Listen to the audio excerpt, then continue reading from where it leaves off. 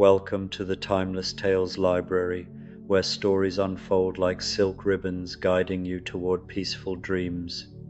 I'm Oliver, your host, and tonight I'll be sharing 6 hours of soothing Dracula tales to ease your mind and guide you gently toward sleep. The Timeless Tales Library is made possible by listeners like you. If you've found comfort here, please subscribe and help us continue creating these peaceful stories.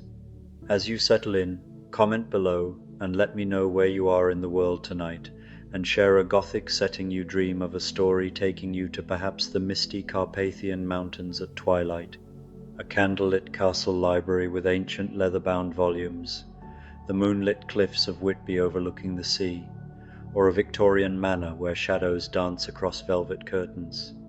Your ideas keep our little library glowing bright. Now, take a slow, quiet breath and let the day's events become as transparent as glass.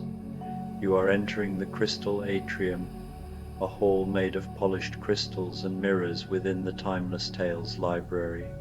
This is a place of reflection, where every story is a clear, shimmering facet of a beautiful, peaceful truth. Light filters through the crystalline walls, painting the room in soft, calming colors. Feel your body become as still and clear as a calm pool of water.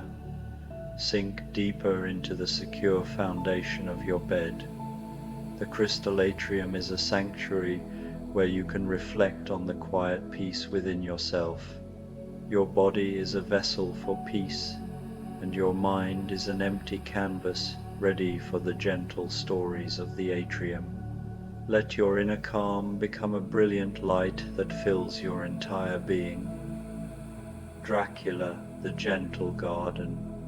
The letter arrived on the softest paper Mina had ever touched, its surface shimmering with an opalescent sheen that seemed to capture the dying light of evening. The envelope bore no postmark, no return address, only her name written in flowing script that appeared to shift between silver and lavender, depending on how she held it to the lamplight. "Jonathan," she called softly, her voice barely disturbing the peaceful quiet of their sitting room. "Come see this curious thing." Jonathan Harker looked up from his leather-bound journal, his pen pausing mid-sentence. The warm glow of the oil lamp cast gentle shadows across his face as he approached, his footsteps muffled by the thick Persian rug that Van Helsing had gifted them after one of his many travels. "How peculiar," Jonathan murmured, examining the envelope with the same careful attention he once reserved for legal documents. "It feels warm to the touch, as if it's been sitting in sunlight." Mina carefully broke the seal, which appeared to be made of crystallized moonlight rather than wax, and unfolded the letter within. The words seemed to write themselves as she read, appearing in that same shifting script. "Dear friends of light and shadow, you are cordially invited to visit the Garden of Gentle Shadows, where the boundary between dream and waking grows thin as spider's silk. The garden opens only when the first star appears in the twilight sky, and only to those whose hearts have known both darkness and dawn. Follow the path of lavender stones that will appear beneath your feet when you step outside at the moment between day and night. Bring nothing but your curiosity and your capacity for wonder. The garden keeper awaits. P.S. Please extend this invitation to the professor, the good doctor, and young Arthur. The garden has been preparing special delights for each of you." Jonathan's eyebrows rose in gentle surprise. Van Helsing, Seward, and Arthur. How remarkable that this mysterious correspondent knows our friends. Mina folded the letter carefully, watching as it transformed into a shower of silver dust that scattered like stardust across the carpet before vanishing entirely.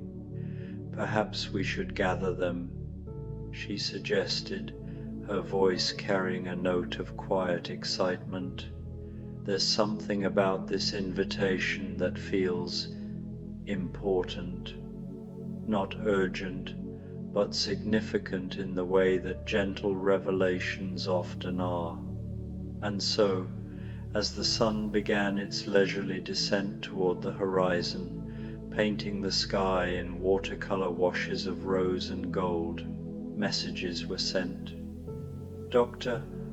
John Seward received his invitation written in morning dew on his window.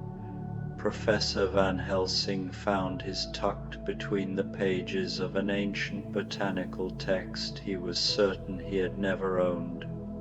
Young Arthur Holmwood discovered his floating in his teacup, the words appearing in the swirling cream like a message from some benevolent spirit.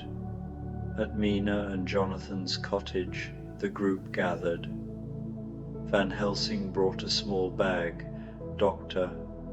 Seward a thermos of chamomile tea, and Arthur, breathless, announced the street lamps had lit his way with shadows of strange blossoming trees. "Our adventure has already begun," Mina said.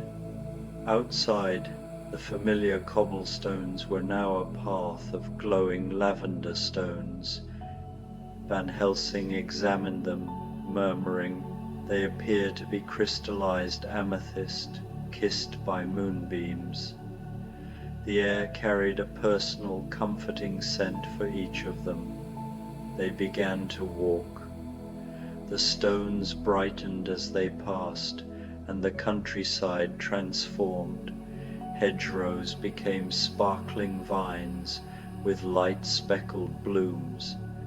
Moths with stained glass wings fluttered, spelling out welcome messages. "Look there," Dr. Seward said, pointing to an oak. Its bark was covered in symbols that shifted. Van Helsing noted, "They are not carved, they grow and change like writing in sand." Arthur attempted to sketch them, saying they looked like music for uncomposed songs. As they walked, the landscape grew more dreamlike, with hills shimmering and trees bearing leaves of impossible colors. After what felt like moments and hours, they arrived at an archway of two enormous trees. From it hung an ornate gate made of crystallized spider webs and morning dew. "Welcome," said a voice like silver wind chimes. From behind the gate stepped the garden keeper, a figure of starlight and shadow. Their robes shifted between deep purple and midnight blue. "The garden exists in the spaces between," they explained, their voice resonating in the listeners' hearts. "Between sleeping and waking, for those who have walked through darkness." The garden keeper gestured them inside. "In this garden, you are guests of wonder itself, and wonder transforms all who truly encounter it." One by one, they passed through the gate. As each person crossed the threshold, the crystalline barrier chimed a different note. Mina's with a silver bell, Jonathan's with a cello, Van Helsing's with a wind chime, Seward's with a flute, and Arthur's with a church bell. Beyond the gate, the garden unfolded like a living manuscript, with paths of luminous stones and flowers of nameless colors. The garden keeper led them to a pavilion made entirely of light, a structure of hundreds of glowing plants. "This is the heart of the garden," the keeper explained. Inside, cushions of captured clouds surrounded a geode table. "A tea service?" with a pearl-like teapot and cups carved from translucent stone, awaited them. The tea itself was liquid starlight. "This is dream tea," the keeper said. "It will help you see with the eyes of sleep." Dr. Seward noted the liquid's strange depth, but Van Helsing urged him to simply experience it. As they drank, the tea tasted different to each person. To Mina, it was Sunday mornings and rain. To Jonathan, ink and parchment. To Van Helsing, ancient wisdom. To Seward, healing. And to Arthur, laughter and music. "Now," the keeper said, "let me tell you about the wonders you'll find here. This is not a garden where one simply observes. It is a place where one participates in the magic of growing things and quiet moments." Their first stop was a grove where trees were stories. Each trunk held words that grew and shifted, forming new tales. "These are the story trees," the keeper explained. "They grow from seeds of imagination and are never the same twice." Mina placed her hand on a birch. The words glowed and formed a story about a keeper of forgotten dreams. When Jonathan joined her, his story began to interweave with hers, creating a new tale about a scholar of daylight dreams. Van Helsing found an oak whose bark told a story of healing and compassion. Dr. Seward read a willow's tale of healers and courage. Arthur, drawn to a cherry tree, discovered stories of friendship. Each tale felt written specifically for them, brief as haikus or long as epic poems. "The trees remember," the keeper said. "Every person who reads their stories leaves behind a piece of their own wonder. In this way, the stories grow richer with each telling." Beyond the story grove was a clearing with a fountain of liquid light. Around it were creatures that defied categorization but seemed at home. Cats with fur of captured aurora borealis purred like distant thunder. A wisdom-filled owl perched on Van Helsing's shoulder and showed him the garden from the sky. He saw that the garden was a living mandala. Dr. Seward met a fox with a tail of flowing silver water. "I am the guardian of gentle healing," the fox said, inviting him to the grotto of restored spirits. Arthur was approached by a deer whose antlers were made of crystallized music. It invited him to the concert grove, where music grew on trees. Jonathan was drawn to the fountain. The bubbling light formed shapes, faces, landscapes, scenes from stories. He saw a couple reading together by candlelight. "The fountain of shared dreams," the garden keeper said. "It shows the dreams that connect souls across time and space."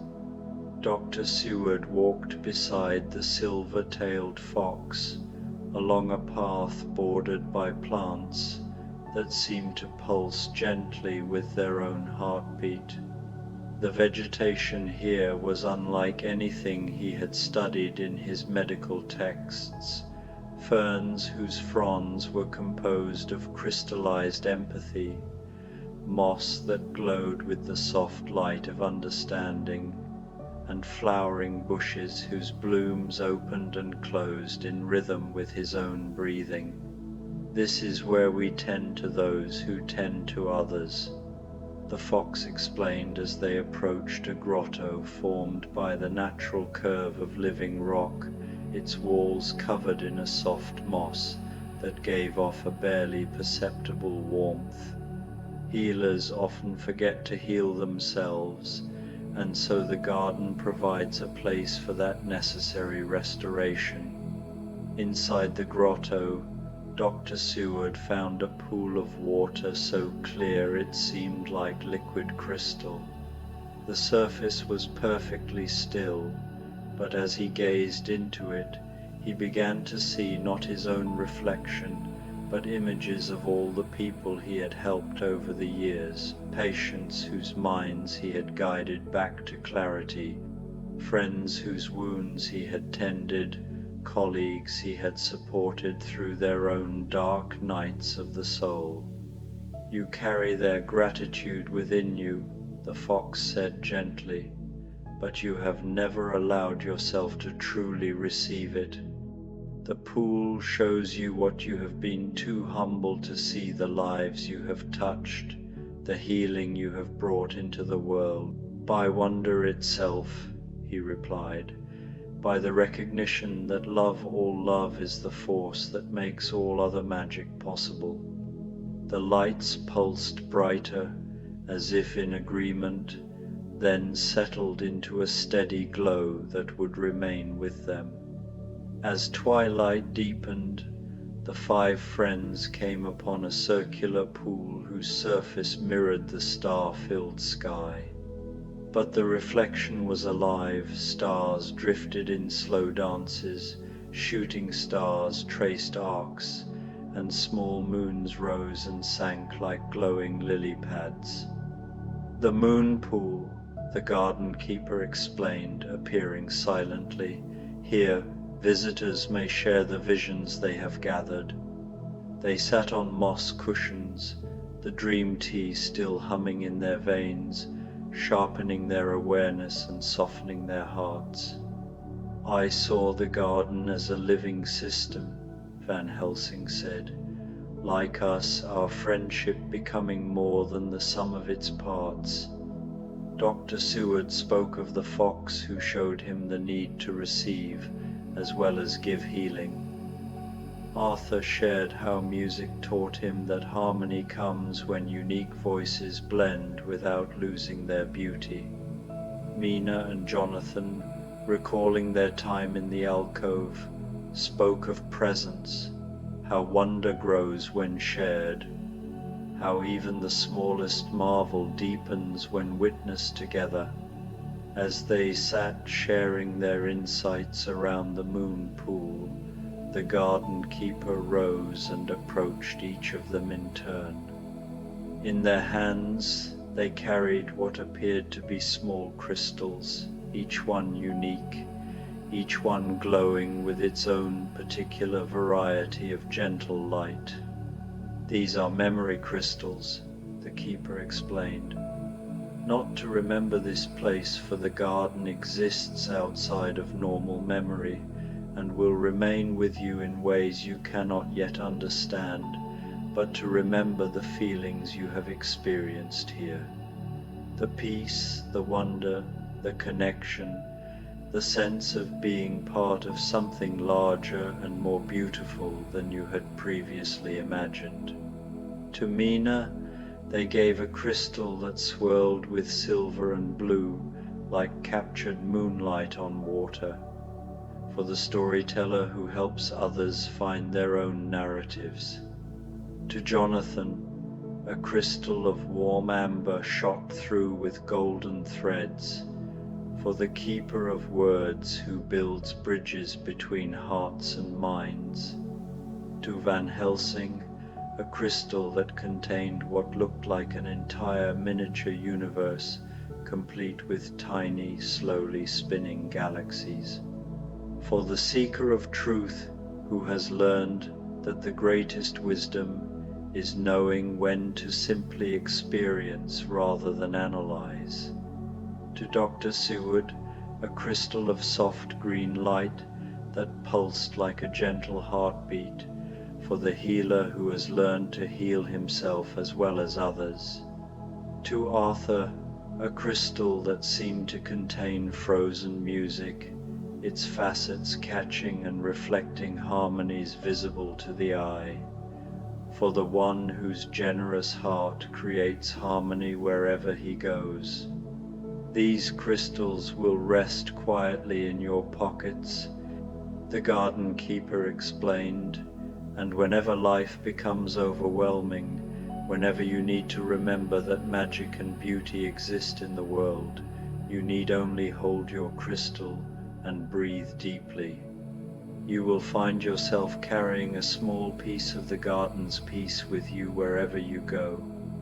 As they prepared to leave, the garden keeper led them to a different gate than the one through which they had entered.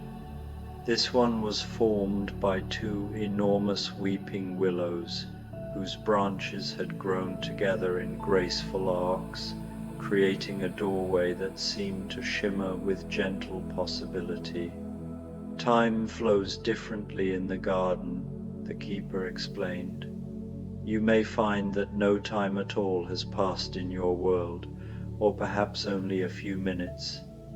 The garden takes what time it needs to give you what you need, but it is always considerate of your lives beyond its borders. Before they passed through the gate, each of them turned back for one last look at the extraordinary place they had discovered. The garden seemed to pulse with gentle farewell, the lights growing slightly brighter, the musical sounds rising in a harmony that felt like a benediction.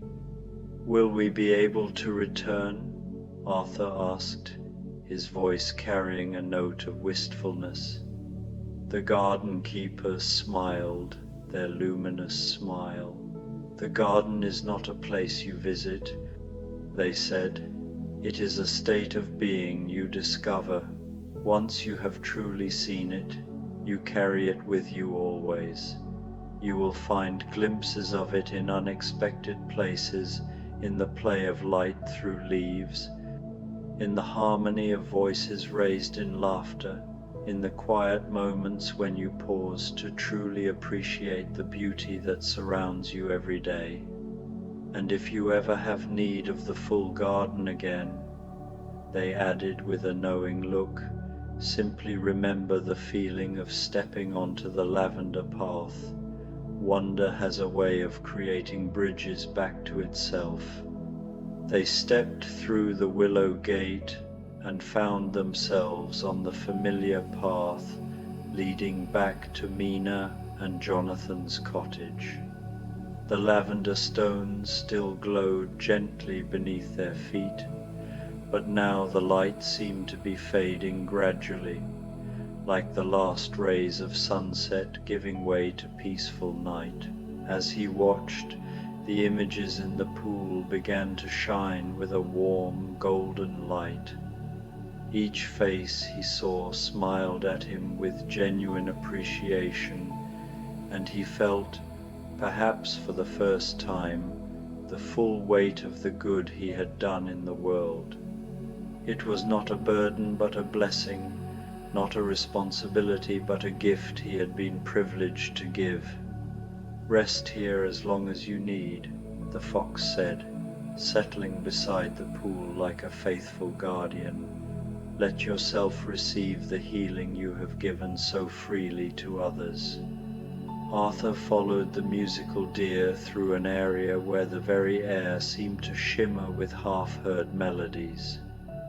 The trees here bore fruit that chimed softly in the gentle breeze, some deep and resonant like bass notes, others light and delicate like silver bells, all combining to create a symphony that felt both spontaneous and perfectly composed. "The music grows wild here," the deer explained, its antlers catching and amplifying the natural harmonies around them. "It springs from joy, from the connections between living things, from the simple pleasure of existing in harmony with the world." They entered a circular grove where the trees had grown in such a way as to form a natural amphitheater.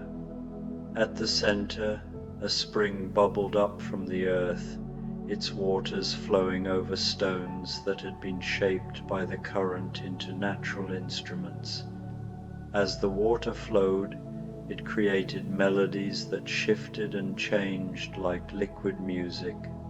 "Play with us," the deer invited, and Arthur noticed that scattered around the grove were instruments unlike any he had ever seen. There was a harp whose strings were made of captured moonbeams, a flute carved from crystallized wind, and drums whose surfaces showed swirling galaxies that pulsed in rhythm with the music. Arthur picked up the moonbeam harp, and as his fingers touched the luminous strings, the instrument began to play itself, responding to his emotions rather than his technique. The melody that emerged was the sound of his friendship with his companions, complex, beautiful, with harmonies that spoke of loyalty tested and strengthened, of bonds that had grown deeper through shared experiences of both darkness and light. Other instruments around the grove began to respond to his playing, creating a spontaneous orchestra. The wind flute added melodies that spoke of adventure and discovery. The galaxy drums provided rhythms that echoed the heartbeat of the cosmos itself, and the waterstones contributed their liquid percussion to the growing symphony. "This is how music was meant to be," the deer said, its antlers now resonating with harmonies that wove through the other sounds, like silver threads through tapestry.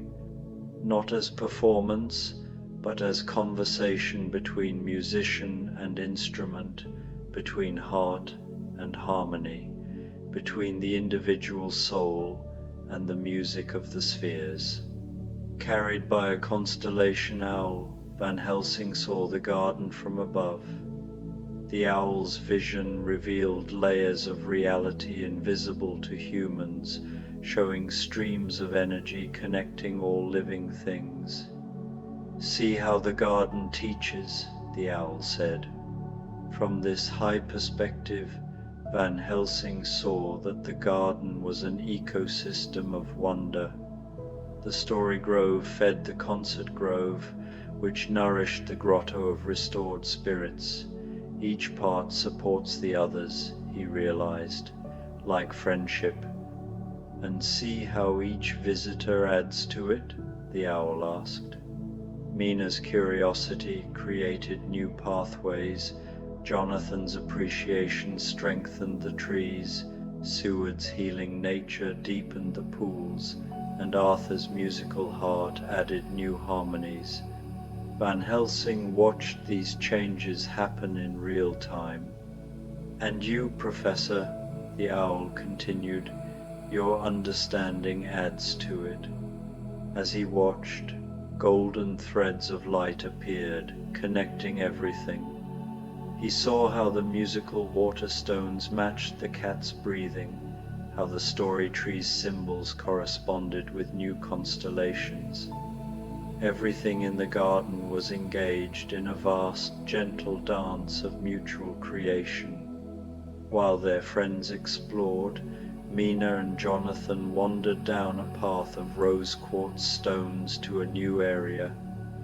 The garden was arranged into outdoor rooms, each designed for peaceful companionship. The first was an alcove formed by flowering bushes, with a single tree whose roots made perfect seats for two.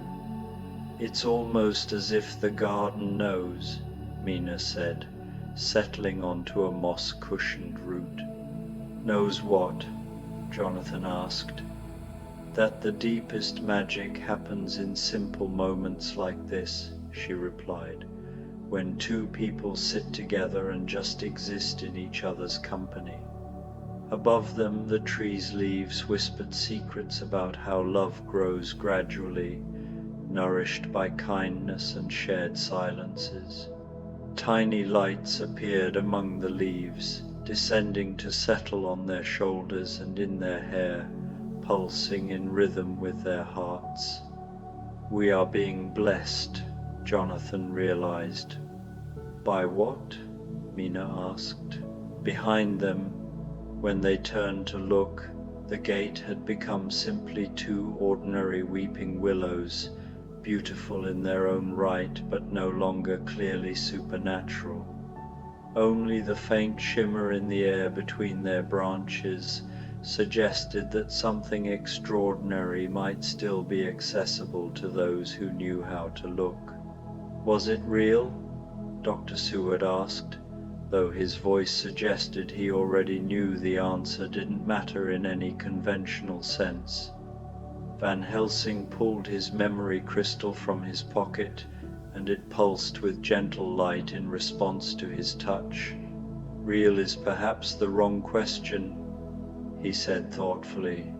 Better to ask, was it meaningful? Did it change us? Did it remind us of truths we had forgotten, or help us see beauty we had overlooked?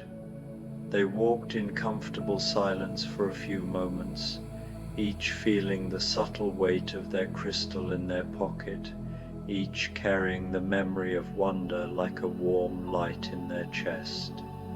"I feel different," Mina said softly, "not changed exactly, but restored. As if I had been carrying dust on my soul without realizing it, and now it has been gently cleaned away." "Yes," Jonathan agreed, "like waking from the most peaceful sleep, when you feel completely rested and ready to appreciate whatever the day might bring." Arthur hummed softly as they walked, and the melody that emerged was somehow a combination of all the music they had heard in the concert grove, not a reproduction, but a translation, a way of carrying those impossible harmonies back into the world of ordinary sound. As they approached the cottage, they could see warm lamplight glowing in the windows, welcoming them home. But the light seemed somehow richer now, more golden, more alive than it had before their journey. Back in the sitting room, they settled into their familiar chairs, but everything felt subtly transformed. The colors seemed more vivid, the textures more nuanced. The fire in the hearth burned with flames that danced in patterns that reminded them of the garden's gentle lights, and the shadows it cast on the walls seemed friendly, protective rather than dark. Van Helsing pulled out his notebooks, but instead of writing analytical observations, he found himself sketching flowing, organic shapes that captured not the appearance of what they had seen, but the feeling of it. Dr. Seward sat quietly, one hand resting over his crystal, his face peaceful in a way his friends had rarely seen. Arthur had taken out a small wooden flute and was playing soft, improvised melodies that seemed to call back faint echoes of the garden's music. "I keep expecting to wake up," Jonathan said, settling beside Mina on the small sofa near the window, "but I don't think I want to." "Perhaps," Mina suggested, leaning comfortably against his shoulder, "we're finally waking up. Perhaps everything before the garden was the dream, and this clarity, this peace, this sense of connection to something wonderful, this is what being truly awake feels like." Through the window, they could see that the ordinary English countryside had returned, but it no longer looked quite ordinary. The moonlight seemed softer, more welcoming. The shadows of the trees moved in ways that suggested hidden depths of beauty. Even the familiar garden behind the cottage appeared to hold new possibilities, new mysteries waiting to unfold for those who knew how to look. "I have been thinking," Van Helsing said, closing his notebook and looking around at his companions, "about the nature of transformation. We have all, in our various adventures, learned that darkness exists in the world.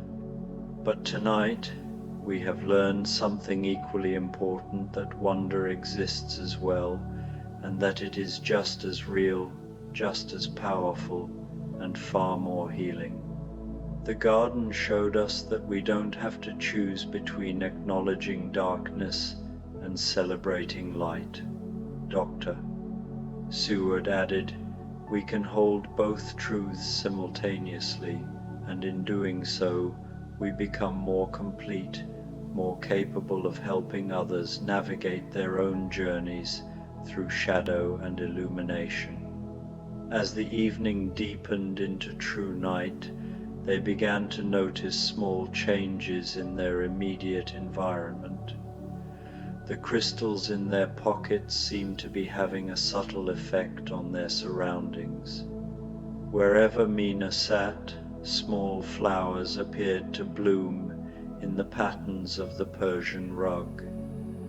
When Jonathan wrote in his journal, the ink seemed to shimmer slightly, as if his words carried extra meaning. Van Helsing's scientific instruments registered readings they had never shown before, not alarming, but suggesting the presence of beneficial energies previously unknown to science. Dr. Seward found that the chamomile tea he had brought now had therapeutic properties beyond anything in his medical experience. When Arthur hummed, the flames in the fireplace danced in perfect rhythm to his melodies. As the evening deepened into true night, they began to notice small changes in their immediate environment. The crystals in their pockets seemed to be having a subtle effect on their surroundings. Wherever Mina sat, small flowers appeared to bloom in the patterns of the Persian rug. When Jonathan wrote in his journal, the ink seemed to shimmer slightly, as if his words carried extra meaning. Van Helsing's scientific instruments registered readings they had never shown before, not alarming, but suggesting the presence of beneficial energies previously unknown to science. Dr. Seward found that the chamomile tea he had brought now had therapeutic properties beyond anything in his medical experience. When Arthur hummed, the flames in the fireplace danced in perfect rhythm to his melodies. The garden gave us more than memory, Mina realized. It gave us the ability to carry its magic into our everyday world. Not magic in the sense of supernatural power, Jonathan clarified, but magic in the sense of enhanced appreciation, deeper connection, greater capacity for wonder. Van Helsing nodded thoughtfully.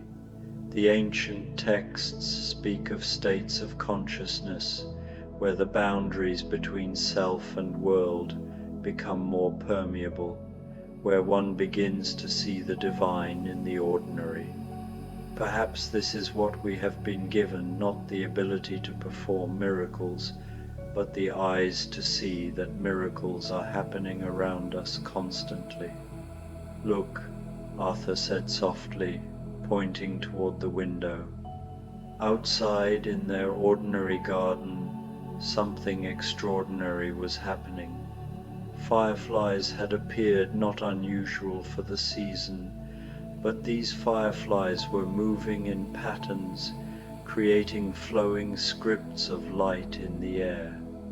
As they watched, the insects spelled out a single word in letters of living light, remember. Then, as if they had completed their message, the fireflies dispersed into the night, leaving behind only the gentle darkness and the profound sense that they had been given a gift of immeasurable value.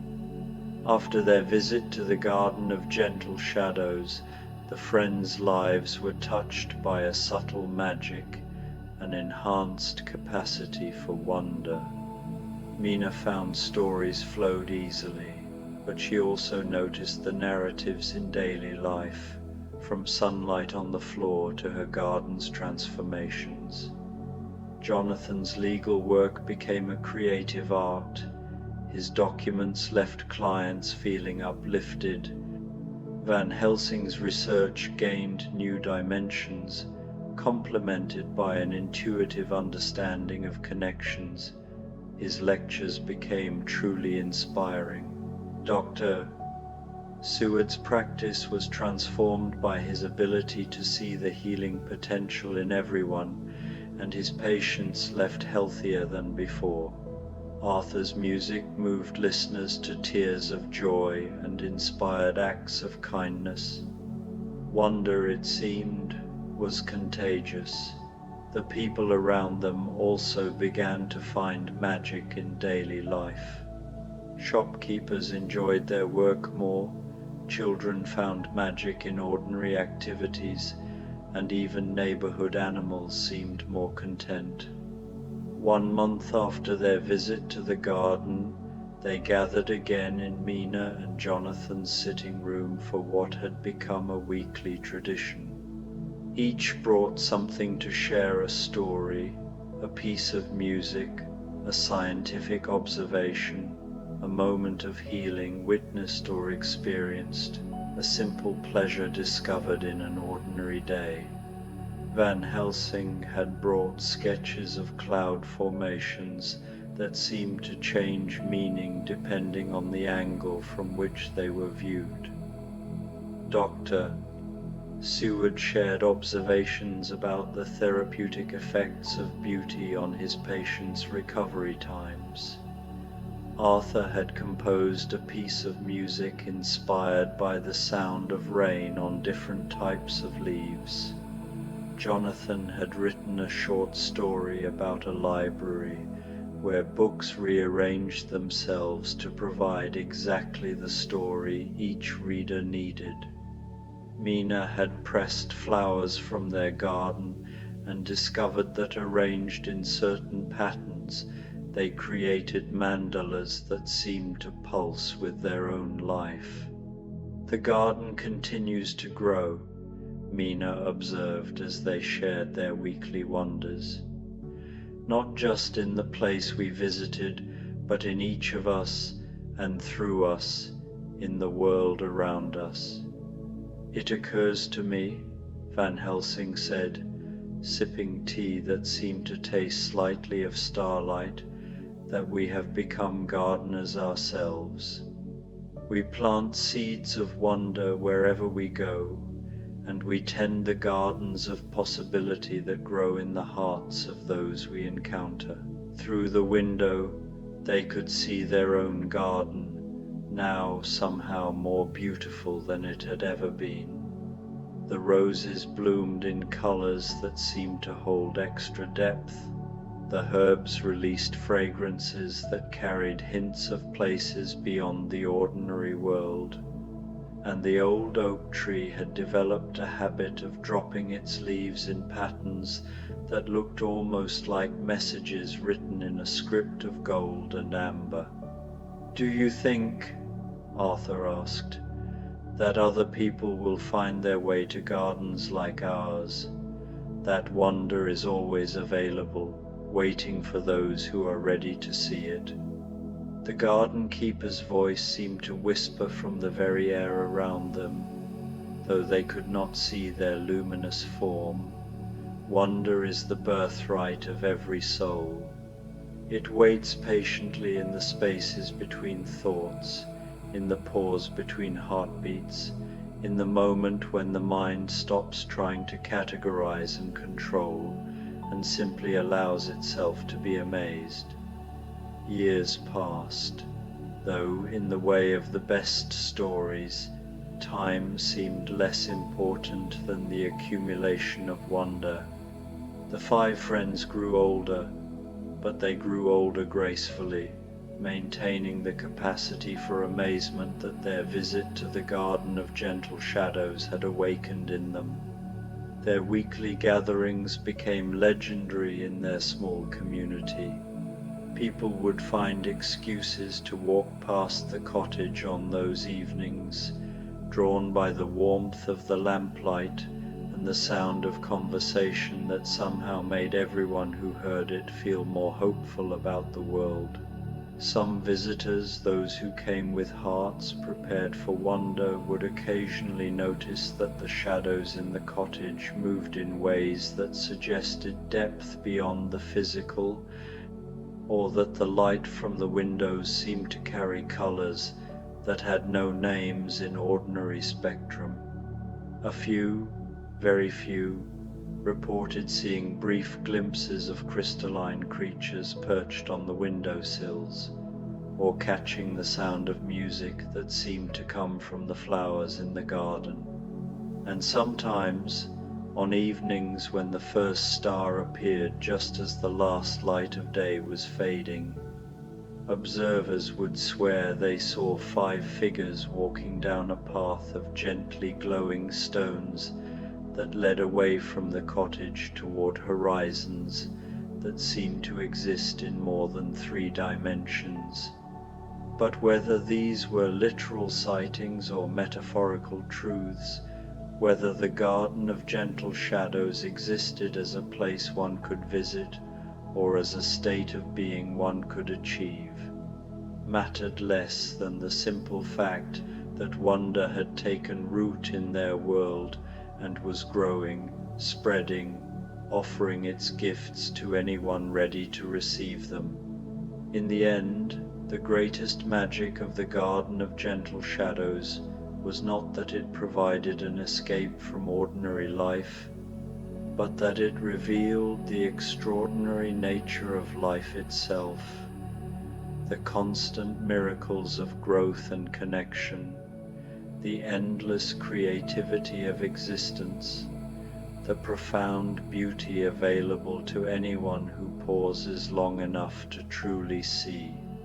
And so they lived, not happily ever after, for happiness is too simple a word for what they found, but wonderfully ever after, in a world made richer by their ability to see its hidden depths, hear its unspoken songs, and plant seeds of amazement wherever their paths might lead, on quiet evenings when the boundary between day and night grows thin and the first stars begin their ancient dance across the darkening sky.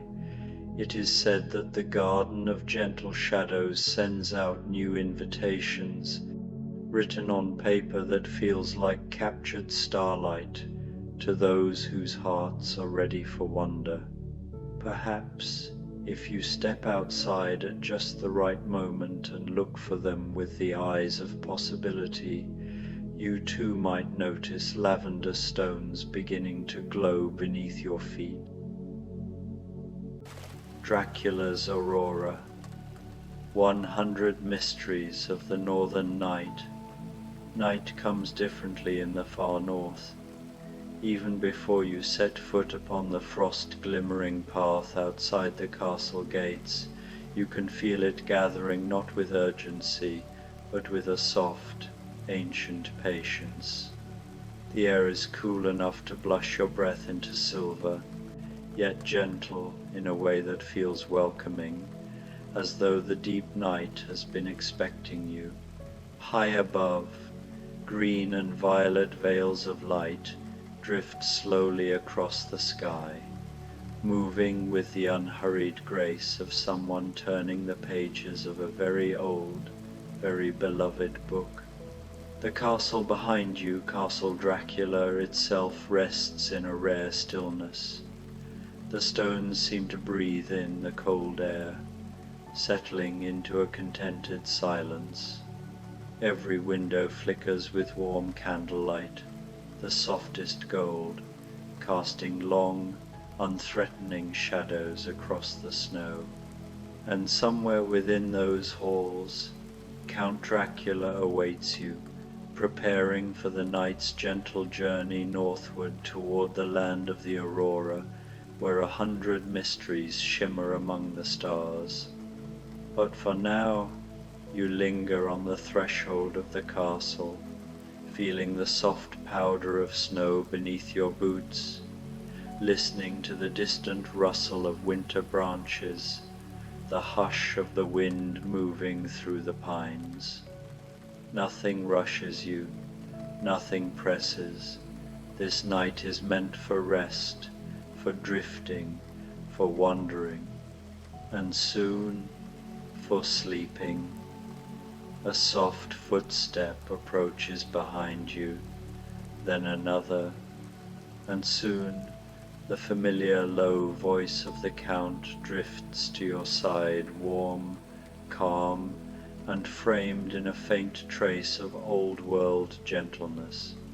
"Ah," he murmurs, as though he is greeting a dear friend who always arrives right on time.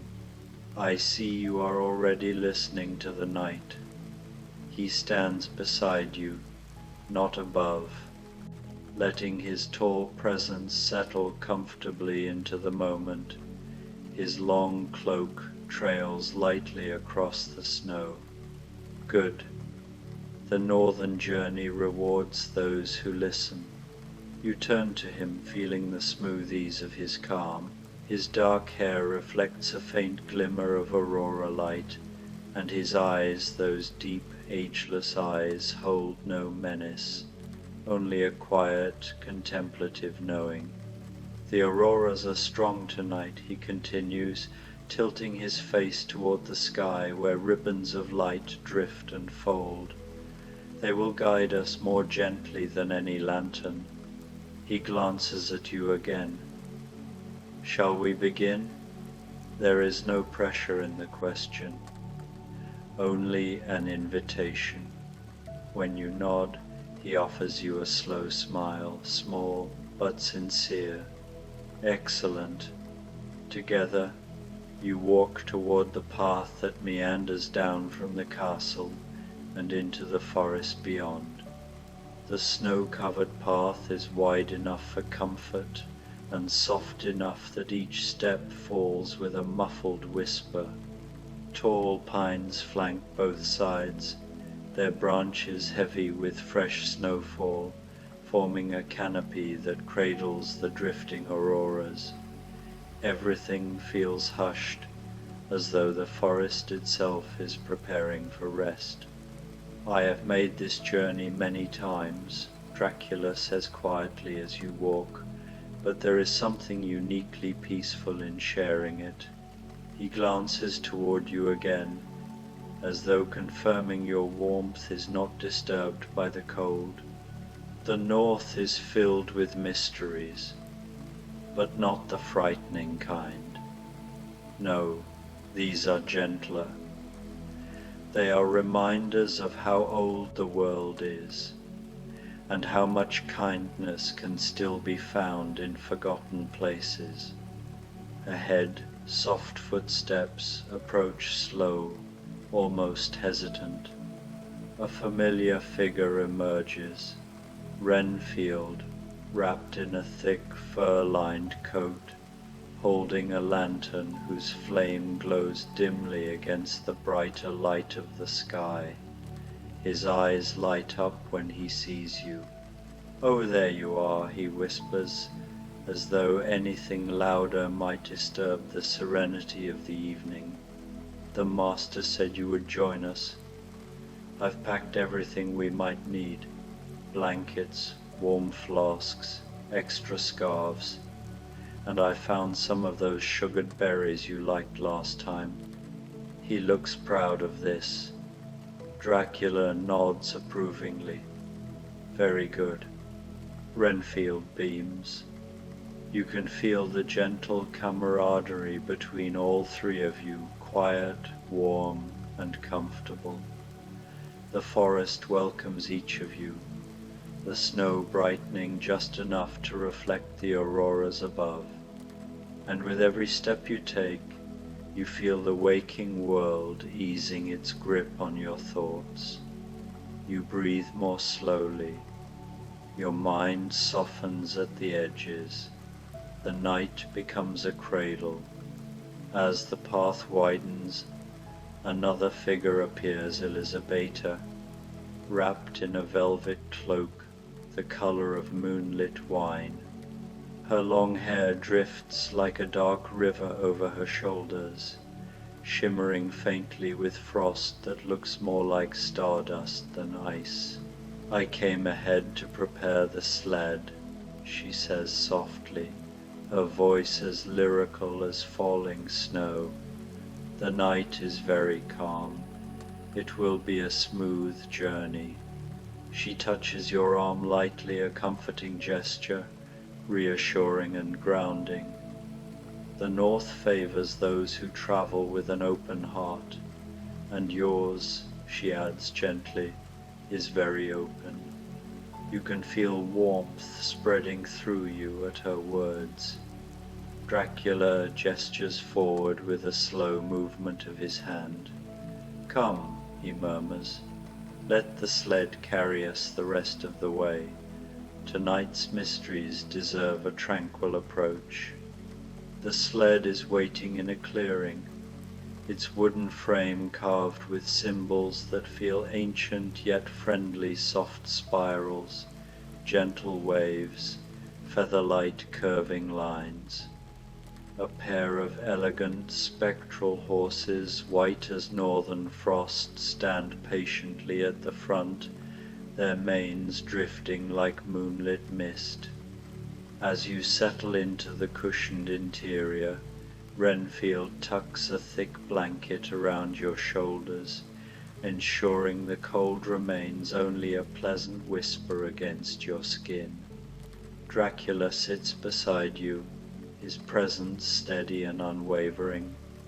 Elisabetta takes her place opposite, her gaze lifted toward the sky as though she's reading the movement of the auroras. The horses begin to move. The sled glides forward without a sound, its runners leaving smooth, unbroken lines in the snow. The forest seems to drift around you, each tree passing in slow, dreamlike procession. Snow falls occasionally, but only in the softest of flakes, white feathers drifting through the aurora's glow. For a long, calming stretch of time, there is only the sound of the sled gliding, the rhythmic breath of the horses, and the distant hush of wind weaving through the branches. Then Dracula speaks again, his voice lower now, more intimate, as though meant just for you. "There are said to be 100 mysteries carried by the northern night," he murmurs, "each one a whisper of old worlds, ancient skies, and sleeping wonders. Tonight we will meet a few of them, not to solve them, but to let them keep us company." Elisabetta nods softly. "Some mysteries ask only to be witnessed." Renfield, bundled tightly beside a small chest of supplies, adds in a hushed voice, "Some of them glow, some of them hum, some of them listen." Then his eyes widen slightly, but none of them are frightening. Dracula gives him a patient look, fond but steady. "None," he agrees. "Everything tonight is meant to soothe." The sled enters a clearing where the auroras gather more thickly overhead, their colors rippling like brushed silk. Here the snow reflects shades of jade, amethyst, and pale gold. The sight is so tranquil, it almost feels like floating. "The first mystery," Elisabetta whispers, "is the listening silence." You tilt your head, curious. "The listening silence," she continues, "is not an absence of sound. It is a presence, an old, gentle stillness that hears every breath, every footstep, every quiet wish." When the auroras are strong, the silence deepens, and those who enter it feel held. Dracula glances toward you. It is said that the northern night first learned to listen in this place. Renfield nods enthusiastically, then immediately quiets himself, as though remembering the preciousness of the moment. When the sled slows to a stop, you step down into the soft snow. The air feels different here, denser, but in a soothing way, like stepping into a warm bath of calm. Every sound becomes rounder, gentler. Even your own breath seems to slow itself, as though adapting to the old rhythm of the place. Elisabetta closes her eyes, letting her hands drift to her sides, palms open to the cool air. Listen, she whispers, and you do. There is no wind, no rustle of branches, no distant calls, only a soft, velvety silence that feels alive, aware, and welcoming. It folds around you with the tenderness of a lullaby. Your thoughts quiet, your heartbeat relaxes. Even your posture softens without effort. Dracula stands beside you, his face peaceful. This silence has comforted travelers for centuries. Let it calm whatever inside you feels restless. You breathe again slowly, deeply, and the air tastes fresh and pure. The silence listens, and you feel yourself ease into it as naturally as drifting towards sleep. After a time, minutes or maybe longer, it's hard to tell in such a serene space, the Count gently leads you back to the sled. You feel lighter now, as though some quiet burden has dissolved in the listening air. Renfield offers you a steaming flask of something warm and mildly sweet. Northern herb tea, he explains softly, a very gentle blend, no caffeine, just warmth. You sip, and the tea flows through you like liquid comfort. The sled glides onward. The forest grows older as you travel trees with wide trunks and long branches that arch above the path like cathedral rafters. Snow gathers in thick, soft blankets atop each limb, sparkling faintly in the aurora glow. At one point, Elisabetta lifts her hand and gestures toward a ridge of pale blue light rising in the distance. There, she says, another mystery awaits. The frost lanterns, Dracula adds, his voice drifting like low wind over snow. Renfield shivers not from cold, but excitement. They're beautiful, he whispers. As you draw closer, you see what they're speaking of. Tall structures of ice, shaped by the wind into slender towers that glow from within. Their light is a soft, gentle blue, pulsing faintly like a quiet heartbeat. These lanterns, the Count explains, are formed when the wind of a northern storm passes through caverns beneath the snow, singing as it moves. The sound shapes the ice, and when the aurora touches them, they remember the song. Elisabetta adds, if you listen closely, you might hear an echo. Renfield cups his ear exaggeratedly, then immediately softens, realizing the moment calls for gentleness. He whispers, barely audible, I think I hear something. You step closer to one of the frost lanterns. Its surface is cool and perfectly smooth. Inside, faint currents of light drift in slow spirals, and then you hear it, a low, distant hum, soft, calming, almost like a memory of music. A wave of tranquility washes through you. Dracula watches you with warm approval. The lanterns do not sing to everyone, only to those who are open to their quiet. You close your eyes for a moment, letting the hum settle into your chest, into your breath. The frost lanterns glow brighter. The auroras drift lower, weaving themselves gently into the light.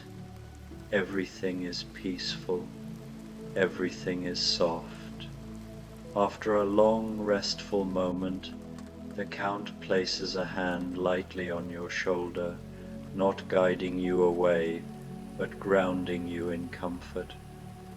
"There are more mysteries ahead," he murmurs, "but we will move only as slowly as you wish." You nod, still filled with the lantern's calming hum, and return to the sled.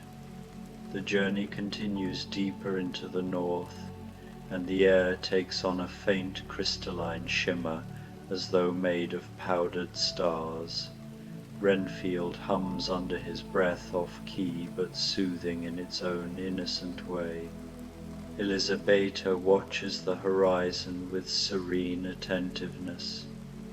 Dracula reclines slightly, his cloak gathered around him, his posture relaxed in a way that makes him seem both ancient and freshly at ease. "You are adapting beautifully," he tells you in a low voice meant only for you.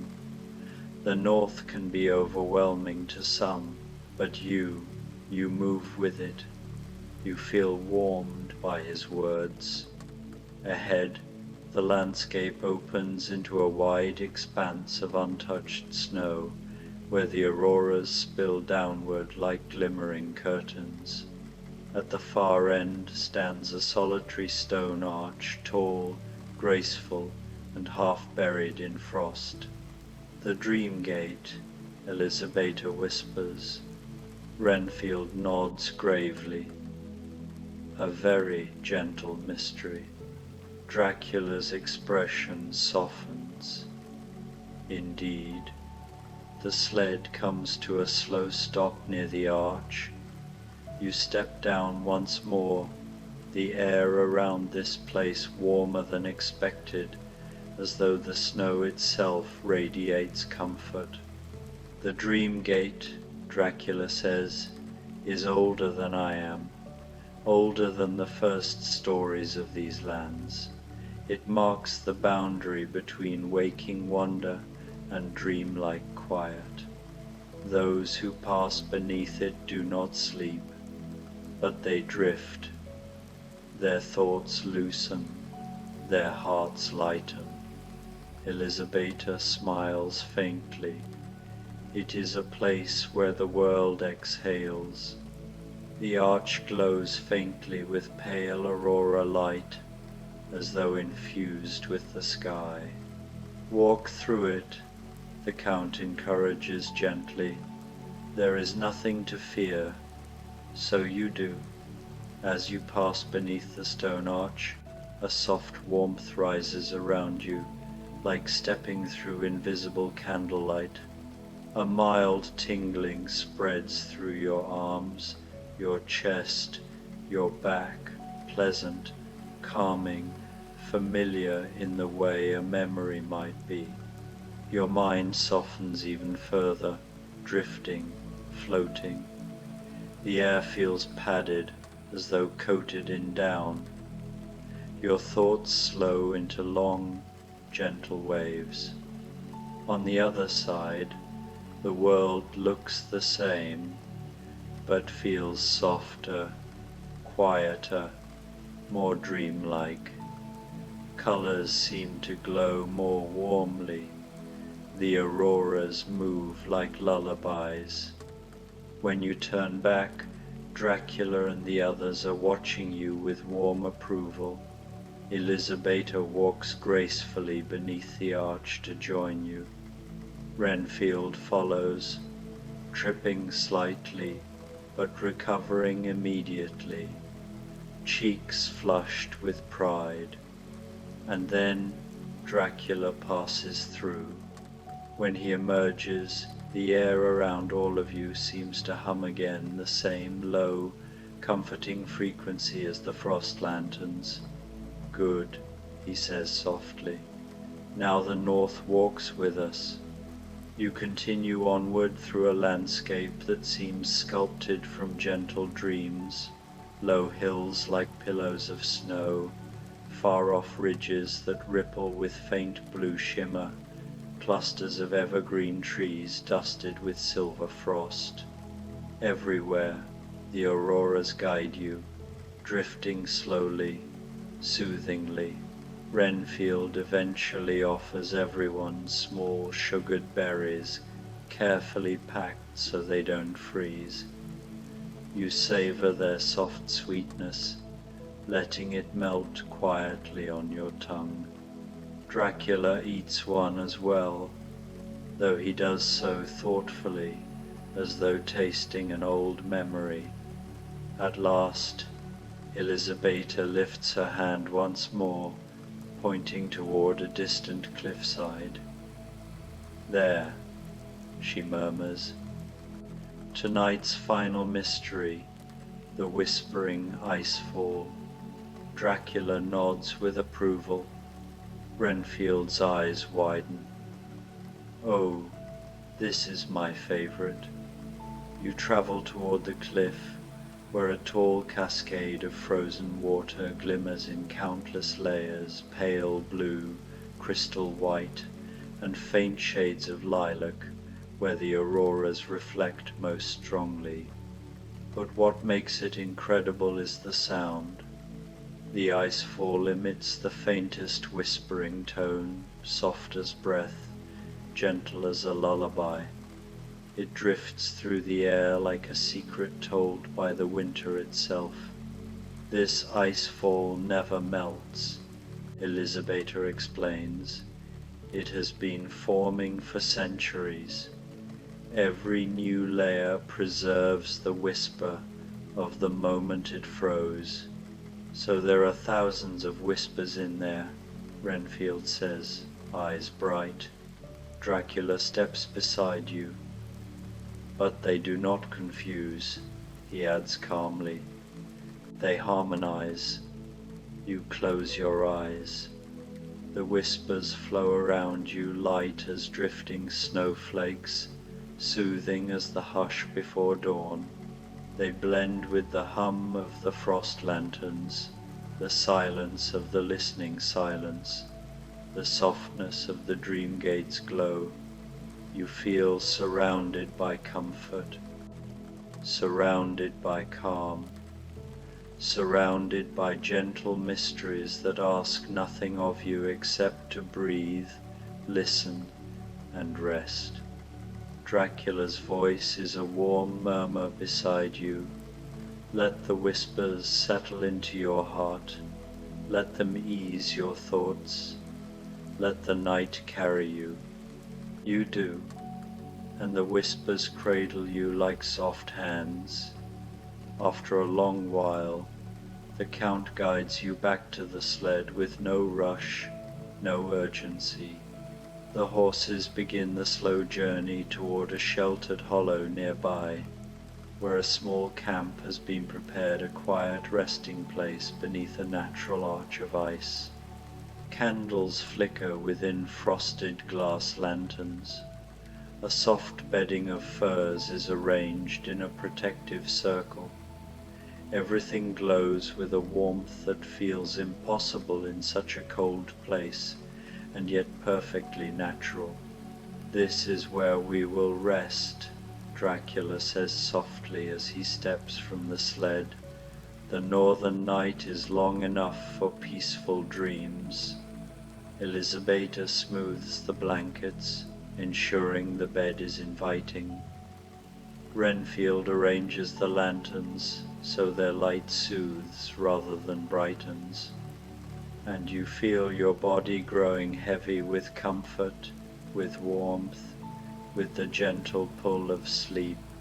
Dracula meets your gaze one last time before rest, his expression serene. You have walked the first half of the night with grace, he tells you. The northern mysteries already know you, and in the next part of our journey they will welcome you even more deeply. His voice lowers, becoming softer than the falling snow. For now, breathe, rest. Let the auroras watch over you. You settle into the soft bedding, feeling every muscle let go. The blankets are warm against your skin. The lantern light flickers in slow, rhythmic patterns. Above, the auroras drift in soothing waves. Elizabeta hums a low, gentle melody. Renfield quietly sips tea by the edge of the camp, guarding the peace. And Dracula, tall, calm, and timeless, sits nearby, watching the sky with the serenity of someone who has seen countless nights and still finds wonder in each one.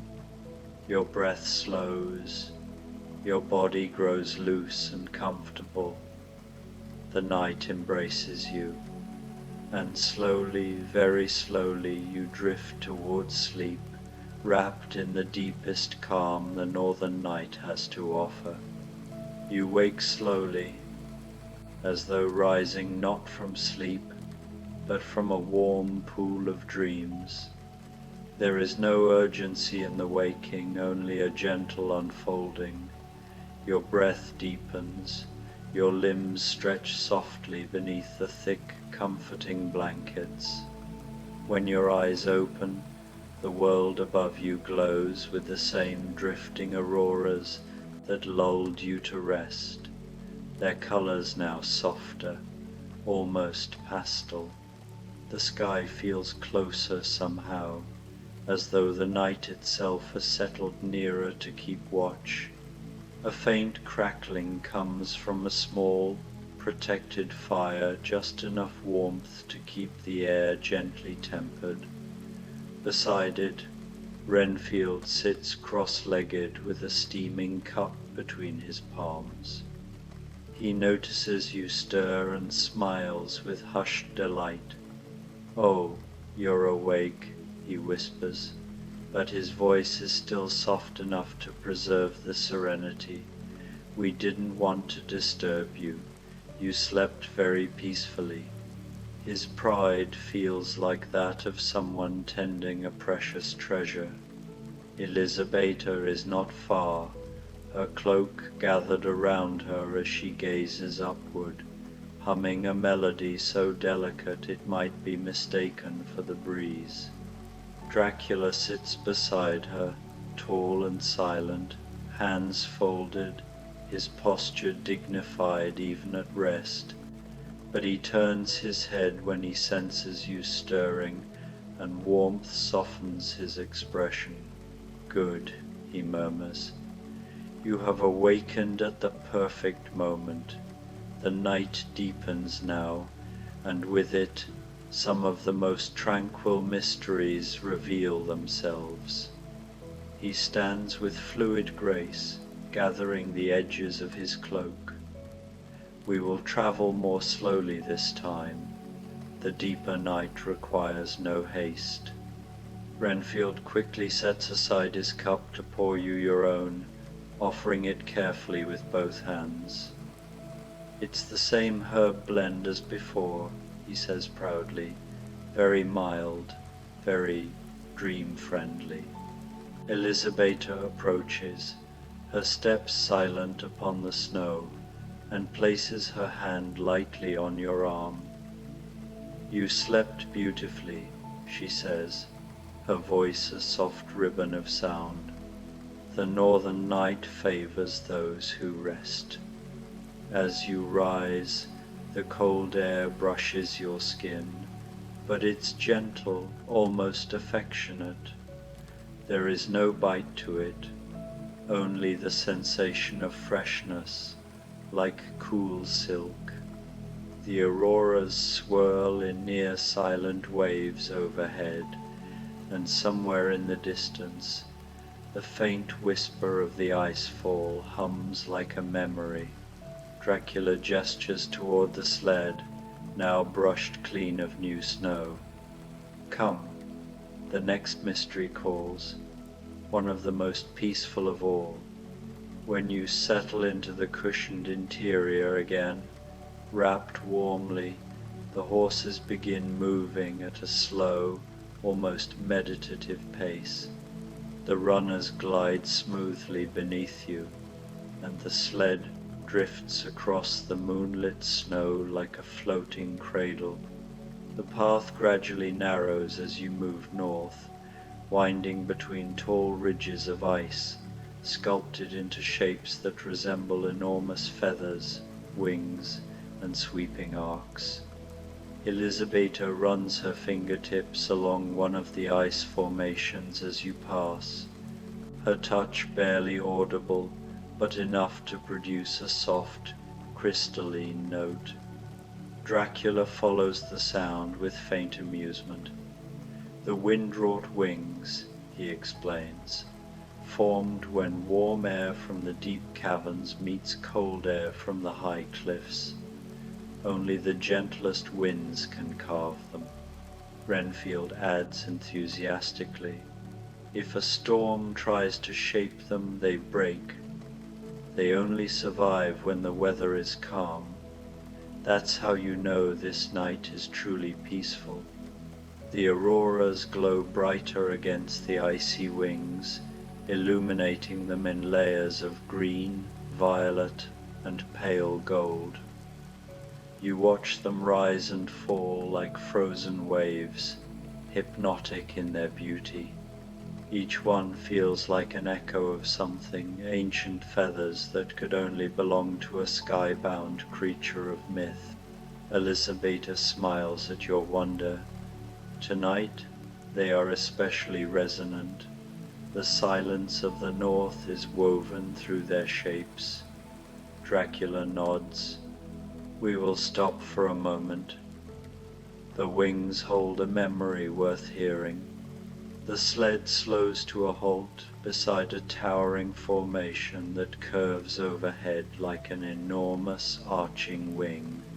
When you step from the sled, your breath curls into the cold, and the ice structure emits a very faint tone, the quietest sigh of sound, vibrating in the air like distant chimes. Elisabetta, Dracula murmurs, if you will. She closes her eyes, places both hands gently against the ice, and bows her head. The tone resonates more deeply, spreading outward in gentle ripples. Then Dracula steps forward and places his hand beside hers. Renfield, too, presses a gloved palm to the ice with reverent care. Finally, you are invited to do the same. The moment your hand touches the ice, the tone shifts, deepening, warming, softening into a hum that floats through your body like a gentle wave. It feels as though the ice remembers stories older than kingdoms, older than the auroras themselves, and now shares those memories with you, not as visions, but as sensations. Calm, warmth, belonging, no words, no images, just pure tranquility. Dracula's voice is barely above a whisper. The wind-wrought wings hold the memory of every peaceful night that shaped them, thousands upon thousands. Touching them is touching the quiet of centuries. A soft warmth spreads through your chest, lingering even after you draw your hand away. Elisabetta lowers her hands and breathes contentedly. Good, she murmurs. The wings have shared their calm with you. It will stay with you for the rest of the night. You return to the sled, still enveloped in the comforting resonance. The journey continues, deeper into the luminous dark. As the sled moves forward again, the landscape changes. The ridges become smoother, the snow softer, as though fresh layers are falling invisibly all around. A gentle mist forms along the ground, glowing faintly with aurora light. This is the meadow of soft echoes, Dracula tells you, his voice reverent, a place where sound drifts differently. Renfield nods. Echoes here don't bounce, they glide, Elisabetta adds. Nothing here comes back sharply, everything softens. The sled glides into the meadow, and immediately you hear the difference. The horse's hooves make no clopping noise, only a soft, rhythmic puff, like footsteps in thick fur. The runners of the sled whisper instead of scrape. Even Renfield's brief hum melts into the air like warm breath instead of echoing.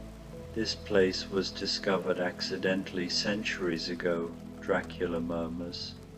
A traveler dropped a stone, expecting a sharp crack, but instead it made a soft, rounded sound, as though it had fallen upon feathers. The mist curls around your ankles like gentle fog, carrying with it a faint warmth that seems impossible in the winter landscape. The auroras reflect on the mist's surface, creating swirling patterns of light that drift just above the ground. Elisabetta leans slightly forward. This is one of my favorite mysteries. It feels like walking through a dream. Renfield smiles softly. I like it because no matter what sound you make, the meadow forgives it. Dracula gives him an approving nod, a poetic observation. You close your eyes for a moment as the mist surrounds you, and every tiny sound, your breath, your heartbeat, even the shifting of your clothing feels muted, cushioned, embraced. Nothing sharp exists here. The world has been wrapped in softness. You feel your mind drift even further into calm. When the sled finally emerges from the meadow, the world feels clearer, quieter, and even more peaceful. Not far beyond the meadow, the path rises gently, leading toward a plateau blanketed in snow that glows faintly blue. At its center sits a perfectly still pool, a small, circular mirror of ice, so clear it reflects the auroras with startling beauty. The midnight mirror, Elisabetta whispers.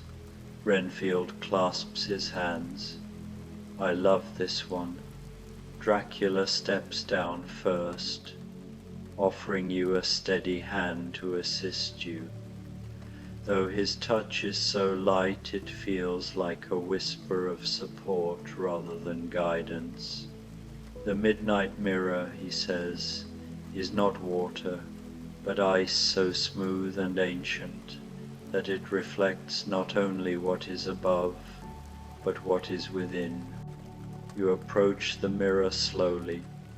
The ice is perfectly transparent, smoother than glass. As you stare into it, you see not only your reflection, but a soft, luminous version of yourself, calmer, steadier, resting in perfect serenity. Elisabetta kneels beside you. Do not fear what you see. The mirror shows your peacefulness, not your burdens. Renfield crouches on the other side, pointing eagerly. Look, see how the aurora colors drift through your reflection. That means the night has accepted you. Dracula stands just behind you, his presence gentle and reassuring. This mirror reminds travelers that calm lives within them too, not only around them. You stare into the ice and feel a wave of warmth wash through you, not physical warmth, but emotional, comforting warmth, a sense of stability, of safety, of belonging. The reflection doesn't move sharply, it shifts with dreamlike softness, the auroras curling through it like slow-moving rivers of light. You linger at the midnight mirror for a long time, absorbing its quiet, tranquil message. When you finally rise, Dracula's eyes meet yours. You understand the North now, he says softly. You are walking not only through mystery, but through your own inner peace. The sled moves onward again, carrying you past ridges that glow faintly beneath the auroras, past snowdrifts that rise like gentle waves, past quiet forests where the branches hold shimmering frost crystals shaped like tiny stars. The night is deep, now it's calm, vast and comforting. Renfield eventually opens a small wooden box and reveals soft pastries dusted with powdered sugar. Midnight pastries, he says proudly, a northern tradition. Dracula raises an eyebrow but accepts one. Tradition, he echoes with fond amusement. Elizabeta breaks hers delicately. They are meant to taste of quiet sweetness. They do light, soft, and faintly floral. As you savor their gentle flavor, the sled comes to a gradual stop near a tall hill crowned with a solitary ice spire that glimmers like a frozen lighthouse. The lullaby spire, Elizabeta says. Dracula gestures upward. The final mystery for tonight. Renfield's eyes soften. My favorite one. The four of you climb slowly toward the spire, the snow beneath your feet fresh and powdery. The air grows even quieter, as though the world is holding its breath. When you reach the top, the spire rises before you, tall, narrow, and shimmering with soft internal light. A low, constant tone hums from within it, harmonizing with the auroras overhead. This spire, Dracula says in a voice barely louder than a whisper, formed when an entire column of water froze in a single night during an ancient northern calm. The stillness of that night was so profound that the ice retains it. And now it sings. Elizabeta approaches the spire and places her hand against its smooth surface. It sings to soothe, to calm, to ease the weary heart. Renfield presses his ear gently against the ice. It's like the whole north is humming you to sleep. The sound is peaceful, low, deep, and steady. It vibrates softly through your bones, relaxing every muscle, slowing every thought. Dracula leads you to stand beside him, close enough to feel the sound resonate through the ground. Listen, he murmurs. This is the voice of the northern night, the culmination of its mysteries. Let it carry you. You close your eyes. The lullaby spire hums. The auroras drift in slow waves. The night wraps around you with a softness richer than any blanket, and you feel yourself drifting again, this time not into sleep, but into a deep, serene stillness that feels like the very essence of rest. Dracula's voice comes through, barely there, a gentle guide. Breathe. Let the calm settle into you. Let the night finish its story. The hum softens, lowers, warms. Your breath deepens. Your mind unwinds. You could stay here forever. After a long time, minutes, or perhaps hours, the hum becomes a memory that echoes inside you even after you step away from the spire. The sled carries you back through the glowing landscape, but the mysteries you encountered no longer feel like distant wonders. They feel like companions, like calming presences walking quietly beside you. Dracula watches the horizon with a serene expression. Elizabeta hums again, so softly it seems to blend with the spire's lingering tone. Renfield nods off a few times, jerking awake only to smile sheepishly. When you return to the sheltered hollow where you first rested, the fire has been rekindled. Fresh blankets await. The lanterns glow with warm gold. This, Dracula says as he steps from the sled, is where our journey ends for tonight. The last of the mysteries has been shared. Now the night gives you back to your own dreams. Elizabeta prepares the bedding, smoothing it with her graceful hands. Renfield fluffs the pillows with exaggerated care, wanting everything to be perfect.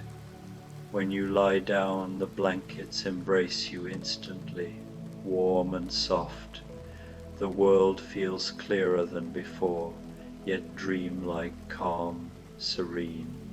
Dracula kneels beside you, just for a moment, his voice a whisper meant only for you. You have walked through the northern night with grace. Let its calm remain with you. Let its mysteries ease your rest. And know that we are here, always, in the quiet hours, ready to guide you again. Elizabeta leans close, her presence gentle as snowfall. Sleep peacefully, the auroras watch over you. Renfield tucks the edge of the blanket near your arm with shy pride. Good night, he whispers. Above you, the auroras glow in slow, soothing waves. The hum of the lullaby spire lingers in your chest. The soft echoes of the meadow, the warmth of the dream gate, the quiet of the listening silence, all of them drift around you like comforting spirits. Your breath deepens, your body releases its last bit of tension, and very slowly, wrapped in northern calm, you drift into the deepest, most peaceful sleep, embraced by the quiet mysteries of the night. The auroras dim softly, the world settles, and your dreams open like gentle light on snow. Trapped in Castle Dracula, a rainy night as the vampire's luxurious prisoner. The rain begins as you stand at the castle gates, each drop a whisper against your skin, cool and insistent. You have been travelling for so long through forests thick with mist and roads that seem to wind endlessly through the Carpathian darkness. Now, as evening deepens into true night, you find yourself here at the threshold of Castle Dracula, with nowhere else to go. The storm gathers itself above you, patient and inevitable, and you know without question that you will not be leaving this place tonight. The gates open without a sound. No hand pushes them, no voice calls you forward, yet they swing wide as if in welcome, as if they have been expecting you all along. You step through, and immediately the rain seems softer, the wind less harsh. The courtyard stretches before you, paved in ancient stone that gleams darkly in the wet, and beyond it rises the castle itself, its towers reaching up into the storm-heavy clouds, its windows glowing with warm amber light. You walk slowly across the courtyard, feeling the rain on your face, in your hair, soaking gradually through your travelling clothes. But you're not cold. There is something about this place, something that wraps around you even now, that makes the storm feel less like a threat and more like a lullaby, each raindrop a gentle note in an endless song. Your footsteps echo softly, and you notice how the sound seems to be absorbed by the very stones, as if the castle itself is listening, aware of your presence, welcoming you into its embrace. The great doors stand open.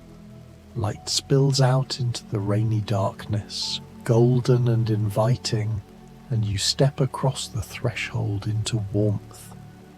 The entrance hall is vast, rising up into shadows that flicker with candlelight.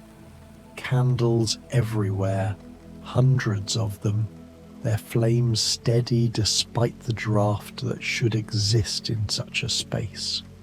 The walls are lined with dark wood panelling, polished to a deep shine, and tapestries hang between the candle sconces, depicting scenes from long ago. Figures in medieval dress, forests under moonlight, castles very much like this one. You stand there, dripping quietly onto the stone floor, and you wait, because you understand somehow that this is the kind of place where you're expected, where someone knows you have arrived, and then he is there. Count Dracula materializes from the shadows at the far end of the hall, moving with that particular grace that seems almost like floating, his footsteps making no sound at all. He is tall, elegant in his dark clothing, his face pale and aristocratic, his eyes holding that strange, ageless quality that you have heard about in stories but never quite believed until this moment. He regards you for a long, quiet moment, and then he smiles, a slow, gentle expression that transforms his severe features into something almost kind. "Welcome," he says, and his voice is like velvet, like the darkness itself given sound deep and soothing. "You're caught in the storm, I see. Please, you must allow me to offer you shelter. It would be unconscionable to turn you out into such weather." You find yourself nodding, unable to speak but also not wanting to. There is something about his presence that makes words seem unnecessary, that makes the air feel thick and dreamy, as if you have already half fallen into sleep. He gestures with one pale hand toward the grand staircase that curves up into the darkness above. "Come," he says, "let us get you dry and warm. You're safe here. You have my word." And strangely, impossibly, you believe him.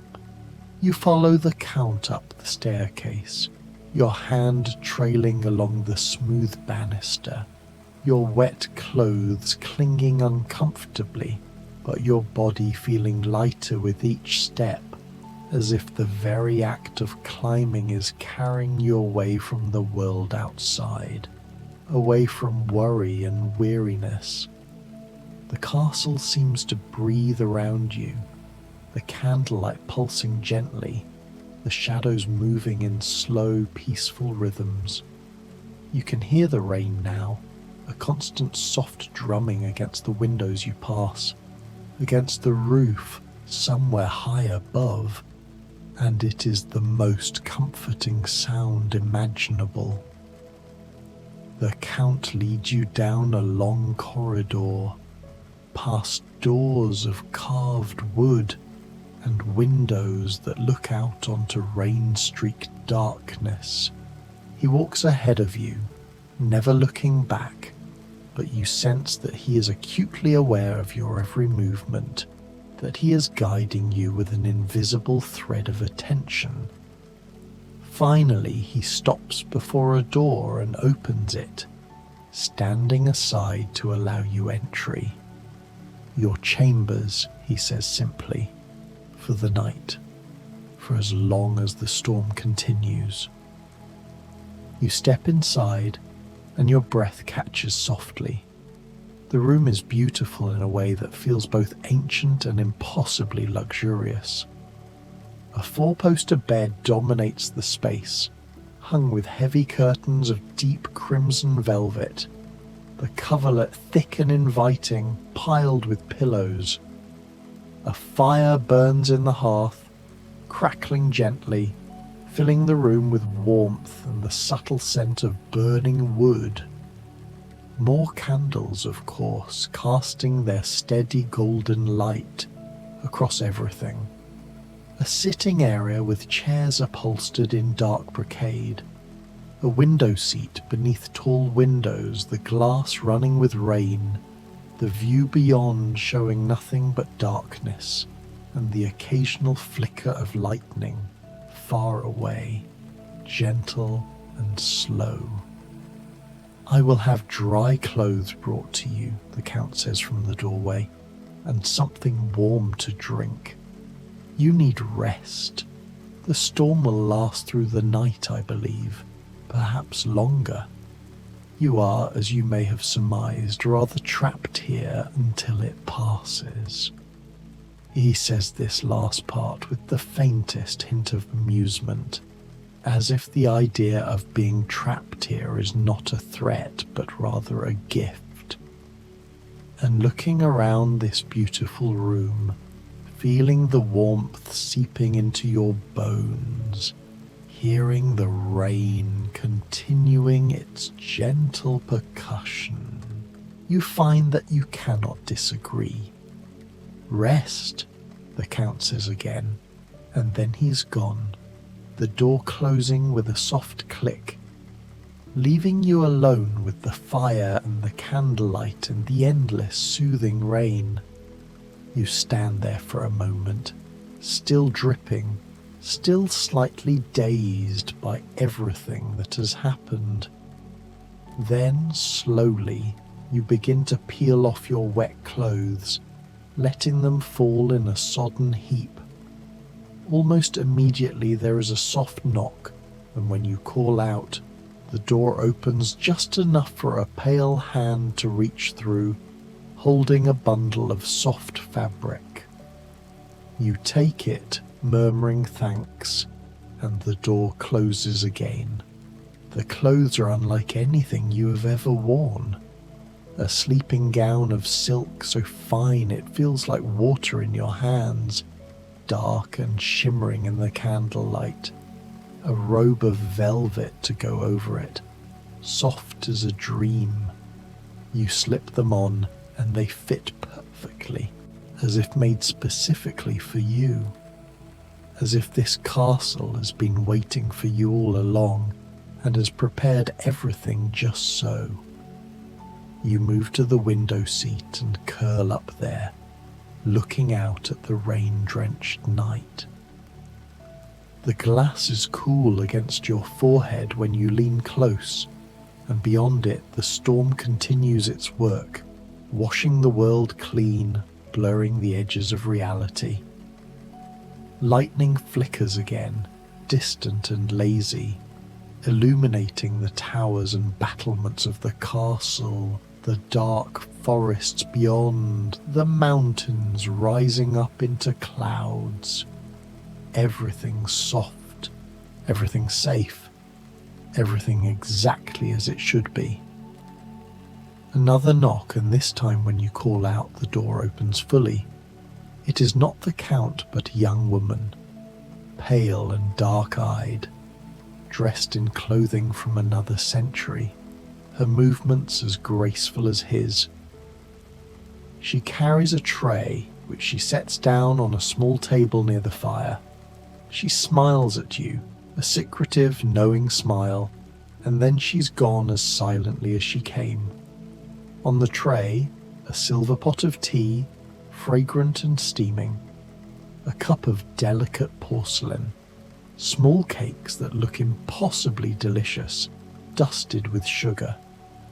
You pour yourself tea, and the scent rises up, floral and soothing, with hints of something you cannot quite identify, something that makes your eyelids feel heavy, your limbs feel loose and relaxed. You sip slowly, letting the warmth spread through you, and you eat one of the cakes, the sweetness melting on your tongue. The fire crackles, the rain continues. You feel yourself sinking into a state of profound peace, as if all the tension you have been carrying has simply dissolved, as if this room, this castle, this strange night are exactly what you needed without knowing it. Time passes strangely here. You're not sure if minutes go by or hours. You move from the window seat to the bed, pulling back the heavy curtains, sinking down into softness so complete it is almost unreal. The mattress seems to embrace you, the pillows perfect, the coverlet weighted and warm. You lie there, staring up at the canopy above you, watching the shadows dance across the fabric, and you listen to the castle settling around you, the old stones breathing, the rain singing its endless song. And then the Count is there again. You did not hear him enter, you did not hear the door. But when you turn your head, he is standing near the fire, watching the flames, his hands clasped behind his back. He looks thoughtful, almost melancholy, and for a moment you simply watch him, this strange, elegant creature who has taken you in from the storm. "Are you comfortable?" he asks without turning. "Yes," you say, and your voice sounds dreamlike even to your own ears. "Very comfortable." "Good." He turns now, meeting your eyes, and his gaze is penetrating but not unkind. "You're wondering, I think, about your circumstances, about being trapped here." "I am," you admit. "A little." He moves closer, not quite to the bed, but near enough that you can see the fine details of his face, the perfection of his features, the age in his eyes that seems to stretch back centuries. "There is no malice in it," he says gently. "The storm came. You needed shelter. I am pleased to provide it. And in truth, I find that I enjoy the company. It is not often that travellers find their way to this place. Not any more." "How long will the storm last?" you ask. He considers this, tilting his head slightly. "As long as it needs to," he says. "The weather in these mountains is its own master. A day perhaps, perhaps two. You will be cared for. You will want for nothing. And when the storm clears, if you wish to leave, the gates will open for you. But until then, I am your prisoner, you finish, but there is no fear in the words. He smiles that small, gentle smile again. My guest, he corrects. Honored and treasured, there is a difference. And you believe him. You do not know why, but you do. He moves to one of the chairs near the fire and settles into it with that unnatural grace. Sleep if you wish, he says. I will stay here for a time. I find I am not often tired and the storm interests me, but I will ensure nothing disturbs your rest. You should find this strange. You should feel uncomfortable with the idea of him sitting there while you sleep, but instead you feel safer, more at peace. As if having him there is a kind of protection, as if his presence is a guarantee that nothing in this long, dark night will harm you. You let your eyes drift closed. The bed is so soft. The fire is so warm. The rain is so constant, so rhythmic, so perfectly, beautifully unending. You can hear the Count shifting slightly in his chair, the whisper of fabric, and somehow even that sound is soothing. Sleep begins to pull at you, gentle and insistent, and you let it come. You dream, but the dreams are soft and strange, full of shadows and candlelight, of corridors that stretch endlessly, of rain falling on ancient stone. You dream of the Count standing at a window looking out at his domain, and in the dream you understand that he is lonely, that he has been lonely for longer than you can imagine, and that your presence here, even trapped by the storm, is a gift to him. You dream of the young woman who brought you tea, and in the dream you realize she's one of his companions, one of several who live here in the castle, bound to him in ways you do not fully understand, but that seem, in the logic of dreams, perfectly natural. You dream of them moving through the halls, graceful and silent, and you are one of them now, at least for this night, for as long as the storm continues. When you wake, the candles have burned lower, but none have gone out. The fire still crackles gently. The rain still falls.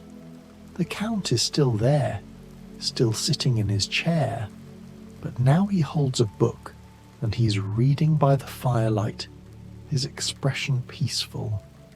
He glances up when he senses you're waking and he sets the book aside. You slept well, he observes. It is not a question. I did, you say, surprised to realize how true it is. You cannot remember the last time you slept so deeply, so peacefully. The storm continues, he says, gesturing toward the windows. It shows no sign of breaking. I hope this does not distress you. You consider this. Outside, the world is still lost in rain and darkness. But here, in this room, with the fire and the candles and the overwhelming comfort, you find that you are not distressed at all. In fact, there is a part of you that is almost glad, that wants to remain here in this peculiar sanctuary, cut off from everything else. No, you say honestly, I am not distressed. He seems pleased by this. Then perhaps you would join me for dinner, he says. It is late afternoon by my estimation, though the storm makes it difficult to judge the time. I would enjoy your company. You rise from the bed, wrapping the velvet robe around yourself. and you follow him out of the room and back through the corridors. The castle during this dim, rain-soaked day feels even more dreamlike than it did the night before. You pass other rooms, catch glimpses through open doors of libraries and sitting rooms, of chambers filled with antiques and paintings, of spaces that seem to exist out of time, and here and there you catch sight of the others, the pale, graceful figures who also dwell here. They do not speak to you, but they nod. They smile, and you feel acknowledged, accepted into this strange household. The dining room is magnificent. A long table of dark wood, set with silver and crystal that catches the candlelight. The Count seats you near the head of the table, and almost immediately the young woman from before appears with others, carrying trays of food. The meal is exquisite, each dish more delicious than the last, and though you notice the Count himself eats very little, he watches you with evident satisfaction, pleased to see you enjoying his hospitality. As you eat, he talks. He tells you stories of the castle, of its history stretching back centuries, of the wars and alliances, the births and deaths, the long, slow passage of time in this place. His voice is hypnotic, the stories flowing one into another, and you listen in a state of rapt attention. The food and the wine and his words all combining to create a sensation of complete contentment. You are a natural storyteller, you say at one point, and he inclines his head in acknowledgement. I have had a great deal of practice, he says with dry humour, a great deal of time to perfect the art. After dinner, he invites you to join him in the library. It is a room that seems to stretch on forever. Shelves upon shelves of books rising up into shadows, with comfortable chairs and sofas scattered throughout, with more candles and another fireplace larger than the one in your room. The rain is louder here, drumming against tall windows, and there is something immensely peaceful about sitting in this warm, book-lined space while the storm continues its work outside. The Count selects a book and begins to read aloud. His voice is perfect for it, each word shaped with care, the story unfolding like silk.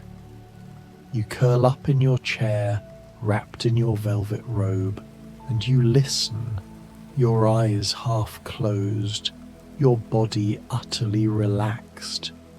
Time ceases to have meaning. The storm continues. The Count reads.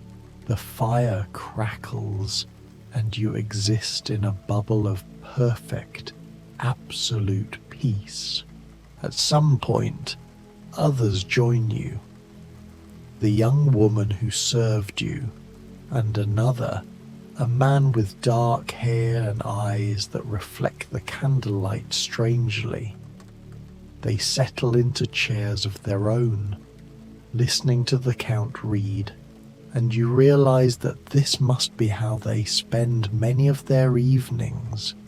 These strange, timeless beings gathered together in this room, while the world outside remains forever distant.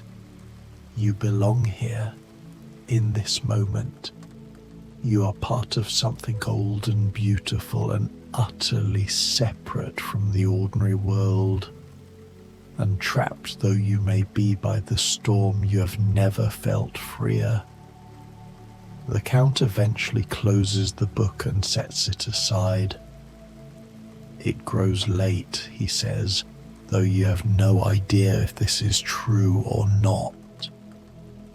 You should rest again.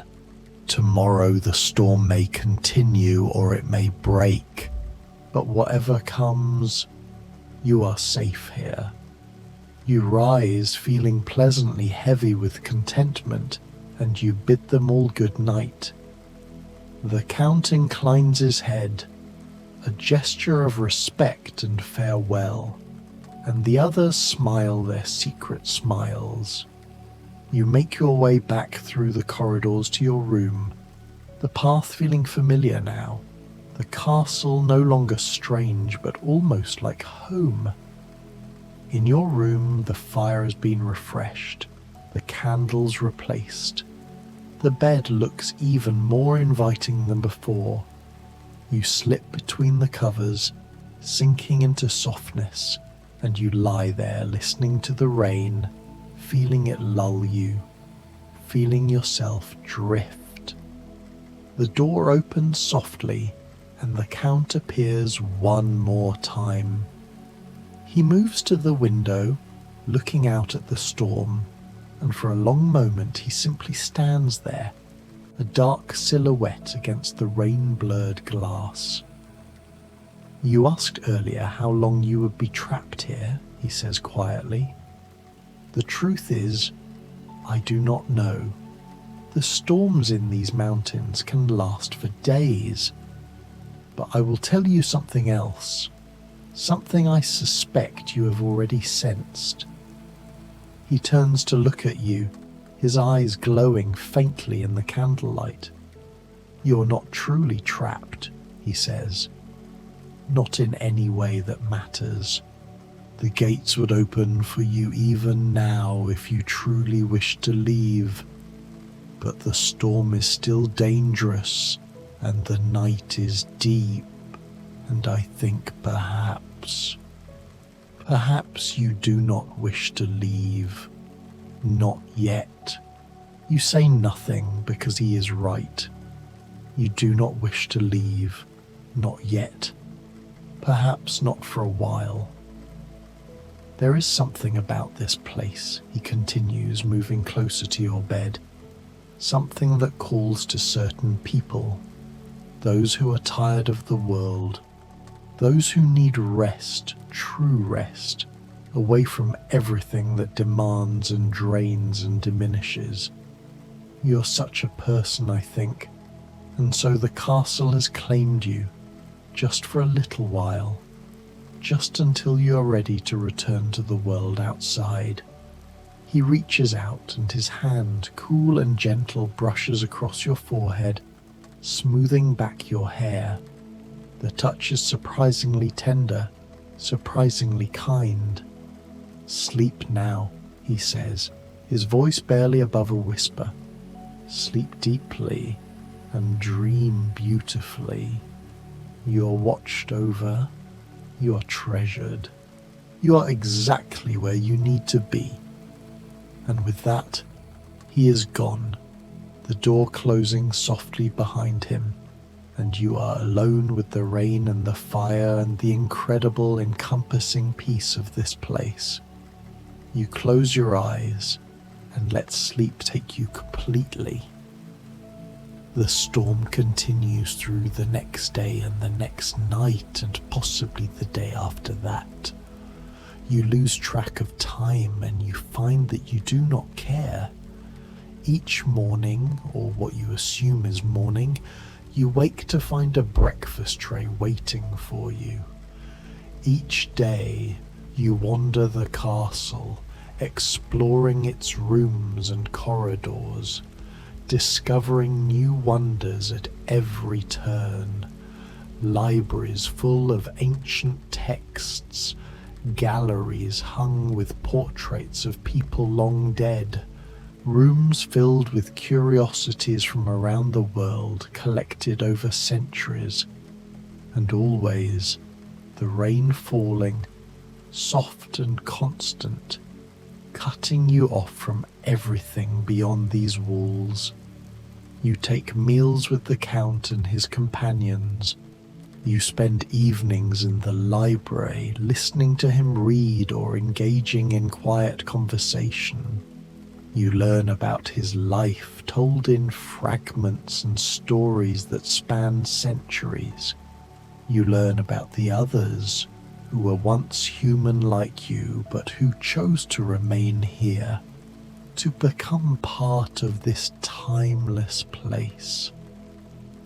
They do not explain precisely what that means, and you do not ask, because in the dreamy, peaceful state you exist in, such questions seem unimportant.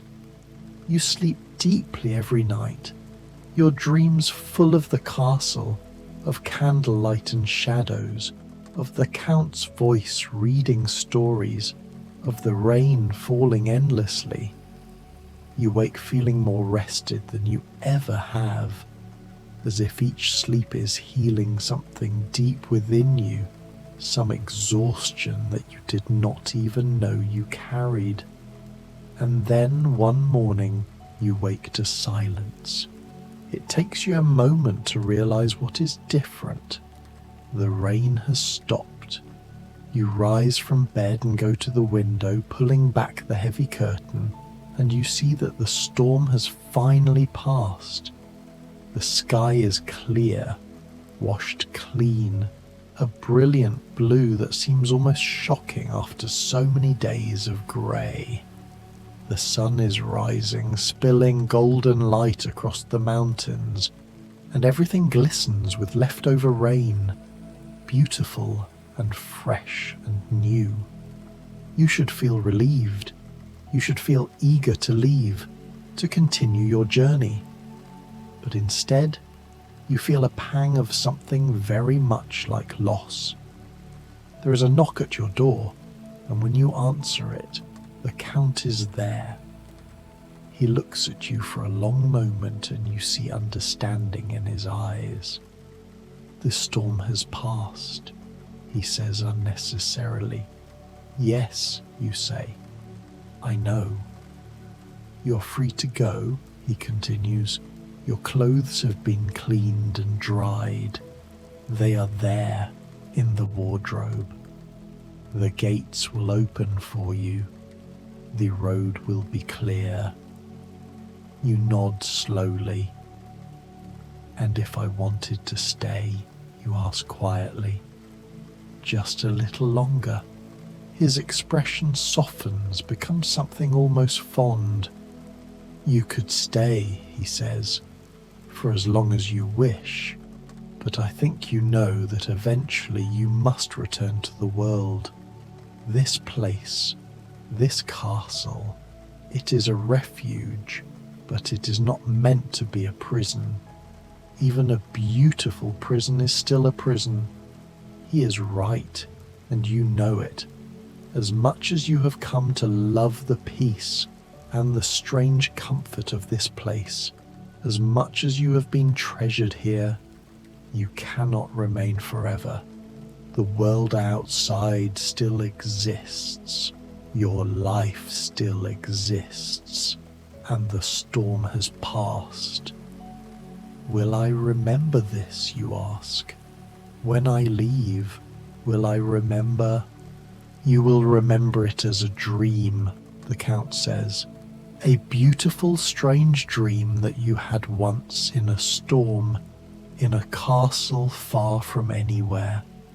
And perhaps, if you ever find yourself in need of refuge again, if you ever need to be treasured and kept safe for a little while, you will find your way back here. The castle has a way of calling to those who need it. You dress in your own clothes, now clean and dry, though they feel strange after days in silk and velvet. You make your way through the castle one last time, committing every detail to memory, knowing that once you leave, it will all become dreamlike and distant. The Count walks with you to the great entrance hall, and his companions are there as well, gathered to see you off. They do not speak, but they smile, and you feel their goodwill like a blessing. At the doors, the Count takes your hand in his, raising it to his lips in an old-fashioned gesture of farewell. "Safe travels," he says, "and remember, you were never truly trapped. You were only resting, only healing, only being cared for as you deserved." "Thank you," you say, and the words feel utterly inadequate for everything he has given you. He releases your hand and the doors open. Beyond them, the world is bright and clean and new. You step out into the morning, into the sunlight, and you do not look back. You walk across the courtyard, through the gates, and down the road that leads away from Castle Dracula. Behind you, you hear the gates close with a soft, final sound. You walk for an hour, maybe more, through forests that drip with rainwater, through air that smells of earth and growing things, and gradually the castle fades from your thoughts, becoming something distant and dreamlike, something that might have happened or might have been imagined. But you feel different. You feel rested in a way you cannot quite explain. You feel cared for. You feel, in some strange, deep way, loved. And somewhere in your mind, like a promise or a secret, you carry the knowledge that if you ever need it again, if you ever find yourself lost in a storm with nowhere to go, the castle will be there, the gates will open, the Count will welcome you in, and you will be treasured for as long as you need to be. The road stretches before you, leading back to the world, back to your life, and you walk it with a lightness in your step, carrying the memory of candlelight and rain, of velvet darkness and gentle voices, of a place that exists out of time where you were. For just a little while, exactly where you belonged. The sun climbs higher, the day grows warm, and you continue on, back to the waking world, carrying the dream of Castle Dracula with you like a secret treasure, like a gift you were given in the night and will carry forever, soft and safe in your heart. Sleep comes easily tonight, wherever you are, whatever bed you find yourself in, and in your dreams you hear the rain beginning again, soft against ancient stone, and you know that somewhere, in a castle far away, the Count stands at a window, watching the storm, waiting patiently for the next traveller who will need refuge, who will need to be trapped, just for a little while, in luxury and peace and gentle, encompassing care. And in that knowledge, you rest. Dracula's secret garden, enchanted night-blooming plants of the vampire realm. The evening mist has settled over the Carpathian mountains like a velvet blanket, soft and cool against your skin as you stand at the threshold of an ancient stone archway.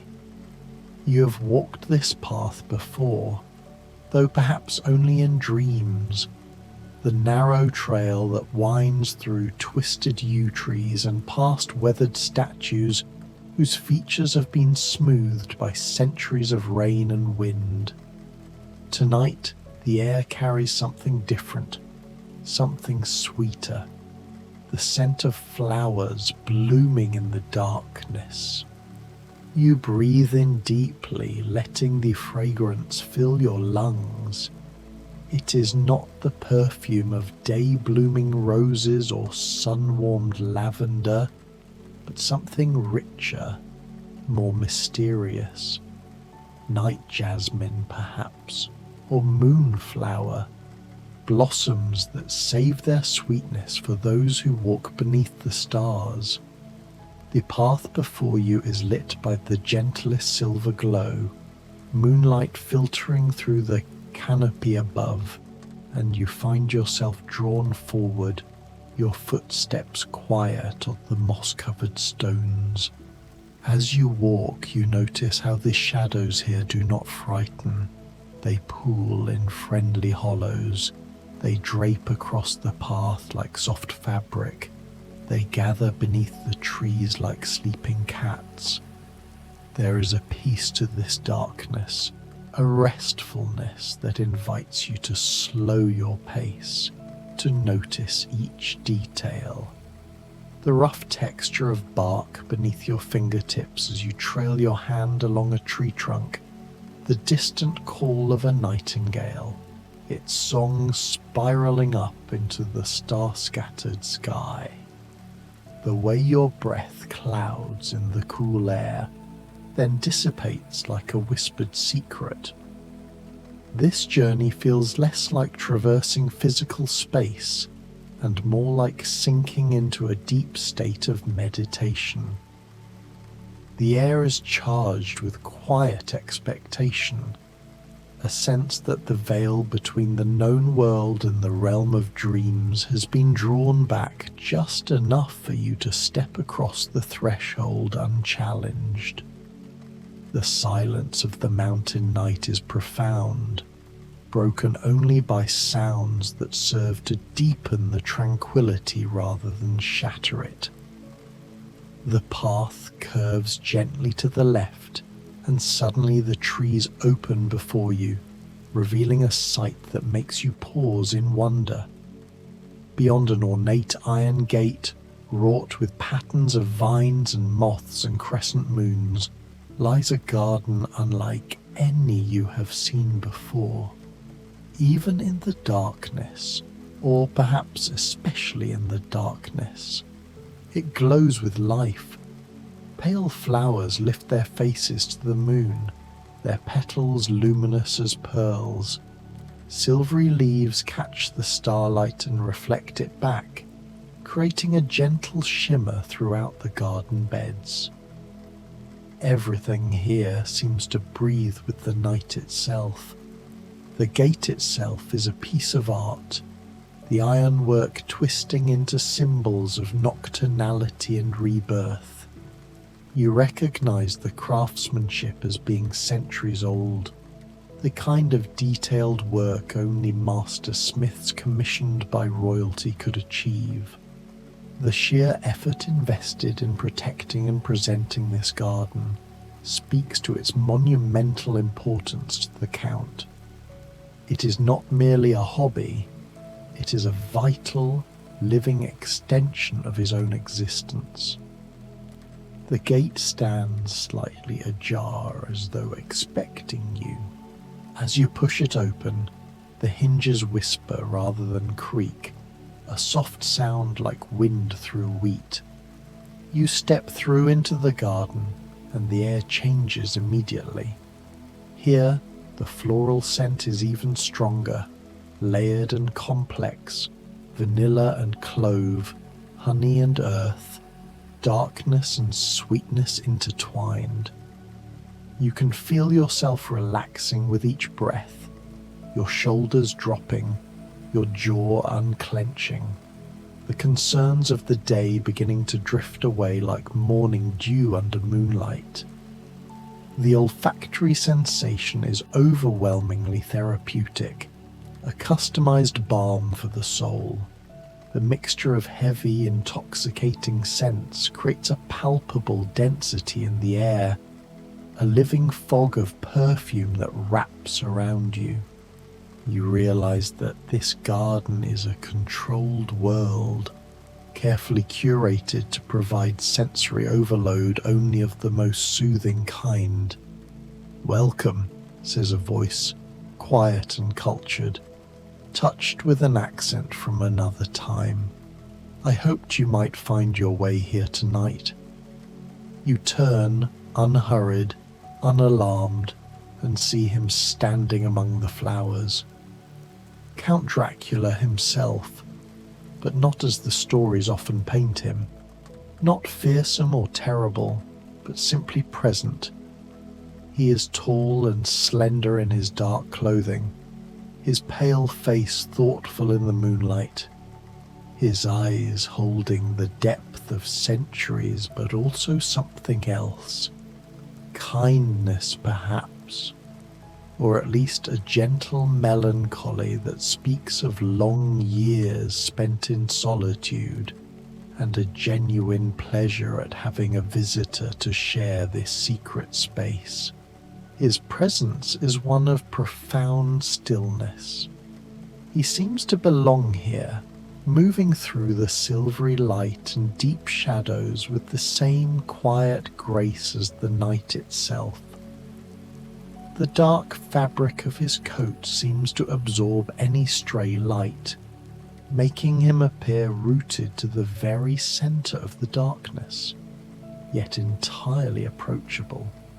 You sense that his invitation is born not of loneliness, but of a rare desire for shared appreciation. "This is my refuge," he explains, gesturing to the garden around you both. "My sanctuary from the weight of immortality.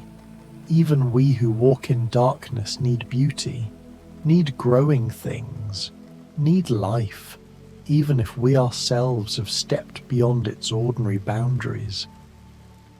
You find yourself nodding, understanding in a way that needs no words. He smiles just slightly and begins to walk deeper into the garden.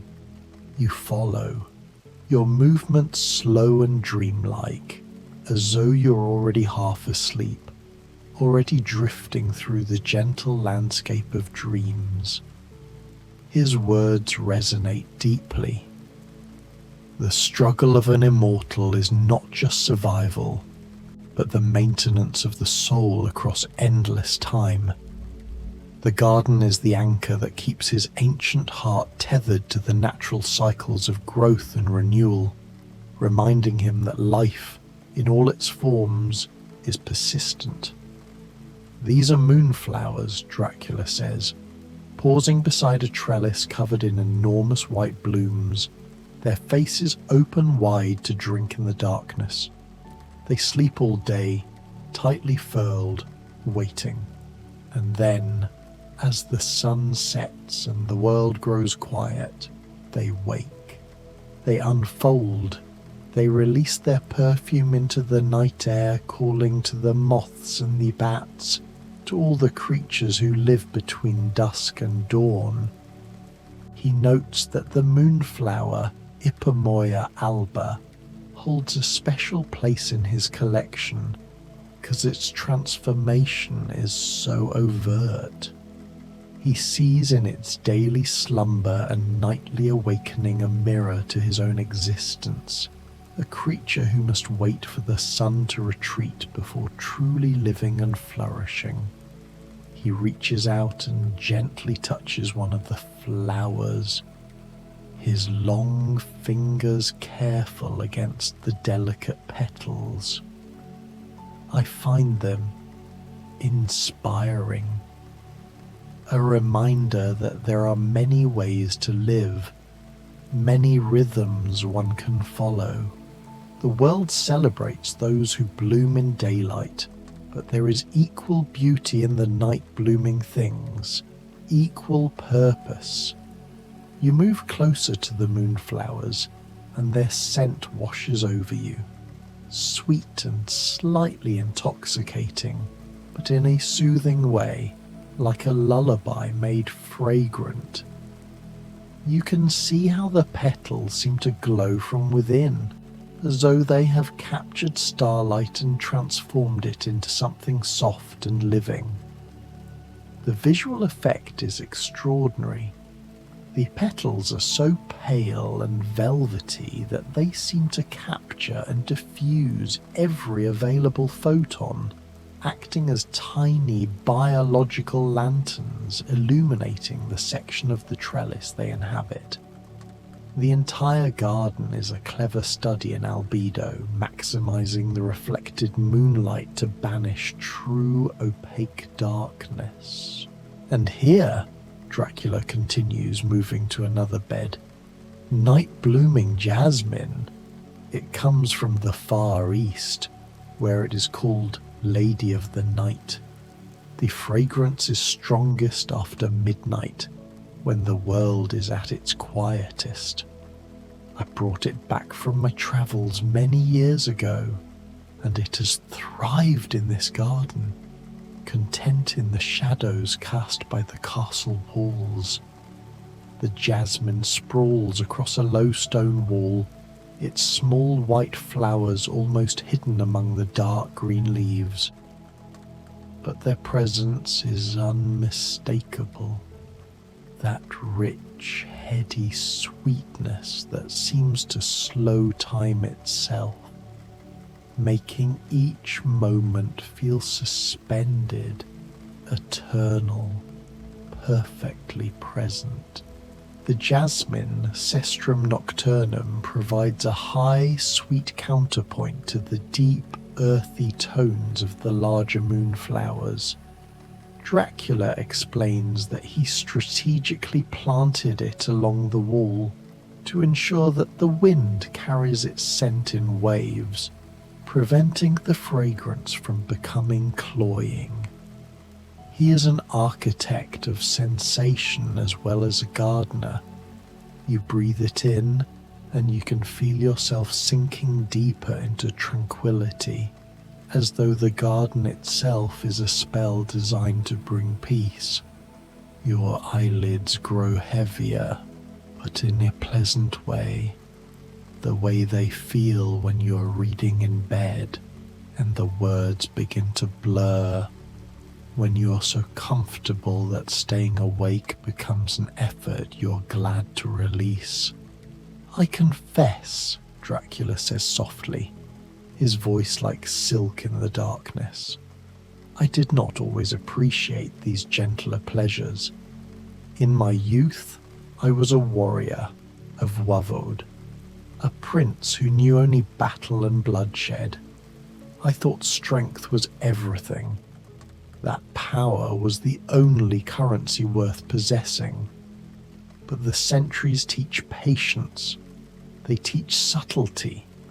They teach you to find meaning in smaller things, in the unfurling of a petal, in the way moonlight falls across a leaf, in the silent companionship of plants that keep the same hours you do.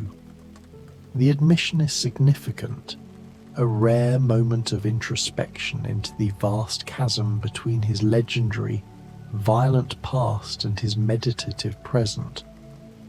The garden represents his long-won peace, the synthesis of his martial past with his endless, quiet present. It is the peace of a warrior who has finally laid down his sword and found something more profound to defend. He leads you further into the garden, along a path of smooth stones that have been worn gentle by countless footsteps over countless years. On either side, the plantings grow more varied, more strange and wonderful. You see flowers you cannot name, their shapes exotic and dreamlike. Some have petals like silk ribbons, streaming in a breeze you cannot feel. Others are star-shaped, or bell-shaped, or cupped like tiny chalices ready to catch the dew that will fall before morning. He points out a Mirabilis jalapa specimen, or 4 o'clocks, noting that their common name is a charmingly inaccurate description of their precise opening time, which varies slightly with temperature and humidity, proving that even nature's clocks possess a subtle, flexible rhythm. Evening primrose, Dracula murmurs, indicating a cluster of pale yellow blooms that seem to hold the last light of sunset. even hours after the sun has gone. They open in the space between day and night, in that liminal time when the world transforms. I have always loved such thresholds. Dawn and dusk, sleeping and waking, life and whatever lies beyond. His voice trails off for a moment, and in the silence, you hear the garden breathing, the rustle of leaves in the gentlest wind, the soft hum of night insects drawn to the flowers, the distant splash of water from somewhere deeper in the garden, a fountain perhaps, or a small stream winding through the beds. There is a night blooming Sirius somewhere ahead, Dracula says, his tone becoming almost animated, as much as his measured manner allows. It blooms only once a year, and only for a single night. The buds form slowly over months, waiting for precisely the right moment. And then, when that moment arrives, the flower opens, enormous, white, impossibly beautiful. By morning it will have withered, but for those few hours of darkness it is perfect. You follow him around a corner past a statue of an angel whose face has been worn smooth by time, and there it is, the Sirius, its massive flower just beginning to open, the petals uncurling with such delicate slowness that you can almost see the movement, like watching the minute hand of a clock or the drift of clouds across the sky. The Sirius, often called the Queen of the Night, Epiphyllum occipitalum, is an emblem of fleeting concentrated beauty. Its enormous size and pure white colour make it the undeniable centrepiece of the garden at this moment, commanding silent attention. "Tonight," Dracula whispers, and there is something like reverence in his voice. "Tonight is the night. We are here to witness it." He gestures to a wrought iron bench nearby, and you both settle onto it. The metal cool even through your clothing, but not uncomfortably so. Everything here exists in that perfect temperature of a summer night, when the heat of the day has faded but true cold has not yet arrived. You sit side by side watching the flower open, and time seems to dissolve completely. Minutes pass, or hours, you cannot tell, and it does not matter. The Sirius unfolds layer by layer, each petal revealing another beneath it, the whole flower growing fuller and more magnificent with each breath you take. The scent that rises from it is indescribable, part vanilla, part citrus, part something entirely unique, a fragrance that exists nowhere else in nature except in this one flower, in this one night. The combined experience of the Sirius opening and the shared silence transforms the scene from a simple viewing into a profound shared ritual. It is a moment of pure aesthetic consumption, untainted by human need or conflict. "I have watched this happen 73 times, Dracula says quietly. "Once every year for 73 years, since I planted this Sirius in this particular spot, and every time I am humbled, moved, reminded that there is magic in waiting, in patience, in the slow unfolding of beauty that cannot be rushed." His long memory, usually a source of sorrow, here becomes a wellspring of quiet wisdom. He is the living record of this flower's life, the eternal witness to its annual miracle. This tradition is the deepest form of peace he has achieved. You understand. You feel it too, sitting here in the darkness with this ancient being, watching a flower bloom. There is nowhere else you need to be, nothing else you need to do. This moment is complete unto itself, perfect and whole. I wonder sometimes, Dracula continues, his voice so soft you almost have to lean in to hear it, whether this is what peace feels like.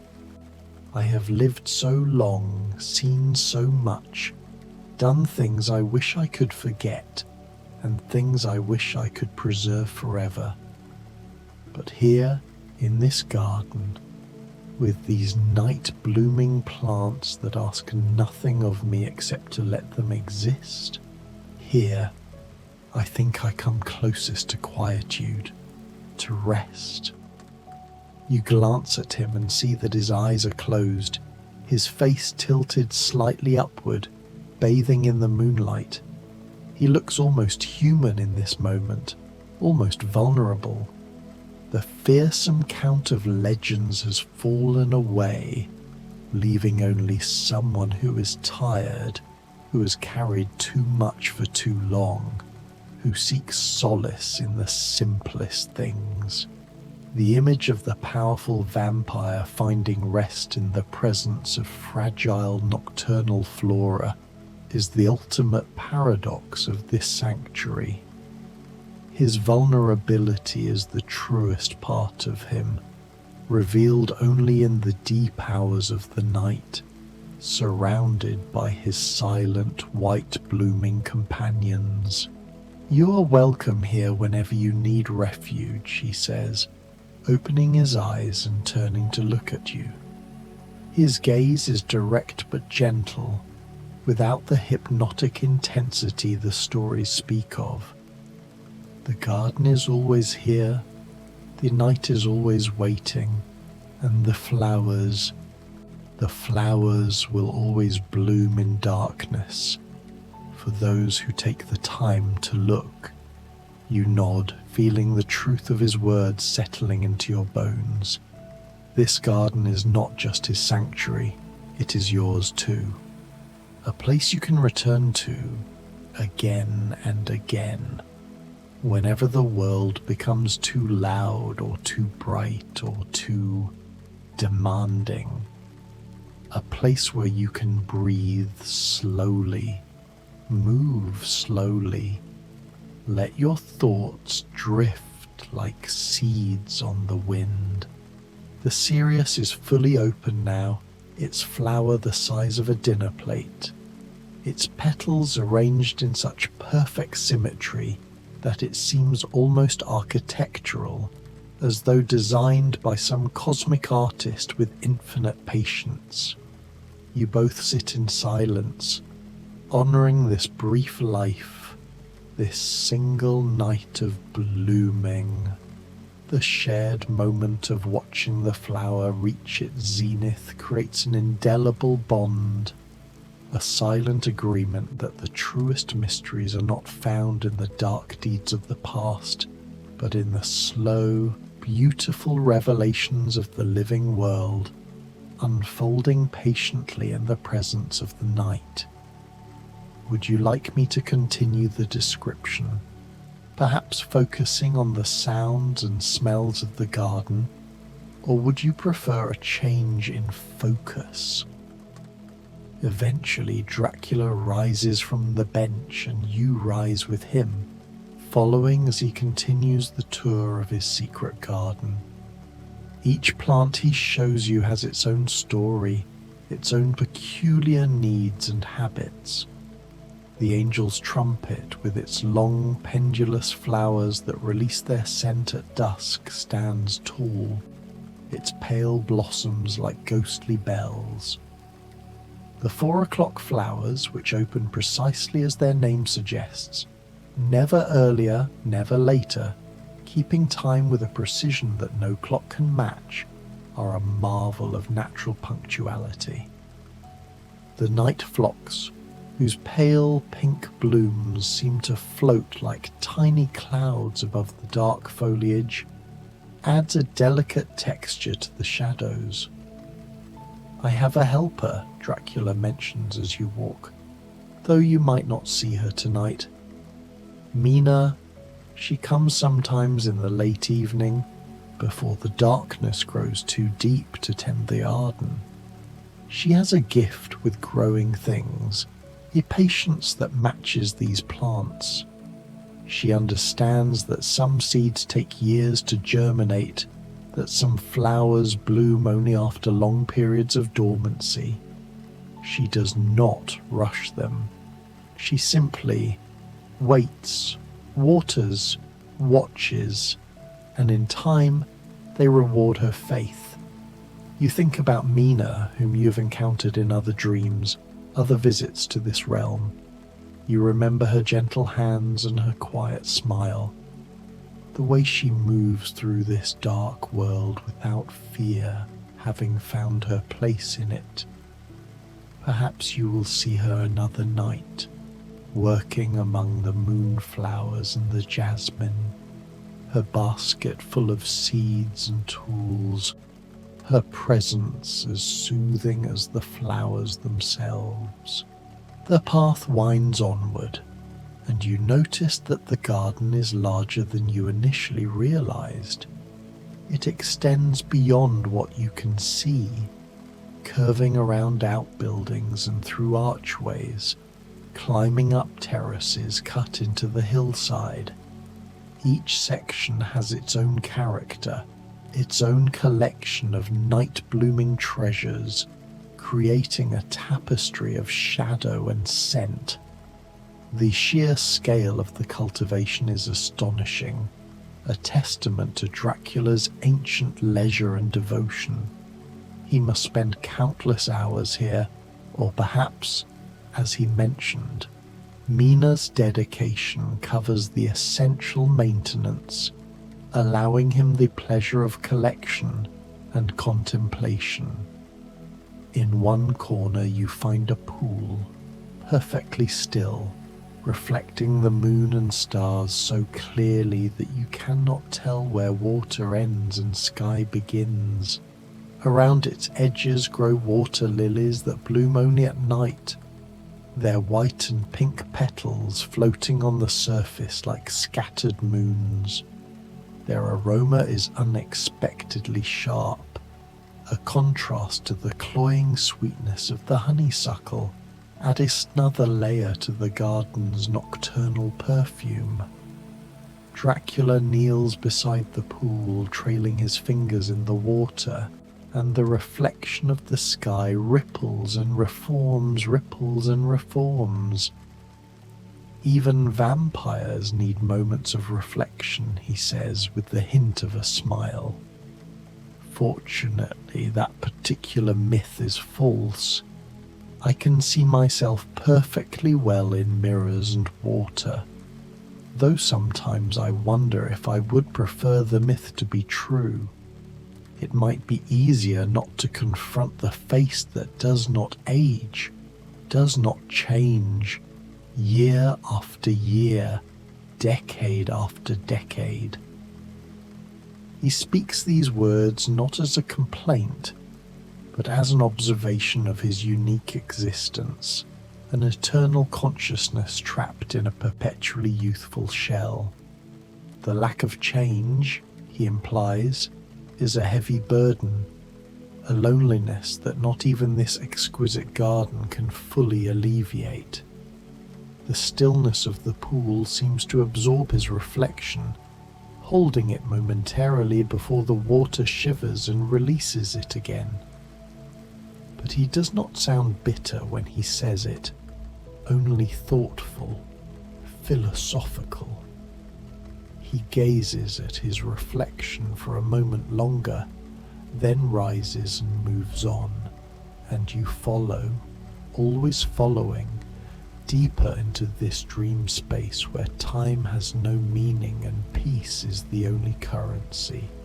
You come to a greenhouse, its glass panels fogged with humidity, and step inside into a world even more lush and verdant than the garden outside. Here, Tropical night-blooming plants thrive in the carefully maintained warmth. Orchids with white and purple blooms that seem almost unreal in their perfection are suspended from the ceiling. Vines heavy with night-blooming cestrum, its clusters of cream-coloured flowers filling the air with a scent like honey and jasmine combined, trail down the walls. A queen of the night cactus, its serpentine stems climbing the greenhouse walls, prepares for its own rare blooming. The atmosphere is thick and intoxicating, a rich, dark oxygen that makes your head swim slightly. It is a world removed, a controlled environment that mimics the steamite jungles of the equator, brought to life within the cold heart of the Carpathian Mountains. I travel less than I once did, Dracula explains, moving among the plants like a curator in a museum, touching a leaf here, adjusting a stake there. But I have collected these over centuries, bringing them back from Mexico, from Brazil, from the islands of the Pacific. Each one is a memory of a place I have been, a night I have walked beneath foreign stars. This greenhouse preserves them, keeps them safe through the Carpathian winters, allows them to bloom in their own time. He pauses by a vine bearing large white trumpet-shaped flowers, the moonflower, Ipomoea alba. He explains that the opening of these flowers is a surprisingly rapid event, a visible cinematic unfolding of petals that happens only at the moment of dusk. He describes watching it as a ritual, a silent explosion of beauty that serves as his own private sunset, the symbolic end to the period he must spend inactive. You can feel the humidity on your skin, warm and slightly clinging, and it adds to the dreamlike quality of the experience. Everything is soft here, blurred at the edges, peaceful in a way that makes you want to lie down on the ground and simply rest, surrounded by growing things and the scent of flowers. You note the remarkable difference in the soil, dark and rich, clearly imported and carefully mixed to satisfy the needs of these exotic guests.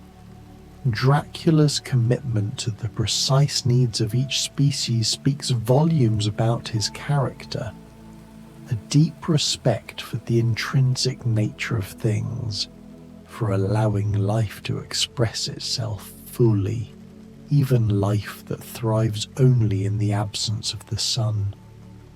This is not mere hobby, it is a philosophy of existence played out in horticulture. But Dracula leads you back outside into the cooler air, and you are grateful for both the warmth of the greenhouse and the refreshing touch of night wind. Both are perfect. Both are exactly what you need in the moment you experience them. I want to show you one more thing, he says, and there is a note of something almost shy in his voice, as though he's about to share a secret he rarely reveals. My favourite place in all the garden, the place I come when even this sanctuary is not sanctuary enough. He takes you to a small walled enclosure, hidden behind a hedge of night-blooming honeysuckle. The entrance is so narrow you must turn sideways to slip through, and inside you find a space no larger than a modest room, but it feels vast in its tranquility. The walls are covered in climbing roses, old varieties with names like sombrui, and climbing iceberg that bloom in pure white, their petals luminous in the darkness. They have been trained to cover every inch of the stone walls, creating a living enclosure, a bower of thorns and silk. The air inside is cool, unlike the greenhouse, and the scent is predominantly that of the heirloom roses, a complex, sweet and faintly spicy perfume that suggests history and permanence. In the center of this small space is a simple stone bench and nothing more. No fountain, no statuary, no ornament of any kind. Just the bench, the roses, and the sky above. The lack of adornment is striking.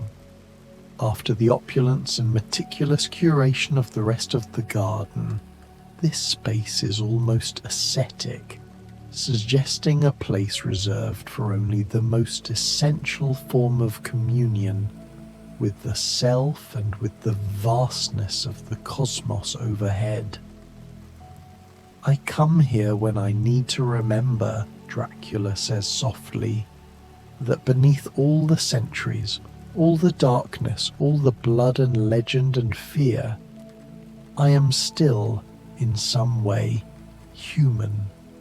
That I can still appreciate beauty, that I can still feel wonder, that I'm not entirely lost to the night. He points out how the white petals catch the moonlight, creating their own soft glow, and how the thorns, though sharp, protect the purity of the blooms. He sees a reflection of himself in the rose, beautiful, old, protected by its necessary defences, yet ultimately dependent on the earth and the rain. He sits on the bench, and after a moment you sit beside him. The roses surround you completely, their scent gentle and nostalgic, reminding you of summer evenings from your own past, of gardens you walked through as a child, of times when life was simpler and sleep came easily. You sit together in comfortable silence. Above, the stars wheel slowly in their ancient dance, the constellations shifting by imperceptible degrees. A bat flits overhead, and Dracula smiles fondly, watching it disappear into the darkness. Somewhere distant, a wolf howls, not a frightening sound, but a lonely one, the voice of another creature who walks in darkness and seeks companionship. You feel the immense weight of his history beside you, yet the silence is companionable, not oppressive. The garden has performed its magic, transforming the Lord of Darkness into a pensive, almost gentle observer of the natural world. This shared moment is a gift, a glimpse past the legend and into the profound solitude of an immortal soul. The world fears the night, Dracula murmurs, but night is only the other half of the day. Neither good nor evil, but simply necessary. The time when the earth rests, when creatures like me can move freely, when these flowers can bloom without being overshadowed by their sun-loving cousins. There is room in the world for all kinds of beauty, all kinds of life, day and night, light and shadow, sleeping and waking. His words wash over you like a lullaby, each sentence slower than the last, each thought drifting into the next without urgency or emphasis. You feel yourself relaxing completely, your body growing heavy with a pleasant exhaustion, your mind growing quiet and still. You should rest, Dracula says gently. The night will watch over you. The garden will keep you safe. When you wake, you may find yourself in your own bed, but you will carry this peace with you. You will remember that there is a place where the darkness is gentle, where the night brings beauty rather than fear, where even immortal creatures tend flowers and watch them bloom. You let your eyes close just for a moment. The scent of the roses wraps around you like a blanket. The cool stone of the bench beneath you feels oddly comfortable, as though it has been shaped precisely to your form. You can hear Dracula's breathing beside you, slow and even, and it becomes a rhythm you can follow, breathing in when he breathes in, breathing out when he breathes out, until you cannot tell where your breath ends and his begins. This synchronized breathing is the final, deepest point of connection in the dream, an absolute surrender to the peaceful atmosphere he has cultivated. The distinction between you and your host, between the dreamer and the dream, begins to dissolve. "Sleep now," he whispers, and his voice seems to come from very far away or very deep inside you. You cannot tell which. Let the garden hold you. Let the night-blooming flowers stand watch over your dreams. There is no danger here, no fear, only peace and beauty and the slow unfolding of petals in darkness. You feel yourself drifting, floating, sinking into sleep as gently as a leaf falling from a tree, spiraling down and down into rest. The last thing you are aware of is the scent of roses, the silver touch of moonlight on your closed eyelids, and the sense of being exactly where you belong, in a garden that exists between waking and sleeping, between the mortal world and the realm of dreams. The feeling is one of perfect equilibrium, a weightless sensation where the passage of time is meaningless and all worries are shed. The sanctuary has become your own, and the guardianship of the night is a promise, not a threat. The flowers continue to bloom around you, their petals opening to drink in the darkness. The moon continues its slow arc across the sky, and in the secret garden of Castle Dracula, surrounded by night-blooming jasmine and moonflowers and roses white as bone, you sleep the deep, untroubled sleep of someone who has found sanctuary at last. The night is long and gentle, and it holds you softly until morning comes, if morning comes at all in this place, or if the night might stretch on forever, peaceful and eternal, a darkness that comforts rather than frightens, a shadow that soothes rather than threatens. The garden seems to breathe around you, a massive living entity whose sole purpose is to shelter and soothe. The deep earth beneath the stone bench feels like a mattress, the scent of the roses an aromatherapy designed by centuries of quiet wisdom.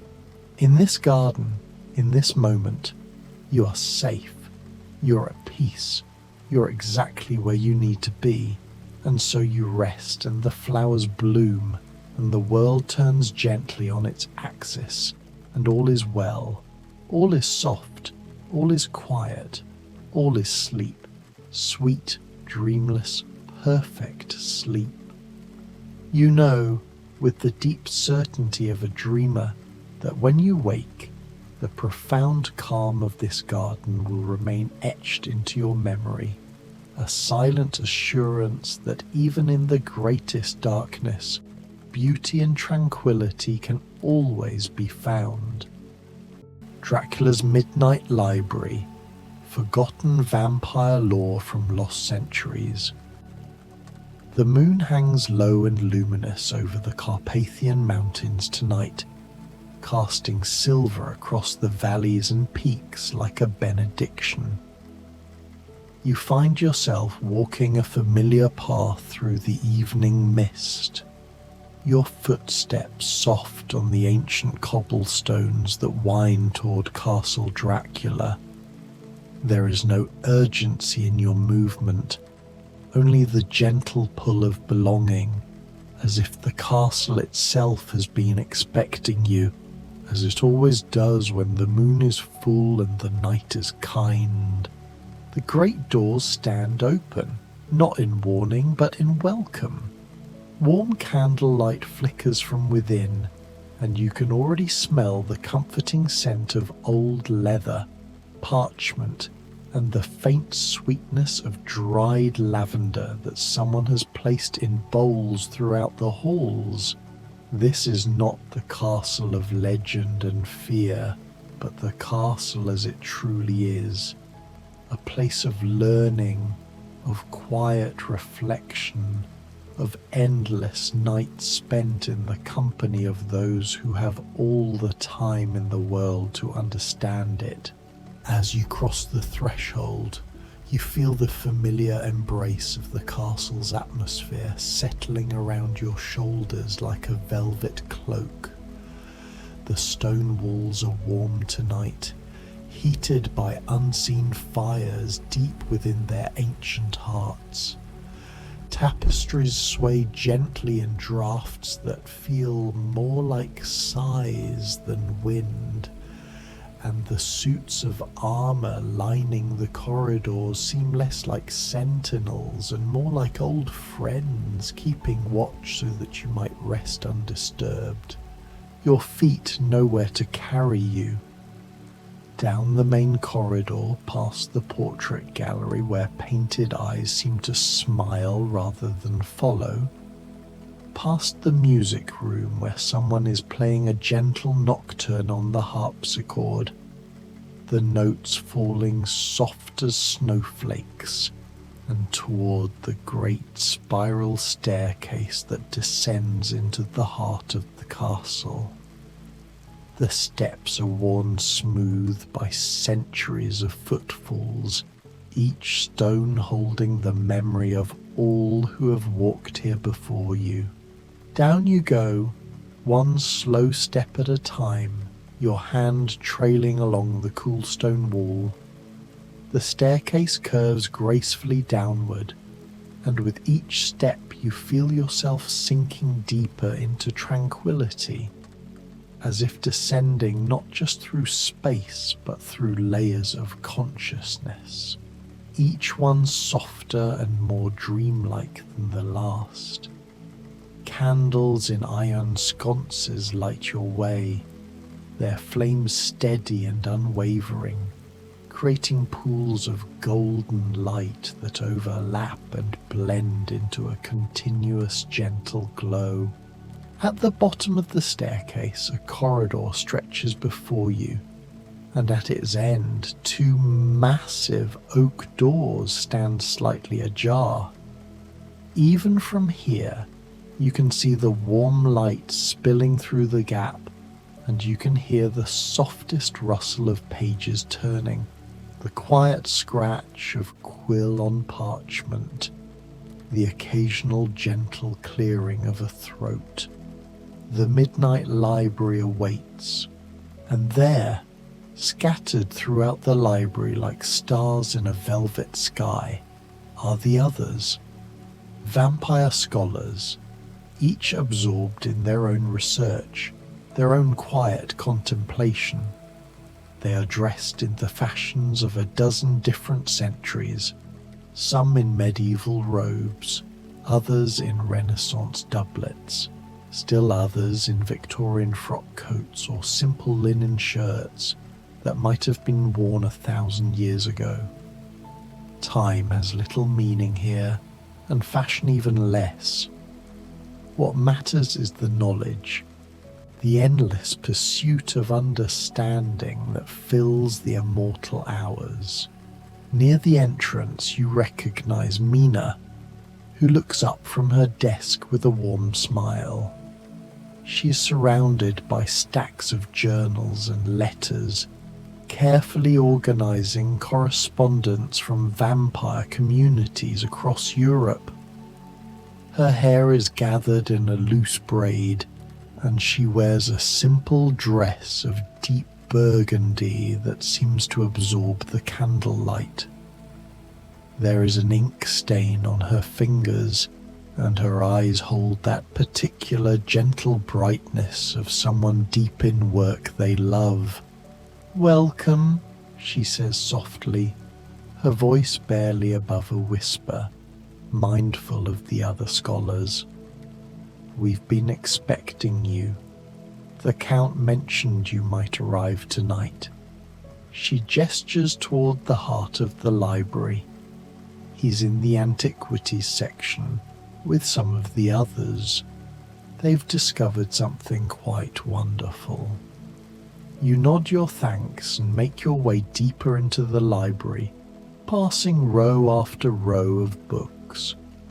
Some of the volumes are bound in simple cloth, others in ornate leather tooled with gold. A few of the oldest tomes are chained to their shelves, not to keep readers away, but to keep the books themselves from wandering, for the library holds some volumes so ancient they have developed consciousness of a sort and occasionally grow restless on their shelves. As you walk, you notice the details that make this space so uniquely peaceful. Soft carpets muffle your footsteps. Overstuffed chairs upholstered in worn velvet invite readers to curl up and lose themselves in study. Reading tables are scattered with not just books, but the small comforts of scholarship. Cups of tea grown cold, half-eaten biscuits, reading glasses set aside, bookmarks made from pressed flowers. In one alcove, a fire burns in a small hearth, and two scholars sit in companionable silence on either side of it, each absorbed in their own reading but sharing the warmth. You find Count Dracula in the antiquities section, just as Mina said. He stands before a shelf of particularly ancient volumes, and around him are gathered several others. As you walk, you notice the details that make this space so uniquely peaceful. Soft carpets muffle your footsteps. Overstuffed chairs upholstered in worn velvet invite readers to curl up and lose themselves in study. Reading tables are scattered with not just books, but the small comforts of scholarship. Cups of tea grown cold, half-eaten biscuits, reading glasses set aside, bookmarks made from pressed flowers. In one alcove, a fire burns in a small hearth, and two scholars sit in companionable silence on either side of it, each absorbed in their own reading but sharing the warmth. You find Count Dracula in the antiquities section, just as Mina said.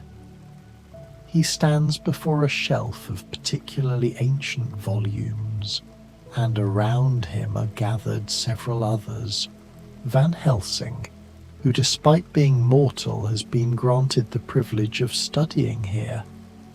Renfield looking calmer and more centered than you've ever seen him, a leather journal tucked under his arm, and Lucy, radiant in a gown of pale blue, her fingers gently tracing the spine of a book as if reading its history through touch alone. The Count turns as you approach, and his face, that face so often painted with terror and menace in the tales told by those who do not know him, breaks into a genuine smile of pleasure. "Ah," he says, his accent wrapping around the words like honey. You have arrived at precisely the right moment. Come, come and see what we have found. He gestures to the table beside him, where an enormous tome lies open. The book is clearly ancient beyond measure, its pages made not of paper, but of some form of treated hide, covered in text written in a script you cannot immediately identify. The letters seem to shimmer slightly in the candlelight, as if the ink itself contains some element of precious metal or crushed pearl. This, Van Helsing says, his voice hushed with reverence, is the Codex Noctis, the Night Book. We have been searching for it for nearly 3 centuries. It was believed lost in a fire in Constantinople in 1723, but it seems the book had other ideas about its own fate. Books of great power often do, Lucy adds with a gentle laugh. It was hiding. Can you imagine? Tucked away in a travelling trunk that has been moved from castle to castle over the years, completely unnoticed until Renfield happened to open it while cataloguing the storage chambers. Renfield ducks his head, pleased but modest. It called to me in a way. I heard it humming. Well, not humming exactly, but singing, perhaps. The way old things sing when they wish to be remembered. You lean closer to look at the book, and even though you cannot read the text, you feel something emanate from the pages.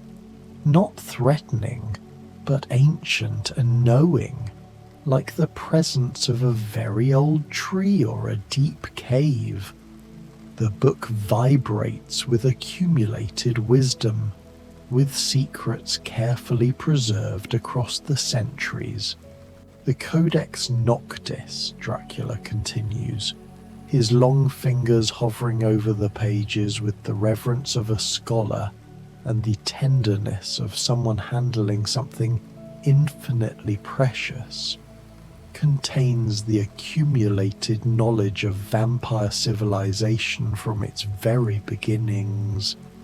Histories we thought lost, philosophies we believed forgotten, and most wonderfully, his eyes light up with boyish enthusiasm that makes him look centuries younger, stories, tales from the old times, from before the great diaspora, when our kind lived openly in certain corners of the world.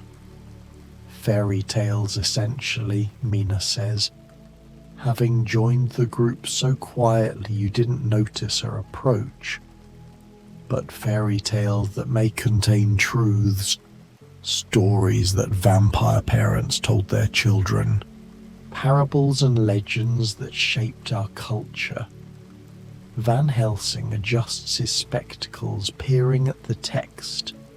What's remarkable is that this predates the Great Fracturing, when vampire communities across the world lost contact with each other for nearly 500 years. This book may contain knowledge that could help us understand traditions that evolved separately, to see where they came from, what they once shared. Shall we read some of it? Lucy asks, looking around at the gathered group.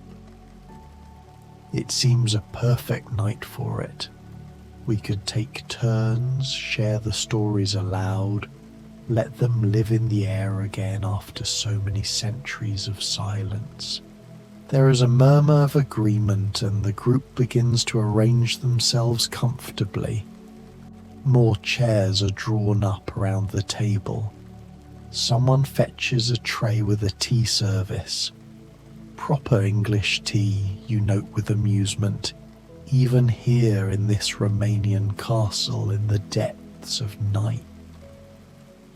A vampire in a medieval monk's robe brings cushions from a reading alcove, Another appears with a lap blanket of soft wool, which is draped over Lucy's knees, and then someone brings another for you, tucking it around you with casual care.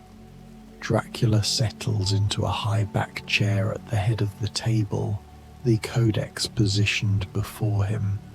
The candlelight plays across his features, softening them, and in this moment he is not the fearsome count of legend, but simply a scholar, a reader, a keeper of stories who is delighted to share them with friends.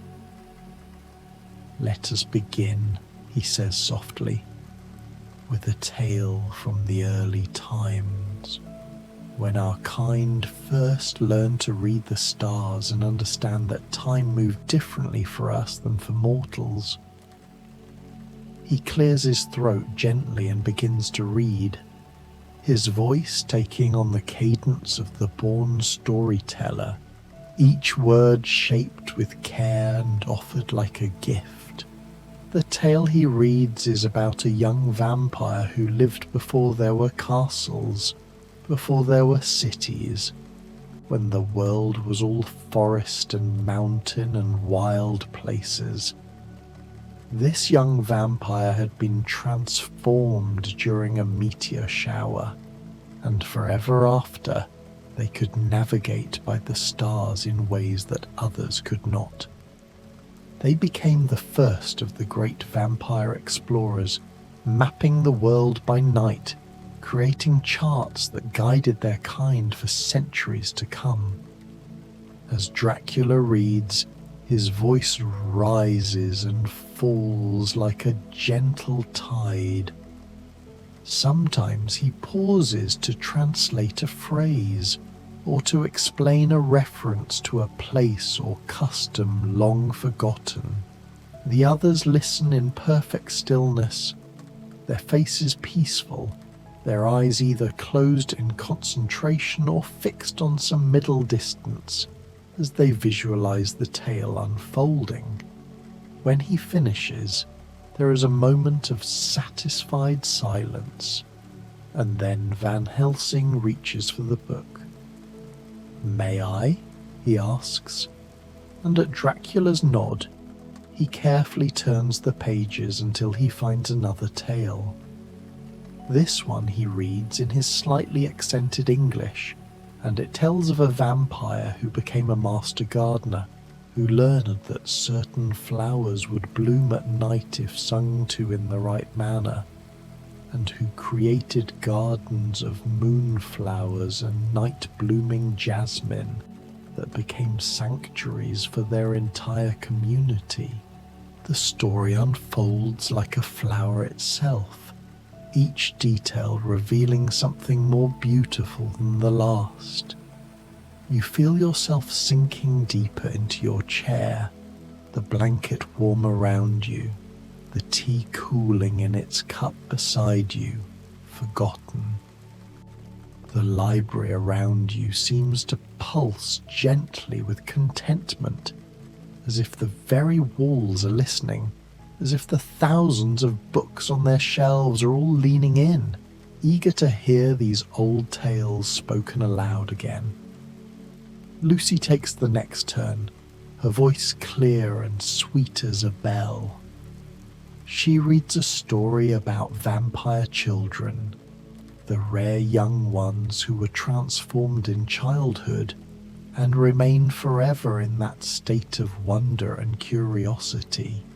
The tale follows a group of them who create an elaborate game that lasts for decades, a treasure hunt that spans countries, leaving clues for each other in tree hollows and cave walls and the margins of books.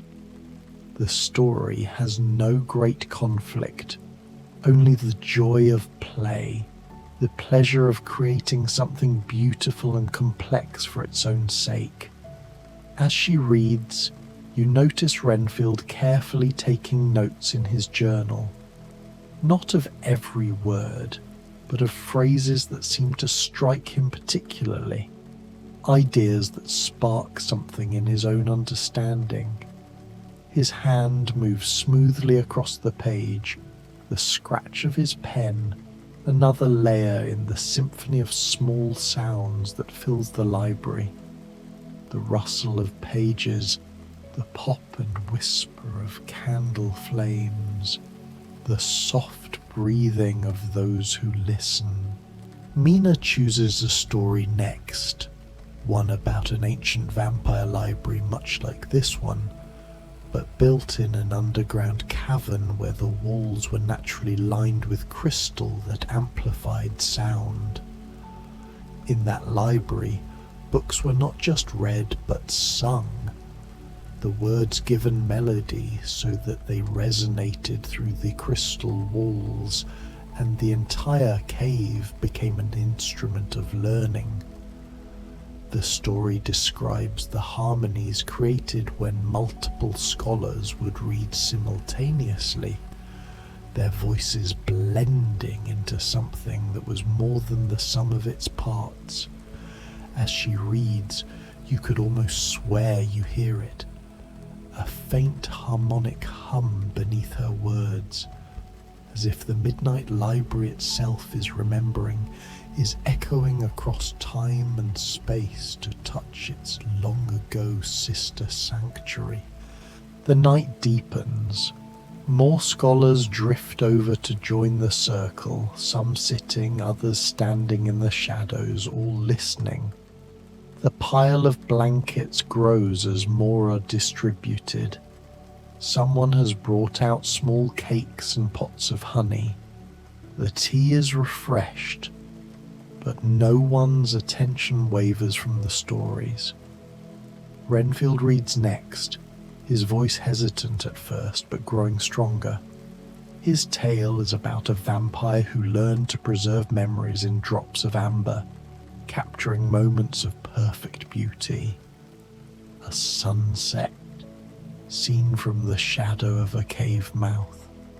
A child's laughter, the scent of rain on dust, and storing them so that others could experience them, could understand what had been beautiful in ages past. The stories continue, one flowing into another like movements in a long symphony. A tale of vampire musicians who invented an instrument that could only be heard by their kind, its notes pitched beyond mortal hearing.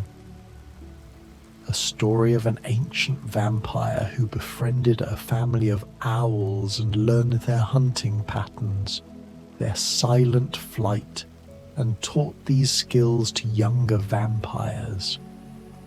A chronicle of the great library of Alexandria's secret night annex, where vampire scholars preserved texts that the dayworkers never knew existed. Between the stories, there are quiet discussions. Van Helsing and Dracula debate a point of history. Lucy and Mina compare the tale they've just heard to a similar legend from a different vampire culture. Renfield asks thoughtful questions that spark new insights. But these conversations never rise above a murmur, never disturb the deep peace that has settled over the gathering like a second blanket. You feel yourself drifting, not away, but deeper in. The boundary between waking and dreaming becomes gossamer thin. The library seems to expand around you, its shelves receding into an infinite distance, each book a world, each world a dream. The candlelight becomes starlight.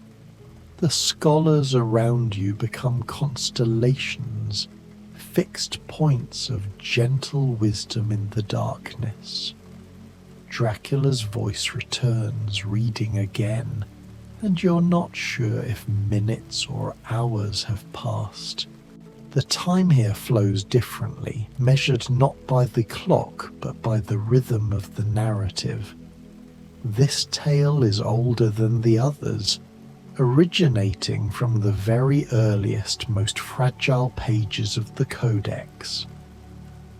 It tells of the first vampire to truly realize the profound possibility of existing peacefully among mortals. This ancestor understood that secrecy and coexistence were not mutually exclusive burdens, but rather the foundation of a deeper purpose, that their long lives could be spent not in necessary predation, but in quiet, profound protection. They chose to watch over communities across generations, becoming living memories of times, traditions, and wisdom that would otherwise be entirely forgotten by the swift current of human time. This realization transformed a curse into a sacred vigil.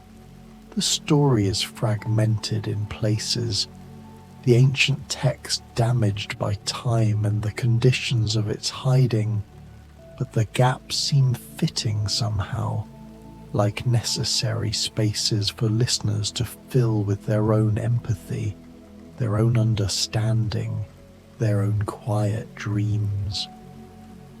Dracula's voice navigates these ruptures smoothly, neither rushing nor dwelling too long.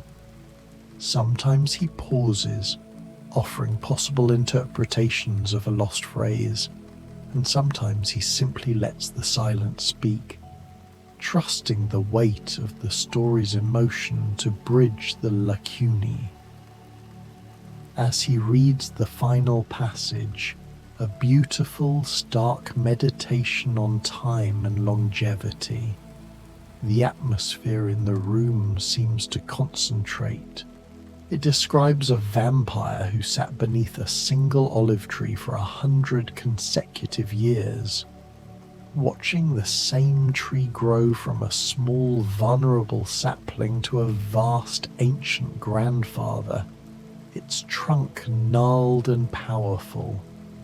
Through this century-long observation, the vampire learned the profound patience and the slow, essential wisdom of growing things. That the greatest strength comes not from speed, but from enduring deep roots.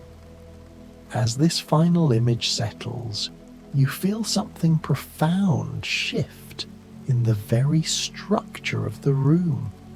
The codex seems to glow more brightly on the table, or perhaps it's merely your own eyes, growing pleasantly heavy with peace, transforming this simple candlelight into something far more radiant and significant. There are hundreds more stories, Dracula says softly, his voice dropping to a warm conversational tone as he gently closes the book, treating the ancient volume with infinite care. Thousands, perhaps, enough to fill many nights to come and to keep the scholars busy for centuries. But I think for tonight we have read enough. We have welcomed these old voices back into the world, given them breath and attention, and ensured they are not forgotten. They can rest now, and so too can we. There is a collective soft sigh, a gentle, satisfying stirring as the scholars begin to move. But no one rushes toward the exit. Some stand and stretch, their movements slow and satisfied, easing the tension of hours spent wrapped. Others remain seated, eyes closed, holding the stories close in their minds like newly acquired treasures. One of the newer scholars begins to extinguish the candles around the periphery of the library, but thoughtfully leaves those nearest the central gathering burning, so the light recedes gradually, slowly, like a gentle tide going out, pulling the darkness in only by degrees. Van Helsing steps forward and clasps Dracula's shoulder with genuine, easy affection, his usually stern face softened by deep contentment. Thank you, old friend, he says, his voice low with sincerity. These stories, they will fundamentally change how I understand everything. There is so much more to learn than what is written in the histories. There is always more to learn, Dracula agrees, a faint knowing smile touching his lips. That is the blessing of immortality, or even of a long, well-used life like yours, Abraham. Time enough to discover that every answer leads inexorably to new questions, and that each question is itself a kind of profound gift. Lucy and Mina are already deep in discussion about the garden story, planning to research what rare, forgotten flowers might still exist that trace back to the ancient vampire gardens, wondering if the particular songs used to wake them might have been preserved anywhere in regional folklore. Renfield is carefully wrapping the codex in its heavy silk cloth, preparing to return it to a newly established place of honor in the collection, though clearly much more accessible than its previous forgotten hiding place. The stories have earned it a central position. You find yourself rising from your chair, the warm blanket falling away. You realize you're not tired in the way that demands immediate sleep, but rather filled with a deep, pervasive and satisfied peace, the kind that comes after a perfect, unexpected evening spent exactly as you wish to spend it, having witnessed something truly profound. Dracula notices your movement and comes instantly to your side, his presence a comforting weight in the now quiet room. I am truly glad you joined us tonight, he says, his gaze steady and sincere. There is something magical about sharing stories aloud that makes them undeniably more real, more true. The Codex has been silent for so long, its power dormant. But now these tales are alive again, carried and preserved in the minds of all who heard them tonight. They will spread, will be shared with others, will become, piece by piece, part of the living memory of our people once more. He walks with you toward the massive arched library doors, the others calling soft, contented good nights as you pass.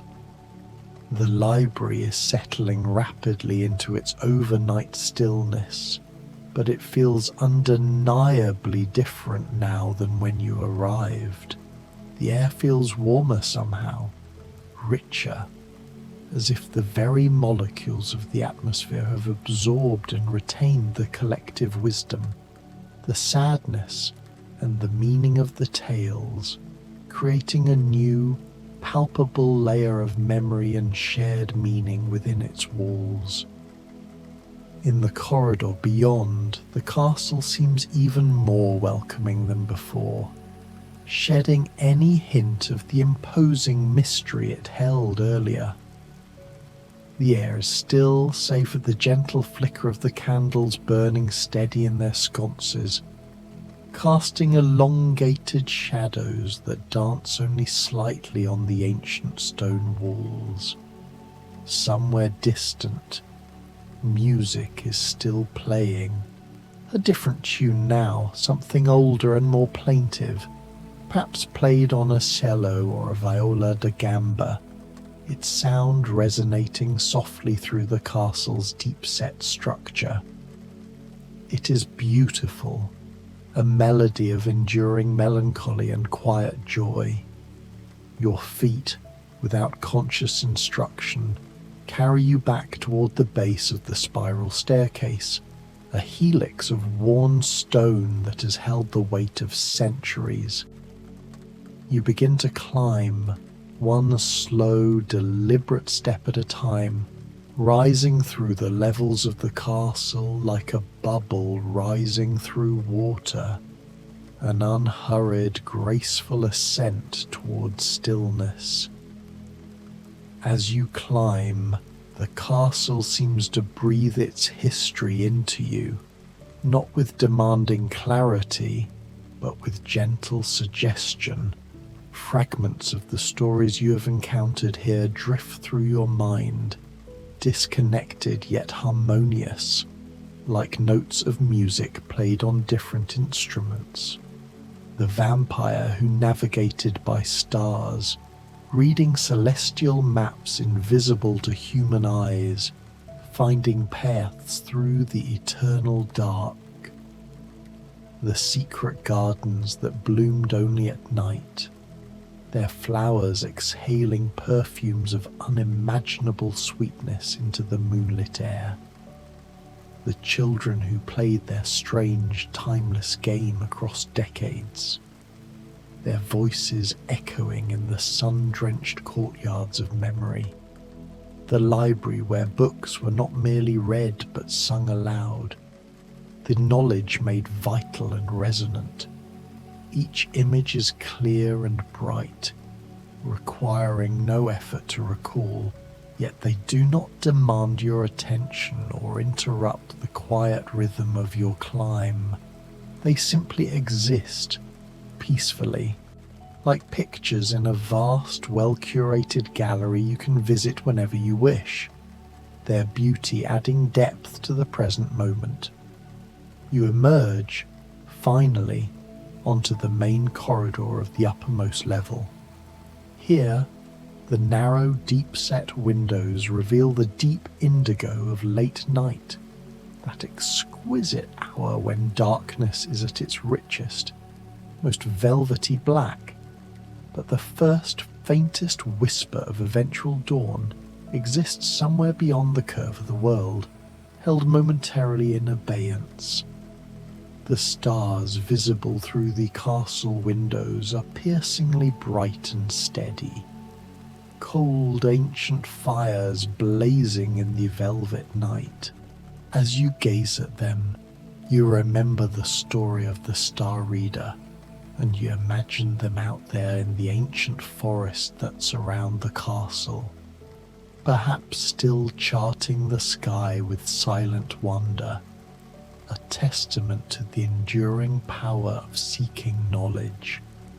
Your path, as if guided by an invisible, thoughtful host, takes you to a small, private room that has been prepared for you, as a room always is when you visit the castle.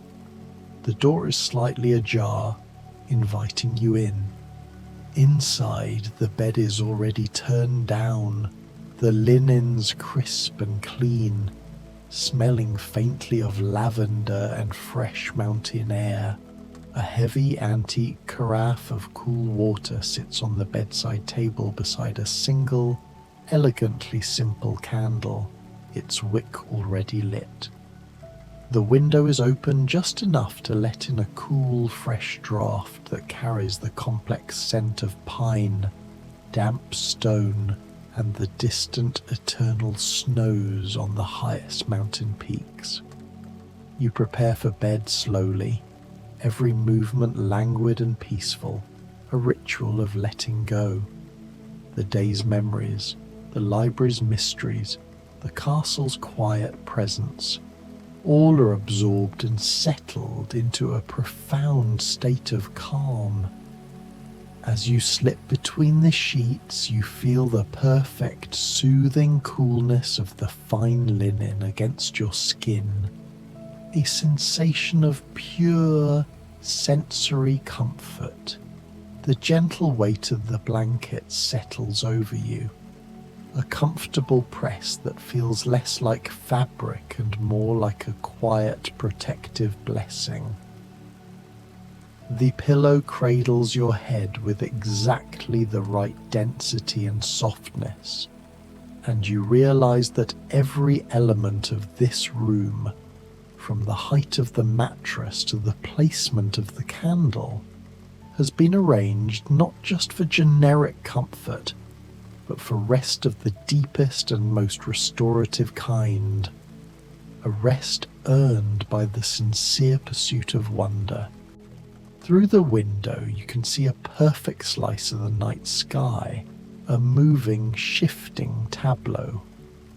The stars pulse with ancient, indifferent light, and you think again about the vampire explorer, navigating by their steady glow, finding their way through a world that was and remains unmapped in its deepest sense. You think about the tireless gardener singing to the night-blooming flowers, coaxing their brief, hidden beauty into existence.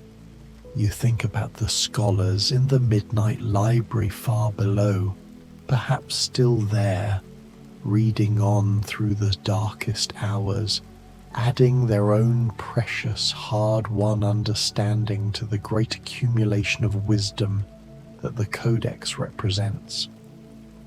The castle breathes around you, a massive, comforting presence. Its stones, warmed by the long-gone sun of the day, radiate that gentle, residual heat through the night. You are safe here. You are welcome here. You are held in a vast, beautiful web of stories and friendship, of ancient knowledge and simple, enduring kindness, of mysteries that do not threaten or demand answers, but invite contemplation, and doors that do not close off the world but open into deeper wonder. Your eyes grow pleasantly heavy. The single candle, which has been burning so steadily, flickers once, twice, and then steadies again, its flame becoming a perfect, unwavering point of gold in the dark. Outside, an owl calls, its voice a clear, resonant sound carrying across the vast, silent valley. You imagine it might be a descendant of those very owls who were said to have befriended the ancient vampire, a part of the castle's living ecosystem, still flying these mountains, still hunting these deep forests, part of a continuity that stretches back beyond the reach of human memory. The stories you have heard and read settle into your consciousness like seeds planted in rich, dark soil.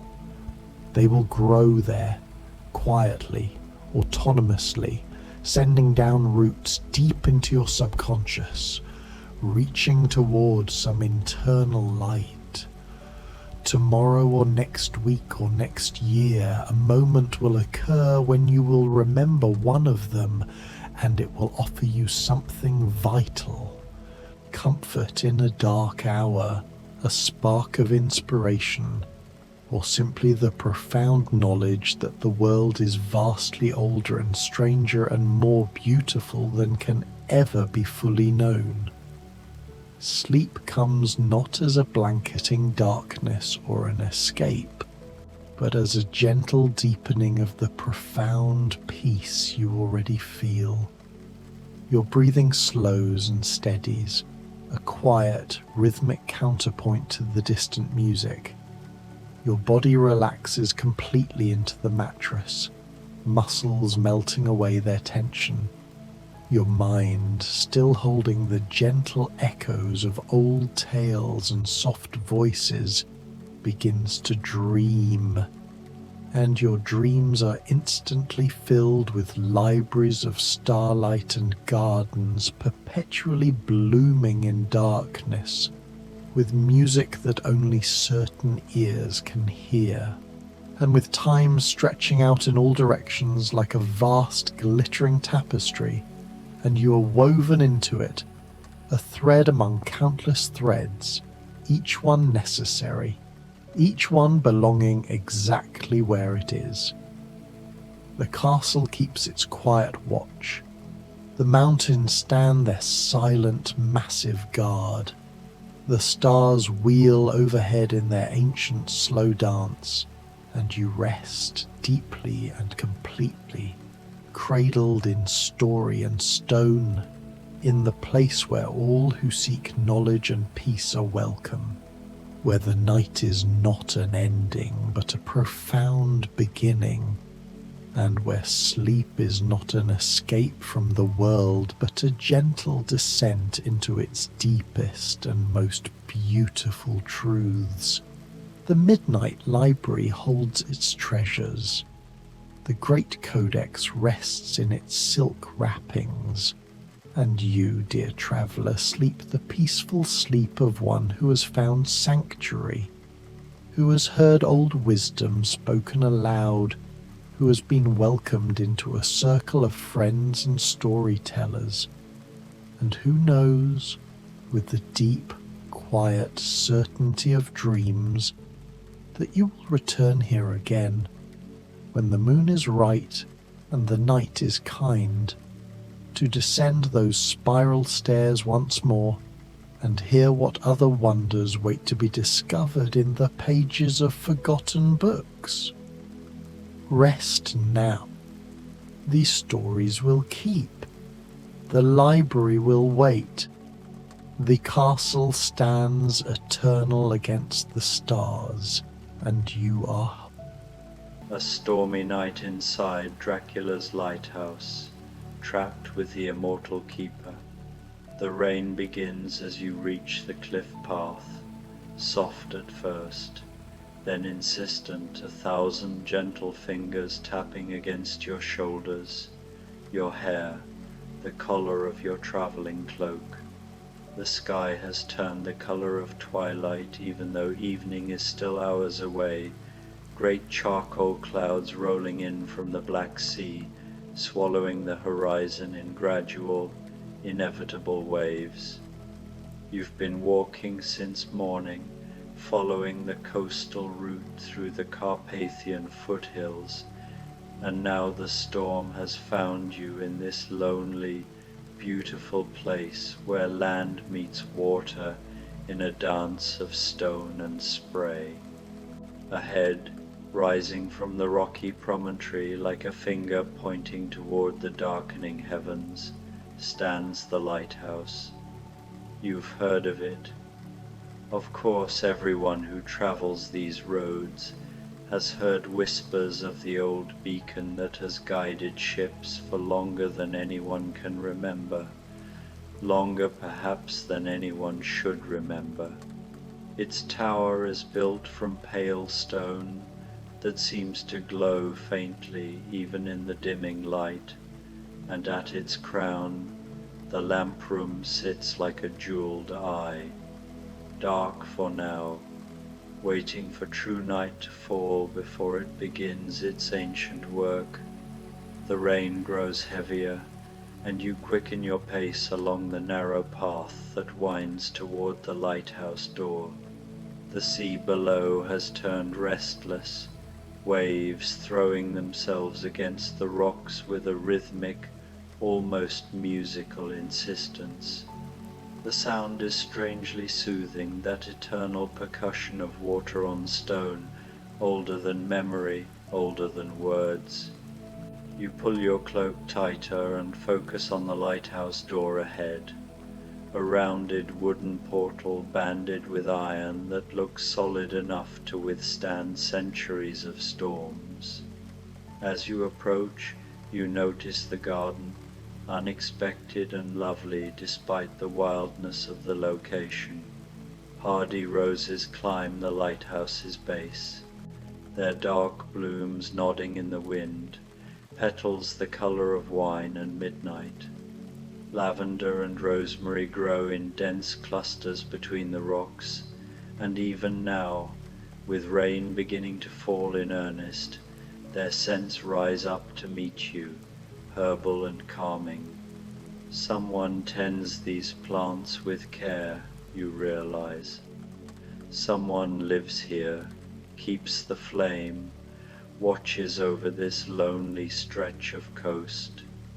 You reach the door just as thunder rolls across the sky, a low, resonant sound that seems to vibrate through the stone beneath your feet. Before you can knock, the door swings open, smooth and silent despite its obvious age. The figure in the doorway is tall and slender, dressed in dark clothing that might be very old or simply timeless, in its cut-along coat over a simple shirt, both in shades of deep grey and black. His face is pale, almost luminous in the stormy light, with high cheekbones and eyes that catch the dim glow from somewhere inside the lighthouse. Those eyes hold you for a moment, not unkindly, but with an assessment that feels both ancient and oddly gentle. "You are caught by the storm," he says, and his voice is like the lower notes of a cello, resonant and unexpectedly warm. There's an accent there, something that speaks of old Europe, of languages that blend and shift across borders and centuries. "Please, come inside. The tempest will last through the night, I think. You'll be safer here." You step across the threshold gratefully, water dripping from your cloak onto the stone floor. The interior of the lighthouse is warmer than you expected, and as the keeper closes the door behind you, shutting out the wind and rain, the sudden silence feels almost sacred. Not true silence. Of course you can still hear the storm, but muffled now, a distant lullaby rather than an urgent demand. "I am Dracula," the keeper says simply, taking your wet cloak and hanging it on a hook near the door. "I tend the light here, have done so for some time now." There's the faintest smile at the corner of his mouth, as if he's made a private joke with himself. The name doesn't frighten you as perhaps it should. Here, in this moment, with rain drumming against ancient stone and the warmth of shelter wrapping around you, it seems simply like a name old, certainly weighted with history, but no more alarming than the storm itself. And there's something in his manner, in the careful way he handles your cloak, in the genuine hospitality in his eyes, that speaks of a soul that has learned gentleness through the long years. "Thank you," you say, and he inclines his head slightly, a gesture that belongs to another century, perhaps several other centuries. The ground floor of the lighthouse is a single circular room, beautifully appointed, despite, or perhaps because of its simplicity. A fire burns in a small hearth set into the curved wall, the flames dancing behind an iron grate, casting moving shadows that climb the stone like living things. There are chairs near the fire, deep and comfortable looking, upholstered in dark velvet worn soft with age. Bookshelves line much of the wall, filled with volumes whose spines show the patina of centuries' leather and cloth, gold lettering faded but still visible. A table holds an oil lamp, already lit, its warm glow adding to the firelight. "Sit, please." Dracula gestures toward the chairs. "I'll bring tea. The night will be long, but it can be comfortable." As he moves toward a small alcove that must serve as a kitchen, you settle into one of the chairs, feeling your muscles relax for the first time since the rain began. The fire's warmth seeps into your bones, and you let yourself simply breathe, slowly and deeply, inhaling the scent of burning applewood, of old books, of the herbs from the garden that seem to have left their essence in the very stone of this place. Through the narrow windows set high in the walls, you can see the storm intensifying.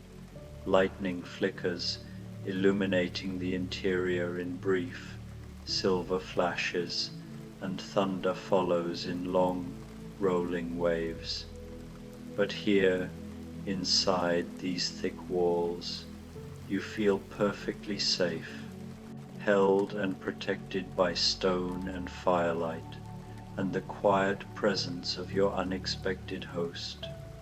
Dracula returns with a tea service, a silver tray bearing a delicate porcelain pot, and 2 cups so fine they're almost translucent in the lamplight. The tea he pours is dark amber, and its fragrance speaks of bergamot and something else, something floral and slightly mysterious. Lavender, perhaps, and rose petals from the garden, and other herbs whose names you don't know but whose scent makes you feel drowsy and peaceful. I find tea comforting during storms, he says, settling into the chair across from you with a grace that seems too fluid to be entirely human, yet somehow perfectly natural in this setting. A small ritual against chaos, a reminder that we can create warmth and peace even when the world outside rages. You sip the tea, and it's perfect hot but not scalding, flavorful but not overwhelming, with a subtle sweetness that requires no additional sugar. It warms you from the inside, complementing the fire's external heat, and you feel yourself sinking deeper into the chair, deeper into the strange, dreamlike comfort of this moment. This lighthouse, you say, your voice soft in the gentle quiet. How long have you kept it? Dracula gazes into his teacup for a moment, as if reading something in its depths. Time moves strangely here, he says finally. I came to this place when I needed refuge, when I needed simplicity, purpose. The light needed a keeper, and I needed something to tend, something that mattered. Ships pass in the night, they need guidance, warning of the rocks. It's honest work, clean, there's satisfaction in it. He looks up at you then, and there's something in his eyes that might be vulnerability, or perhaps just the contentness of someone who has found their place after much wandering. I have been many things in my long existence, he continues, warrior, prince, monster, perhaps, by some accounts, but here I am simply the keeper of the light, and that, I find, is enough. Thunder rolls overhead, and the rain intensifies, becoming a roar against the roof far above. Dracula glances upward with the faintest smile. The storm approves of confessions, he murmurs. It provides privacy, covers the sound of secrets. You find yourself smiling too, feeling the pleasant weight of the tea and warmth and the strange intimacy of being storm-bound with this ancient, gentle being. Are you lonely here, you ask? Sometimes, he admits, but loneliness and solitude are not the same thing. Solitude can be restorative, especially when one has lived as long and as turbulently as I have. The sea is company, the light is purpose, and occasionally travelers like yourself arrive, blown by storms into my keeping, and we share a night of conversation and warmth. These moments are precious. He rises then, moving to the bookshelves with that same fluid grace. I have collected books over the years, he says, running his fingers along the spines with obvious affection, from many places, many eras. Knowledge, stories, poetry, these things transcend time. Would you like me to read to you? The storm will last for hours yet, and reading helps the time pass gently. The sound is peaceful, low, deep, and steady. It vibrates softly through your bones, relaxing every muscle, slowing every thought. Dracula leads you to stand beside him, close enough to feel the sound resonate through the ground. Listen, he murmurs. This is the voice of the northern night, the culmination of its mysteries. Let it carry you. You close your eyes. The lullaby spire hums. The auroras drift in slow waves. The night wraps around you with a softness richer than any blanket, and you feel yourself drifting again, this time not into sleep, but into a deep, serene stillness that feels like the very essence of rest. Dracula's voice comes through, barely there, a gentle guide. Breathe. Let the calm settle into you. Let the night finish its story. The hum softens, lowers, warms. Your breath deepens. Your mind unwinds. You could stay here forever. After a long time, minutes, or perhaps hours, the hum becomes a memory that echoes inside you even after you step away from the spire. The sled carries you back through the glowing landscape, but the mysteries you encountered no longer feel like distant wonders. They feel like companions, like calming presences walking quietly beside you. Dracula watches the horizon with a serene expression.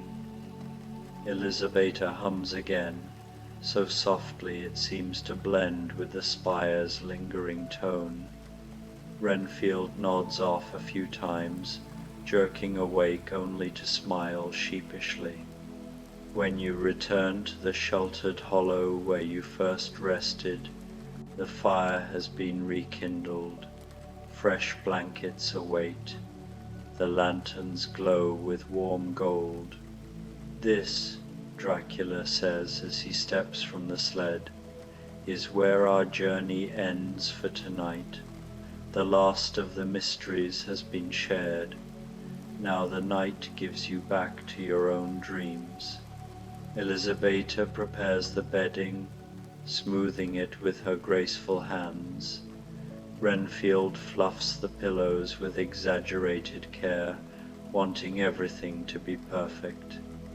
When you lie down, the blankets embrace you instantly, warm and soft. The world feels clearer than before, yet dreamlike, calm, serene. Dracula kneels beside you, just for a moment, his voice a whisper meant only for you. You have walked through the northern night with grace. Let its calm remain with you. Let its mysteries ease your rest. And know that we are here, always, in the quiet hours, ready to guide you again. Elizabeta leans close, her presence gentle as snowfall. Sleep peacefully, the auroras watch over you. Renfield tucks the edge of the blanket near your arm with shy pride. Good night, he whispers. Above you, the auroras glow in slow, soothing waves. The hum of the lullaby spire lingers in your chest. The soft echoes of the meadow, the warmth of the dream gate, the quiet of the listening silence, all of them drift around you like comforting spirits. Your breath deepens, your body releases its last bit of tension, and very slowly, wrapped in northern calm, you drift into the deepest, most peaceful sleep, embraced by the quiet mysteries of the night. The auroras dim softly, the world settles, and your dreams open like gentle light on snow. Soon, he says, glancing toward the narrow iron staircase that spirals up through the lighthouse's heart. When full darkness comes, I'll climb to the lamp room and set the beacon turning. It's a beautiful mechanism, very old French, I believe, though I've lost track of its exact provenance. Brass and crystal, gears and clockwork.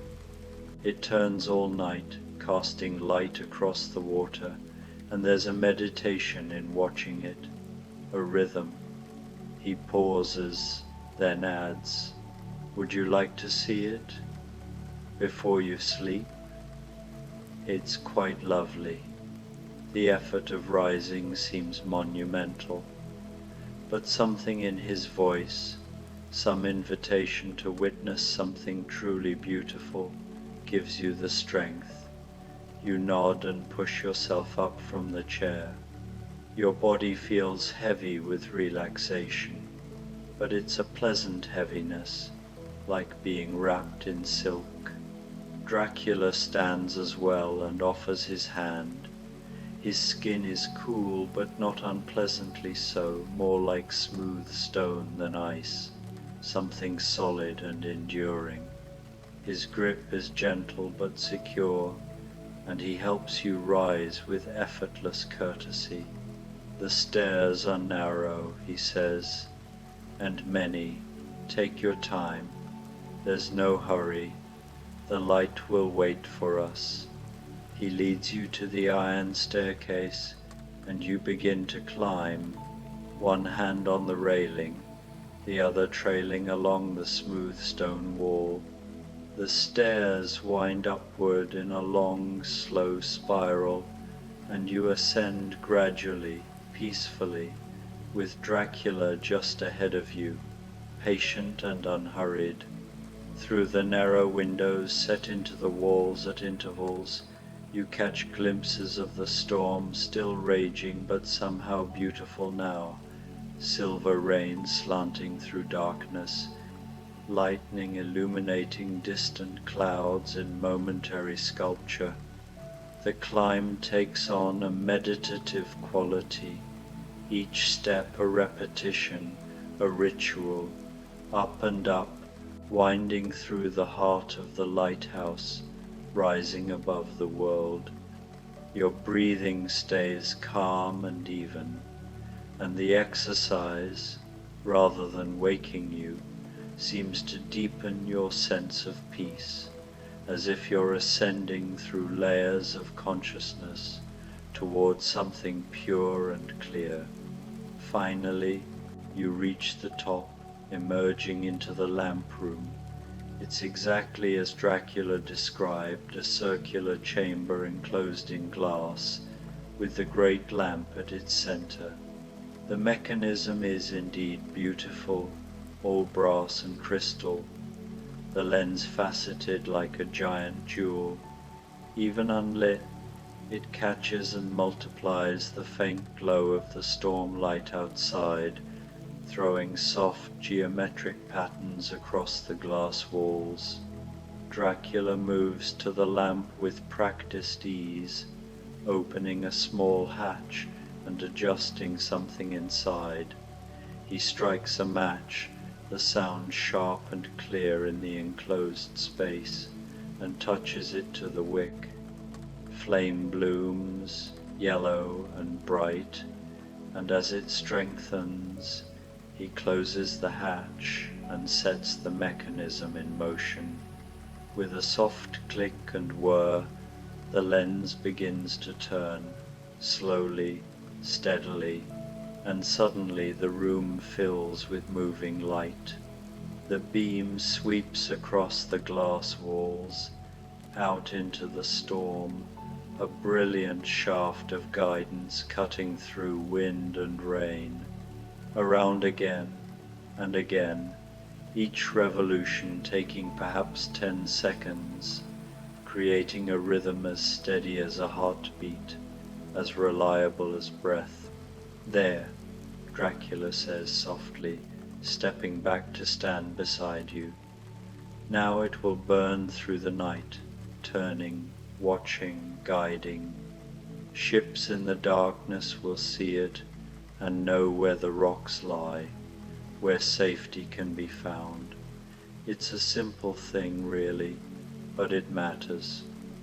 You watch the light turn, mesmerized by its steady revolution, by the way it transforms the rain outside into cascading diamonds each time the beam sweeps through the night.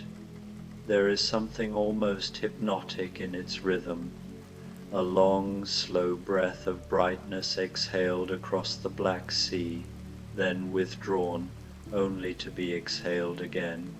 4 seconds of darkness, 4 seconds of blinding clarity, repeated without fail, without hesitation, without end. The raindrops catch the light and become liquid prisms, shattering into 1,000 brief rainbows before they fall away into shadow. You could stand here for hours, you realize, simply watching this patient miracle. The thunder has become more distant now, a low, grumbling conversation far inland, rather than the violent shouting it was when you first climbed the tower. The rain, too, has softened its assault. What was once a lashing sideways fury has gentled into a steady, almost courteous drumming on the glass. The storm is passing, shrugging off its rage as it moves away, leaving behind only the scent of ozone and whetstone. Yet the light keeps burning, indifferent to the weather's moods, faithful and true. It's beautiful, you whisper, the words slipping out unbidden. Dracula nods beside you, his profile sharp against the glow. It is, he says quietly. I never tire of it. 537 years I have lit lamps like this one, some with whale oil, some with kerosene, some with electricity. Now this modern LED array that will outlast even me. And still every single night I feel the same astonishment, that something so simple can be so important, so beautiful. Light against darkness, guidance against confusion, hope against despair. It is everything distilled to its purest essence. His voice is low, reflective, carrying centuries of watching that wheel of light turn. You sense the weight behind the words.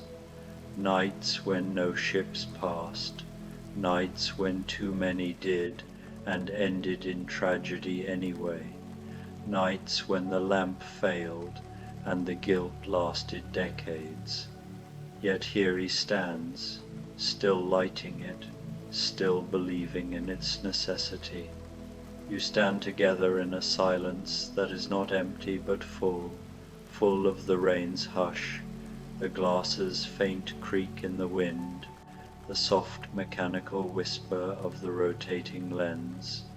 Through the curved windows you catch brief, sweeping glimpses of the world outside, black cliffs rearing like sleeping dragons, white foam exploding against rock, the sea itself a restless field of moving hills that rise and vanish in the moving beam.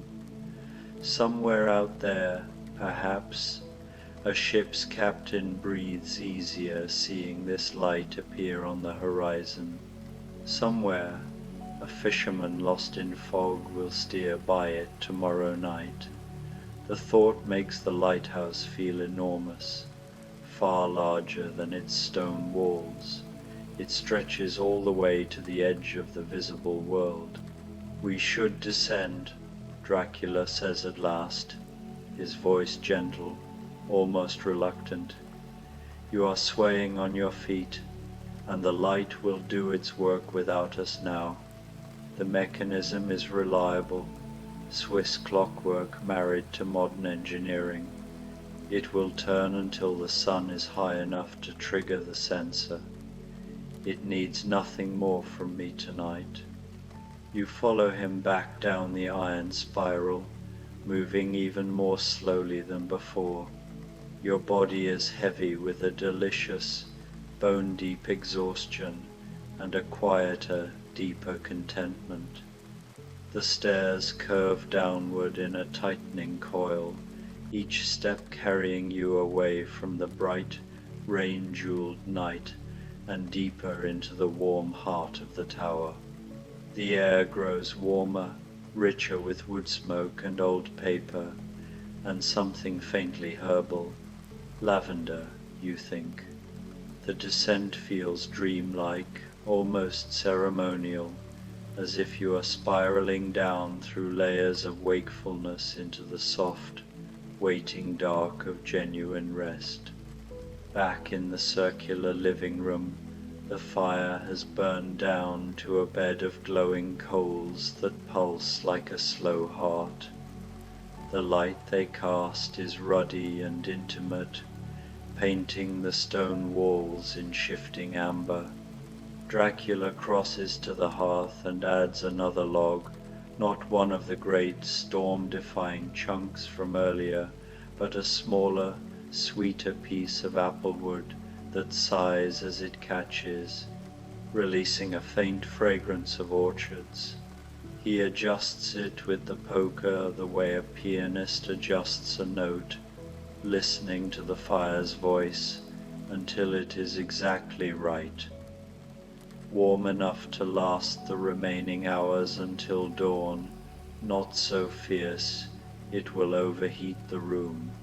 Then he moves to an oak cabinet tucked beneath the staircase.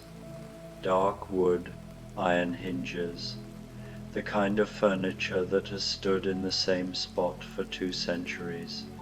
From it he withdraws blankets, thick wool dyed deep indigo, edged in cream, impossibly soft from countless washings in rainwater and lavender soap.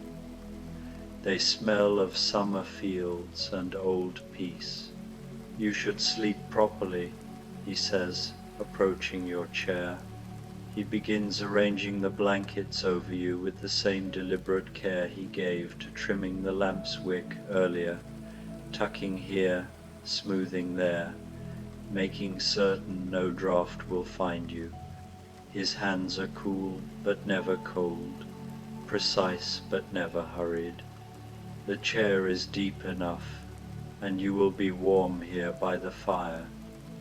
Tomorrow you can have the guest bed if you stay another day, but tonight let the chair cradle you.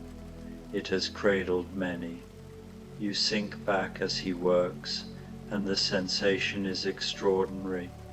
It is like being a child again, small and trusting, when someone older and wiser took care of the world, so you could simply close your eyes. The blankets are perfectly weighted, heavy enough to feel protective, light enough never to smother. You let out a long, slow breath that you feel as though you have been holding since the storm broke hours ago, and your body softens completely, tension draining out through your fingertips and the soles of your feet. "Will you stay?" you ask, the words barely more than breath. Sleep already pulling at you like a strong, kind tide. "I will," he promises at once. He settles into his own high-backed chair across from you, close enough that you will sense him even with your eyes closed, far enough that you have solitude within companionship. I'll sit here and keep the fire company and perhaps read a little more for myself, an old friend I have not visited in 50 years. And if you wake in the night, thirsty or anxious, or simply because dreams are strange, you will not be alone. You are safe here, beneath the light, sheltered from the storm. Let yourself rest now. Let yourself dream peacefully, without fear. Your eyelids fall shut, too heavy to resist any longer. But you are still aware of everything, the small crackle and pop of burning applewood, the last distant patter of rain on the roof far above, the subtle creak of Dracula's chair as he crosses one leg over the other. You hear the soft rustle of pages as he opens his book-thick paper, perhaps handmade, the sound alone centuries old, and the whispery turn of each leaf is like a lullaby, rhythmic and soothing and endlessly patient. Sleep comes not as a sudden drop, but as water rising, gentle, inexorable, lapping higher with every breath. You float on its surface for a time, half aware of gratitude blooming warm in your chest. Gratitude for this impossible shelter on a night when the world seemed nothing but teeth and thunder. Gratitude for this unexpected, ancient kindness. Gratitude for the lighthouse keeper who, through long centuries of blood and regret and exile, has chosen to transform his endless nights into this quiet service, lighting the lamp, offering tea, tucking blankets around a half-drowned stranger as though it were the most natural thing in the world. Above you, far above, the great lamp continues its slow waltz with the dark. The beam sweeps across the sea, across the cliffs, across the narrow, muddy path you climbed in terror hours ago, across sleeping villages and empty beaches and the vast breathing lung of the ocean. It touches everything gently, briefly, saying, "You are not alone. You are seen. Keep sailing." The storm passes overhead at last, its fury spent against unyielding stone and centuries-old patience. Only a few last drops rattle down the tower like scattered coins. Then silence, true silence, broken only by the eternal hush and crash of waves far below, that ageless lullaby older than any living memory. In the circular room at the lighthouse's heart, two figures rest. One is mortal, curled beneath indigo blankets, breathing slow and deep. The other is immortal, sitting motionless with an open book in his lap, crimson eyes reflecting the firelight like banked coals. Occasionally he glances up, not because he needs to check your breathing. He could hear your heartbeat across a mile of stormy sea, but because the sight of someone's sleeping trust is still, after all these years, a small miracle to him. Hours slide by, counted only by the turning of the light above and the slow wheeling of stars as the clouds finally shred and drift apart. Through the high windows, constellations appear one by one, Orion with his belt of 3 bright stones, Cassiopeia's lazy W, the Pleiades like a handful of diamond dust flung across black velvet, ancient and cold and utterly indifferent, yet somehow comforting in their permanence. Near dawn, when the eastern sky begins to pale from ink to pearl, Dracula sets his book aside, a finger marking his place with courtly care, and rises without a sound. He climbs the spiral once more, footsteps silent on the iron treads. In the lamp room the great lens has slowed. The automation has already begun, dimming the LEDs in anticipation of daylight. He switches the system to standby manually anyway, an old habit, a gesture of respect to the light itself, then stands for a long moment looking out at the quiet sea. The water is gunmetal glass now, reflecting the tender colors of approaching sunrise. No ships in sight. A good night, all things considered. He descends again, adds a small handful of kindling to coax the fire back to life, sets an old copper kettle on the hook above it, water from the rain barrel, tea leaves from a tin that once traveled the Silk Road. The ordinary ritual feels sacred in the half-light. When you wake, it is the way waking should always be: slow, natural, gentle, like a tide that has reached its highest point and now retreats without regret. Your eyes open to pale gold sunlight pouring through the east windows, turning millions of dust motes into tiny dancing stars. The storm might as well belong to another lifetime. The world outside is washed so clean it looks newly made. Through the glass you see calm sea, its surface a sheet of hammered bronze, glittering with a million broken suns. Dracula is there, sitting with his own cup cradled in long pale hands, watching the morning arrive with the same quiet reverence he gave the storm. He smiles when he sees your eyes open, not a dramatic smile, just a softening at the corners of his mouth that feels more genuine than any theatrical flourish. "Good morning," he says warmly. "The storm has passed entirely. The path down to the coastal road will be muddy but safe now, whenever you feel ready to continue your journey."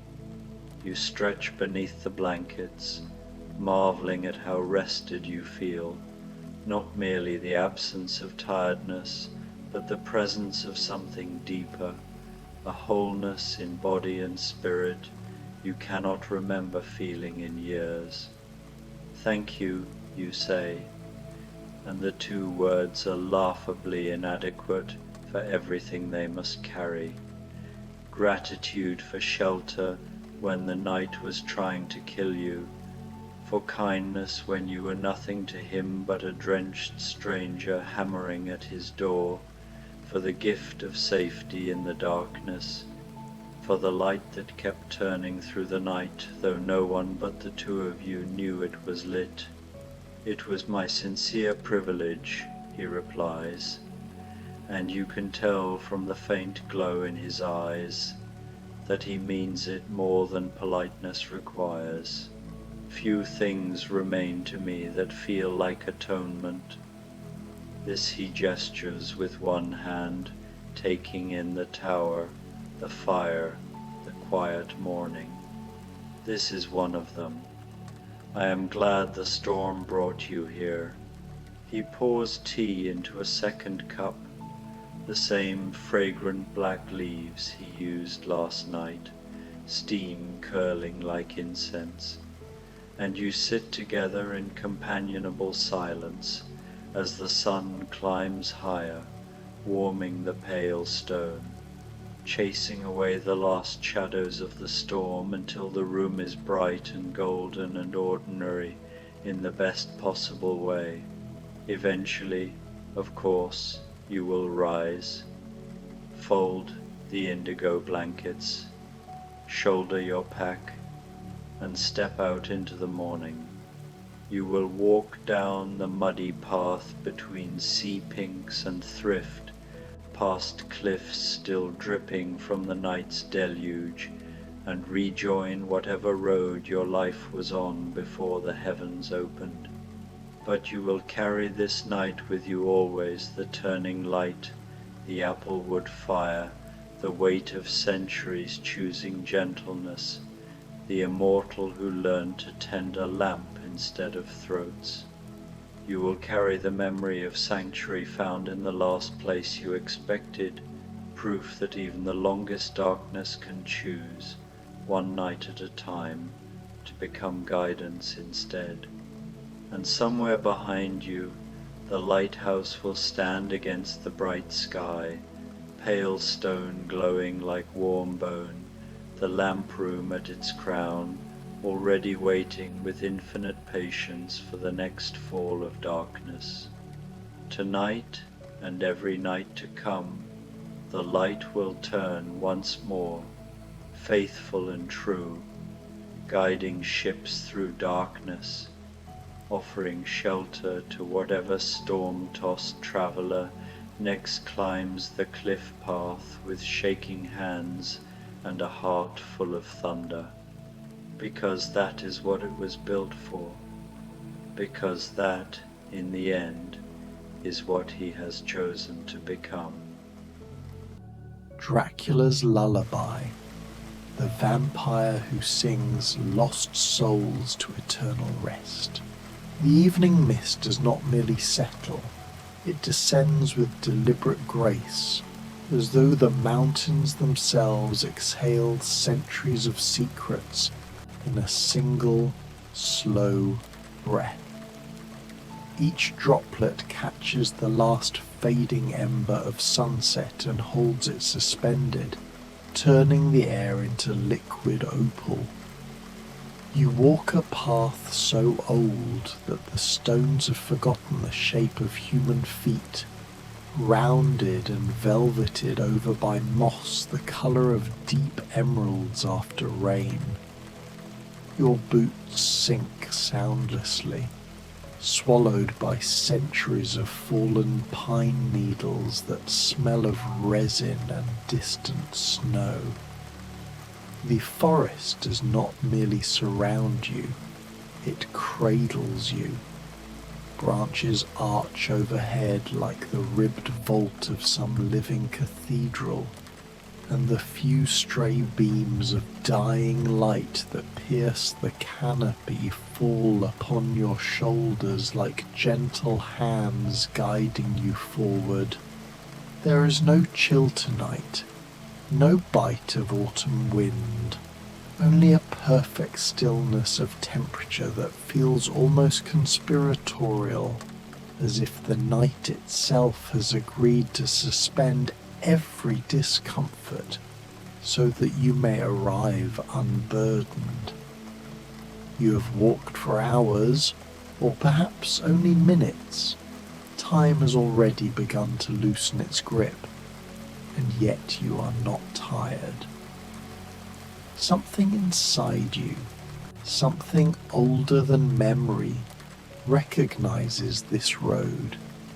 It is the same feeling one has upon waking from a dream of childhood and discovering, for one fleeting instant, that the walls of your bedroom are exactly where they were 30 years ago.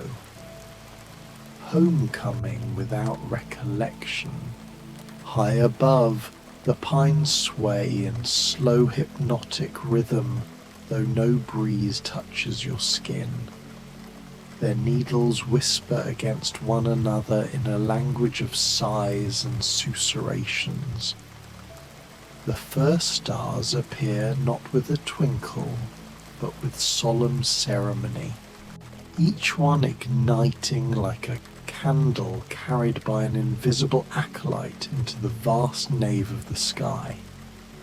And then the moon rises, full, immense, impossibly close, its face scarred and ancient, yet radiant with a tenderness that makes your throat ache.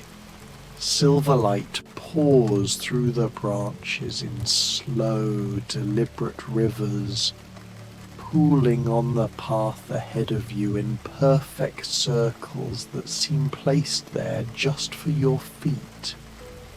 You step from one pool to the next as though crossing stepping stones across an invisible river of night. High above, the pines sway in slow hypnotic rhythm, though no breeze touches your skin. Their needles whisper against one another in a language of sighs and susurrations.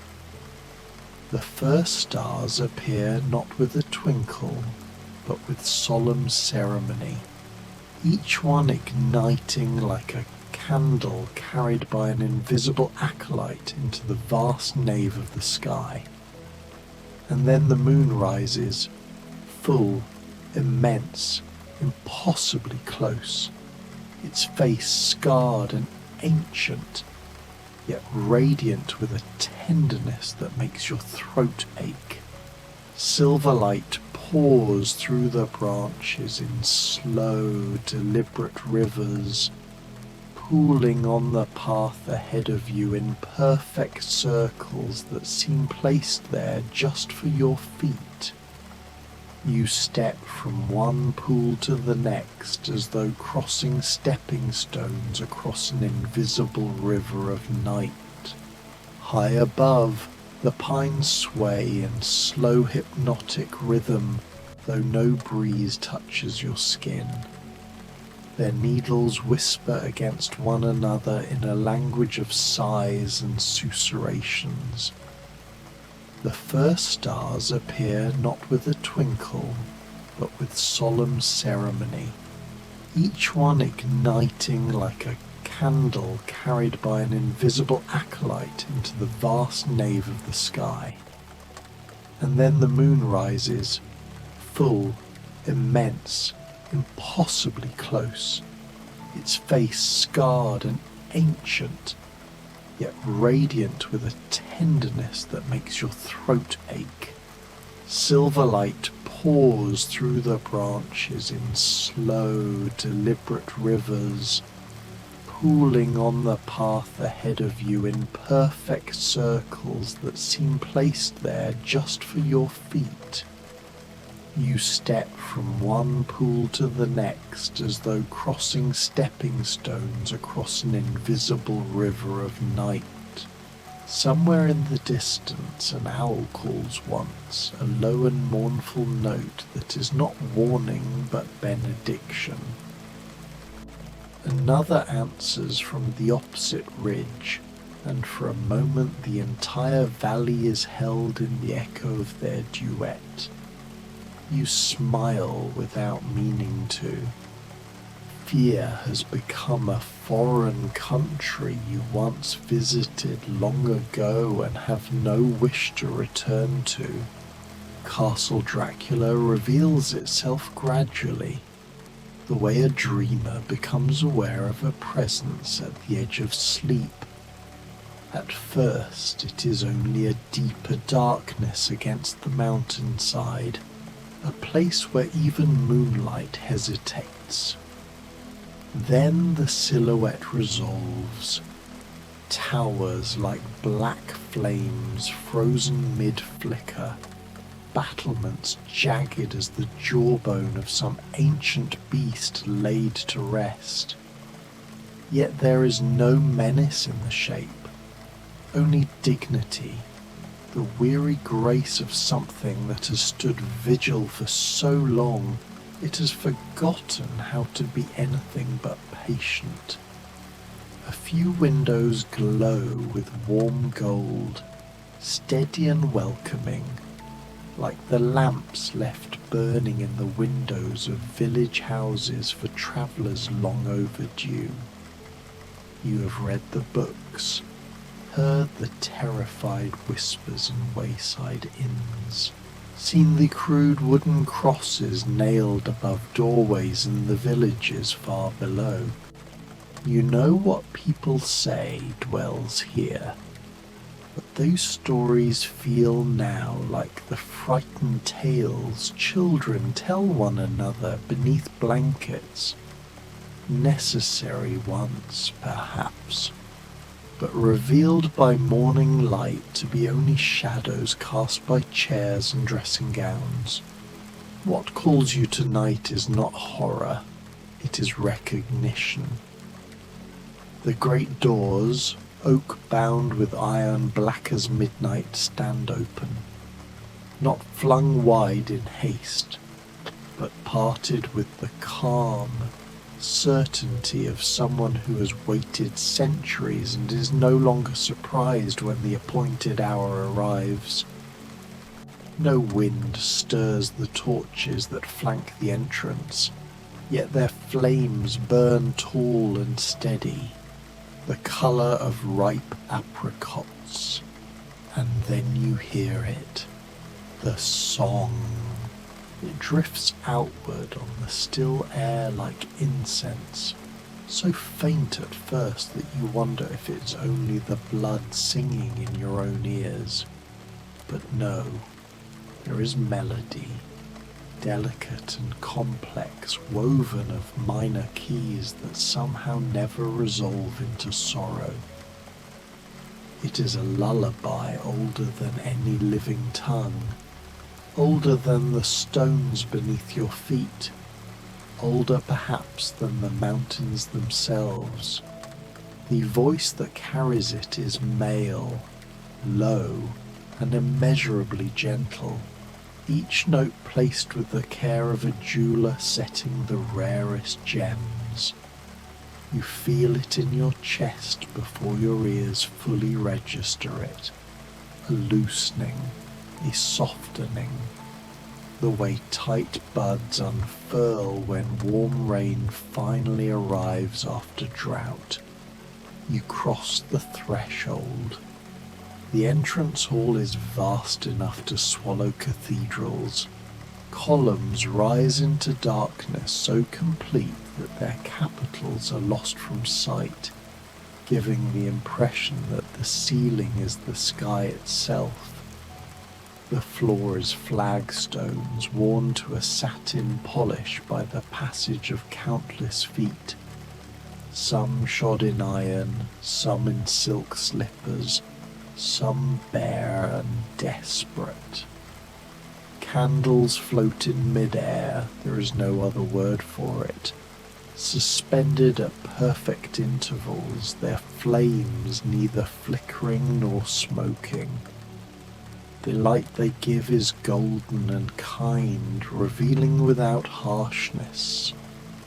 You catch your reflection in a tall mirror framed in ebony, and see yourself looking, not travel-stained and weary as you should, but strangely luminous, as though the castle has already begun polishing away the dust of the world. Tapestries older than nations line the walls, scenes of wolves running beneath auroras, of women with moon-pale hair dancing in circles of standing stones, of armoured riders laying down their swords beneath ancient oaks whose branches form the sign of blessing. The colours have softened with time, crimson become rose, indigo become twilight, but the images seem to breathe. You could swear the wolves' eyes follow you as you pass. Portraits, too, watch with the patience of the dead, men and women in velvet and lace, in armour chased with silver, in scholars' robes stiff with embroidery. Their eyes are uniformly dark, uniformly sad, uniformly kind. You feel no judgment here, only welcome so complete it borders on hunger. not for your blood, but for your company. The song draws you deeper. Corridors branch like the arteries of some enormous sleeping creature, yet you never hesitate. The melody is a thread, and you have only to follow. Sometimes you pass windows open to the night, and moonlight spills across the floor in bright rectangles. Once you glimpse your own shadow cast upon the opposite wall, and for an instant it seems to walk a fraction of a second ahead of you, as though eager to arrive first and announce your coming. Libraries open off the corridors, rooms stuffed floor to vault with books bound in leather the colour of dried blood, in vellum soft as a child's cheek. You smell myrrh and frankincense, old paper and older longing. In one alcove a single candle burns before a small icon of the Virgin. Someone, centuries ago, still clung to the older faith even here. The flame has never been allowed to die. At last you reach the heart. The doorway is framed by a curtain of velvet so dark it seems to drink the light. When you touch it, the fabric is warm, almost alive, and parts with a sigh that might be relief. You step through. The chamber is circular, domed like the inside of a beehive built by giants. The walls are nothing but books, thousands upon thousands climbing in spiral shelves toward a frescoed ceiling where nightingales wheel among constellations that do not exist in any mortal sky. A fire roars in a hearth carved from a single block of black marble veined with silver, yet it gives off no smoke, only waves of warmth scented faintly with juniper and rosemary. Armchairs and settees of dark wood and darker leather are arranged in conversational circles, their cushions plump with down centuries old yet still resilient. Rugs from Isfahan and Samarkand overlap one another in patterns of midnight blue and star gold, thick enough to swallow sound entirely. And there, beside the fire, he sits. Count Dracula rises as you enter, not with theatrical flourish, but with the unhurried courtesy of a host who has all the time in the world and chooses to spend a portion of it making you feel cherished. He is taller than you expected, though perhaps all legends grow in the telling.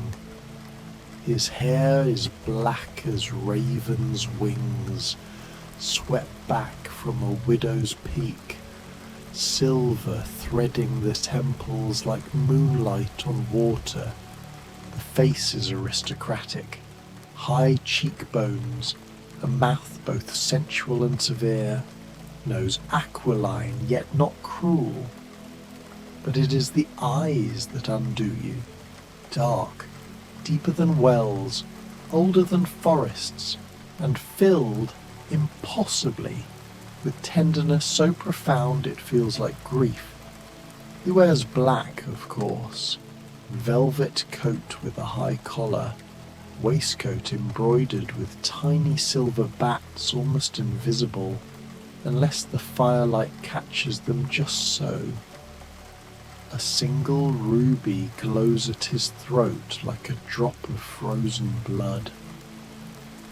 In his long, pale hands he cradles a small silver music box, its lid open to reveal a mechanism of extraordinary delicacy.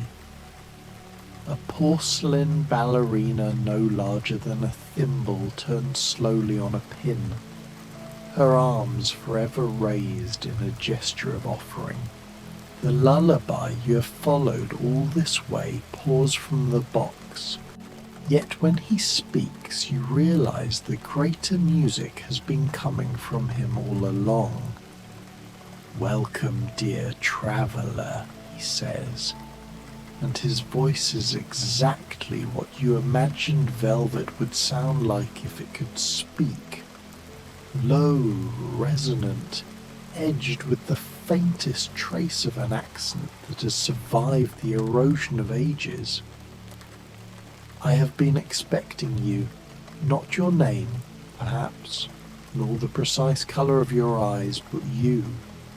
Yes, always you." He gestures, and a chair opposite his own slides forward a few silent inches, an invitation rather than a command. You sit. The cushions receive you like arms that have waited centuries for the precise weight and warmth of your body. "I am called many things," he continues, settling back into his own seat with a fluid grace of smoke. "Monster, demon, prince of darkness. Children are taught to fear the very sound of my name, and yet here you are, unafraid. That is rare. That is precious." He sets the music box upon a small ebony table between you. The ballerina continues her endless pirouette, but the melody does not falter. It seems now to emanate from the very walls, from the fire itself, from the air you breathe. "You wonder why I sing," he says, reading the question you have not yet formed. "A creature such as I, immortal, accursed, bathed in blood across half a millennium. Why lullabies? Why this endless, tender song?" His gaze drifts to the flames. For a long moment the only sound is the soft crackle of apple wood and the distant eternal turning of the music box. "Let me tell you of the night everything changed." His voice drops even lower, intimate as confession. "It was the winter of 1579, or perhaps 1580. The years blur after a time. Snow had fallen for weeks without cease, sealing the passes, turning the world white and silent. I was not yet the man you see before you. I was raw with my new condition, feral with grief and hunger. I took what I needed and convinced myself need erased sin. One night the hunger drew me down to the village of Arafu. Do you know it?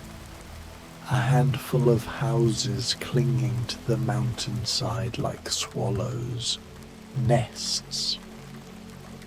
In the smallest of those houses lay a girl of 19, perhaps 20. Her name was Iliana. Consumption had her in its teeth. Each breath was a battle she was losing. Her mother had died the winter before, her father taken by wolves when she was a child. She was alone, burning with fever, waiting for death the way a bride waits for morning. I came through the window as mist, reformed beside her narrow bed. Moonlight lay across her like a blessing. She was beautiful even in her wasting.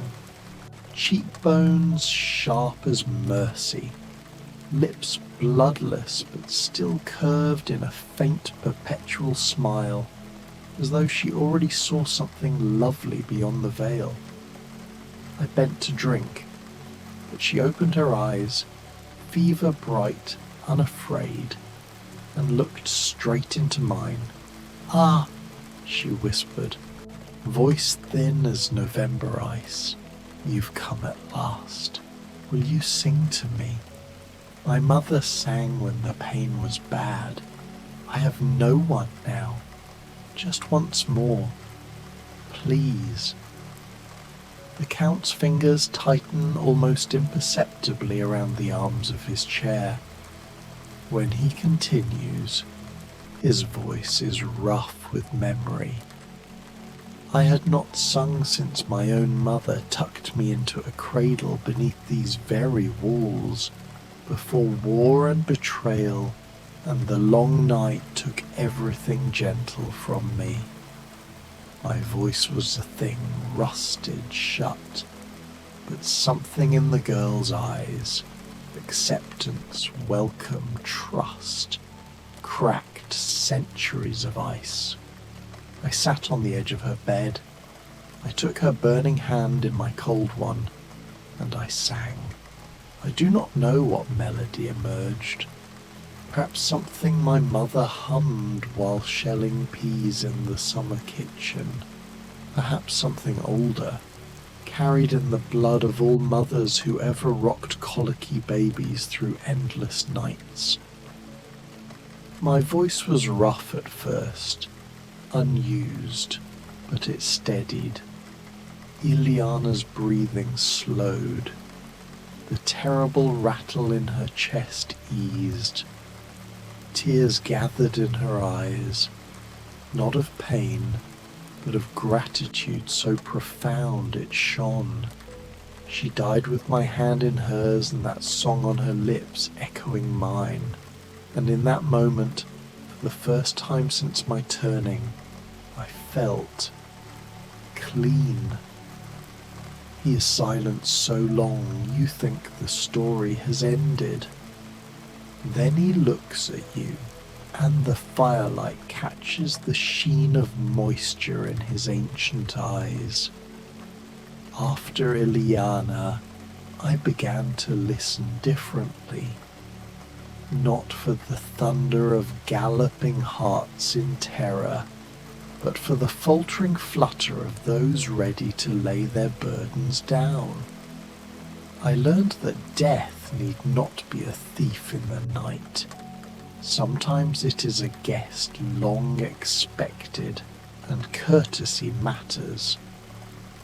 Word spread, slowly at first, then with the unstoppable certainty of all true stories. Mothers whose children would not sleep through nightmares began leaving windows unlatched and a single white rose on the sill. Old men facing the dark alone placed a candle in the pane and waited. They didn't ask for life, only for peace. And so I became what I was perhaps always meant to be. Not a monster, but a ferryman. Not of souls across rivers of myth, but of suffering across the narrow strait into rest. I sing them across. I hold their hands. I tell them they are brave and safe and going home. Sometimes they are babers in arms whose brief flame gutters before it has truly caught. Sometimes they are ancients whose stories have outlived every ear that once listened. Sometimes, his gaze softens further, sometimes they are wanderers like you, carrying wounds no physician can name, who hear my song on the wind and follow it through mist and fear, 'cause some part of them remembers lullabies too. He leans forward now, elbows on knees, the fire gilding the sharp planes of his face. Tonight the song was for you, not to take your life. No, Never that without consent, but to offer respite. You have carried too much for too long. I see it in the set of your shoulders, in the way your left hand trembles when you think no one notices, in the dreams that wake you gasping at 3 a.m., with no name for what chases you. Here, in this room, in this chair, for this one night or for 100, time is generous to those who no longer measure it. You may lay every weight down. No judgment, no price but the willingness to be gentle with yourself at last. The lullaby swells, richer now, layered with harmonies you could swear other voices have joined. Women's voices, children's, the ghost of every soul he has ever sung across the border. Your eyes are heavy. The cushions seem to breathe with you. The fire's warmth seeps into bones you forgot could feel anything but ache. Sleep, dear one, he whispers, and it is permission, benediction, absolution all in one. I will be here when you wake, and if you choose never to wake in the old way again, if you ask me to sing you all the way across, I will do that too, gently, with all the love this broken heart has learned to carry. But for now, simply sleep. You are safe. You are home. And with the taste of tears you didn't know you were shedding salt sweet on your lips, you let the song take you. The last thing you feel is a cool hand brushing hair from your forehead with the unimaginable tenderness of someone who has had 500 years to practice being kind. And the last thing you hear is the Count beginning a new verse, soft, endless, and meant only for you. As if summoned by his words, you hear a soft knock at the chamber door. The Count rises with fluid grace and opens it, revealing a young man supporting an elderly woman. She is bent with age, her face lined with the weight of many years, and her eyes are clouded with exhaustion. Count Dracula, the young man says, and there is no fear in his voice, only desperate hope. My grandmother has not slept in 3 weeks. She's tormented by dreams of my grandfather who passed last winter. She sees him calling to her, but she's afraid to follow. Please, can you help her? The Count's expression fills with compassion, and he reaches out to take the old woman's frail hand in his own pale one. Of course, he says gently, come, grandmother. Let me sing you to peace. He guides her to a chaise near the fire, settling her among cushions and soft blankets with a tenderness that brings tears to your eyes. The young man kisses her forehead and withdraws, closing the door softly behind him. The old woman looks up at the Count with eyes that are suddenly clear and bright. I remember you, she whispers. You sang to my mother when I was a child. I heard you through the door, and I have never forgotten that sound. I have been waiting all these years, knowing that when my time came, you would sing for me too. The Count smiles, a genuine, warm smile that transforms his entire face. Then let us not waste another moment of your precious time, dear one. Close your eyes, and I will carry you to where your beloved waits. He begins to sing, and the melody that fills the chamber is so beautiful, so achingly tender, that you feel your own heart swell with emotion. It is a song of love and loss, of memory and hope, of the thin veil between this world and the next. As he sings, the old woman's face relaxes, the lines of pain and worry smoothing away. Her breathing deepens and slows, falling into rhythm with the music, and a smile touches her lips. You watch, transfixed, as something miraculous happens.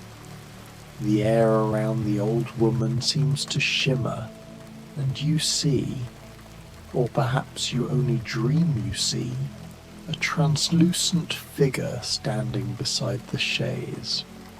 It is an old man, his form made of moonlight and memory, and he is reaching down toward the woman with infinite gentleness. As the Count's song reaches a crescendo of quiet beauty, the woman's hand lifts slightly as if grasping something invisible. Her smile deepens, and with one final peaceful breath, she is still.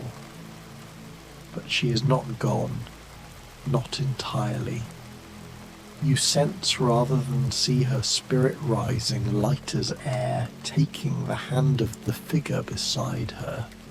They look at each other with such love, such joy, that you have to look away, feeling as though you are witnessing something too sacred for mortal eyes.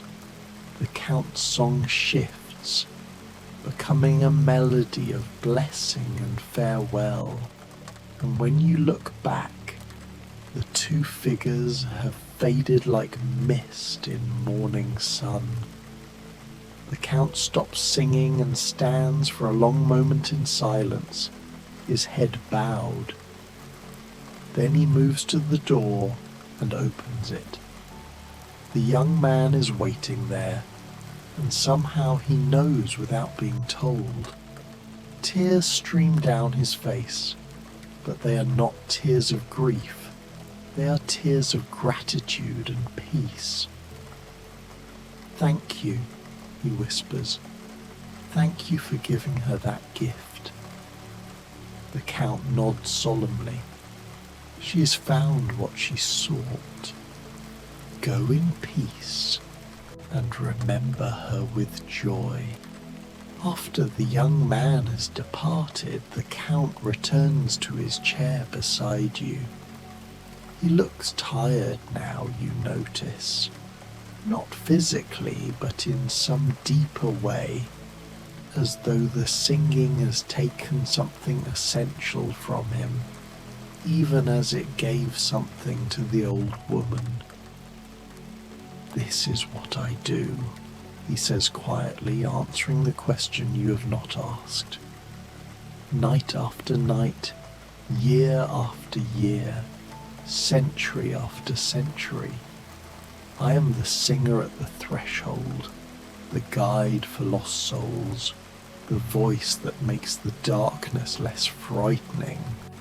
It does not erase what I have done, the pain I caused in my years of rage and hunger, but it is something. It is a way to use eternity for something other than destruction." You find your voice at last, speaking in barely more than a whisper. "How many have you sung to rest?" He considers the question, his eyes distant. "Thousands, tens of thousands, perhaps more. I stopped counting long ago. Each one is different. Each one needs a different song. Some need to hear melody of their childhood. Others need music that speaks of adventures yet to come. Some need lullabies of love. Others need songs of solitude and peace. I have learned them all, collected them like precious gems across the centuries. He looks at you with those deep, knowing eyes. And you, dear traveller, what song do you need tonight? The question surprises you, and you realize that you do need something. You need rest, true rest, the kind that goes deeper than mere sleep. You need to lay down the worries and fears that have been your companions for too long. You need to remember what it feels like to be perfectly, completely safe. The Count seems to read all of this in your face, and he nods slowly. I understand, he says. You have been carrying a great weight, have you not? Not the weight of years, like the grandmother, but the weight of the present moment, of responsibilities and concerns that never seem to ease. You have forgotten how to let go. His words strike something deep within you, and you feel the truth of them resonate through your entire being. Yes, this is exactly what you need. Permission to let go, guidance into that state of perfect surrender that sleep requires.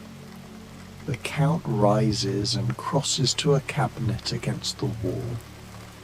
He opens it and withdraws a crystal decanter filled with a liquid that glows like captured moonlight. He pours a small amount into a delicate glass and brings it to you. This is made from herbs that grow only in the mountain meadows above the castle, he explains. They bloom under the full moon and are gathered by those who know the old ways. It will do you no harm, only help you to relax, to open yourself to the song I will sing. You take the glass and sip. The liquid tastes of honey and starlight, of summer evenings and winter dreams. Warmth spreads through you, not the heat of fire, but a gentle suffusion of comfort that reaches into every corner of your body. Your eyelids grow heavy, and you sink deeper into the chair. Good, the Count murmurs. Now close your eyes and listen. Let my voice carry you where you need to go. You close your eyes, and the darkness behind your lids is not frightening but welcoming, like a familiar room at the end of a long day. The Count begins to sing, and his voice surrounds you, cradles you, lifts you up and carries you away. The song is wordless, but it speaks volumes. It tells you that you are safe, that you are valued, that you can rest without fear. It tells you that the world will continue without you for these few hours, that everything you need to do can wait until you have restored yourself. It gives you permission to stop striving, stop worrying, stop holding yourself together with such desperate strength.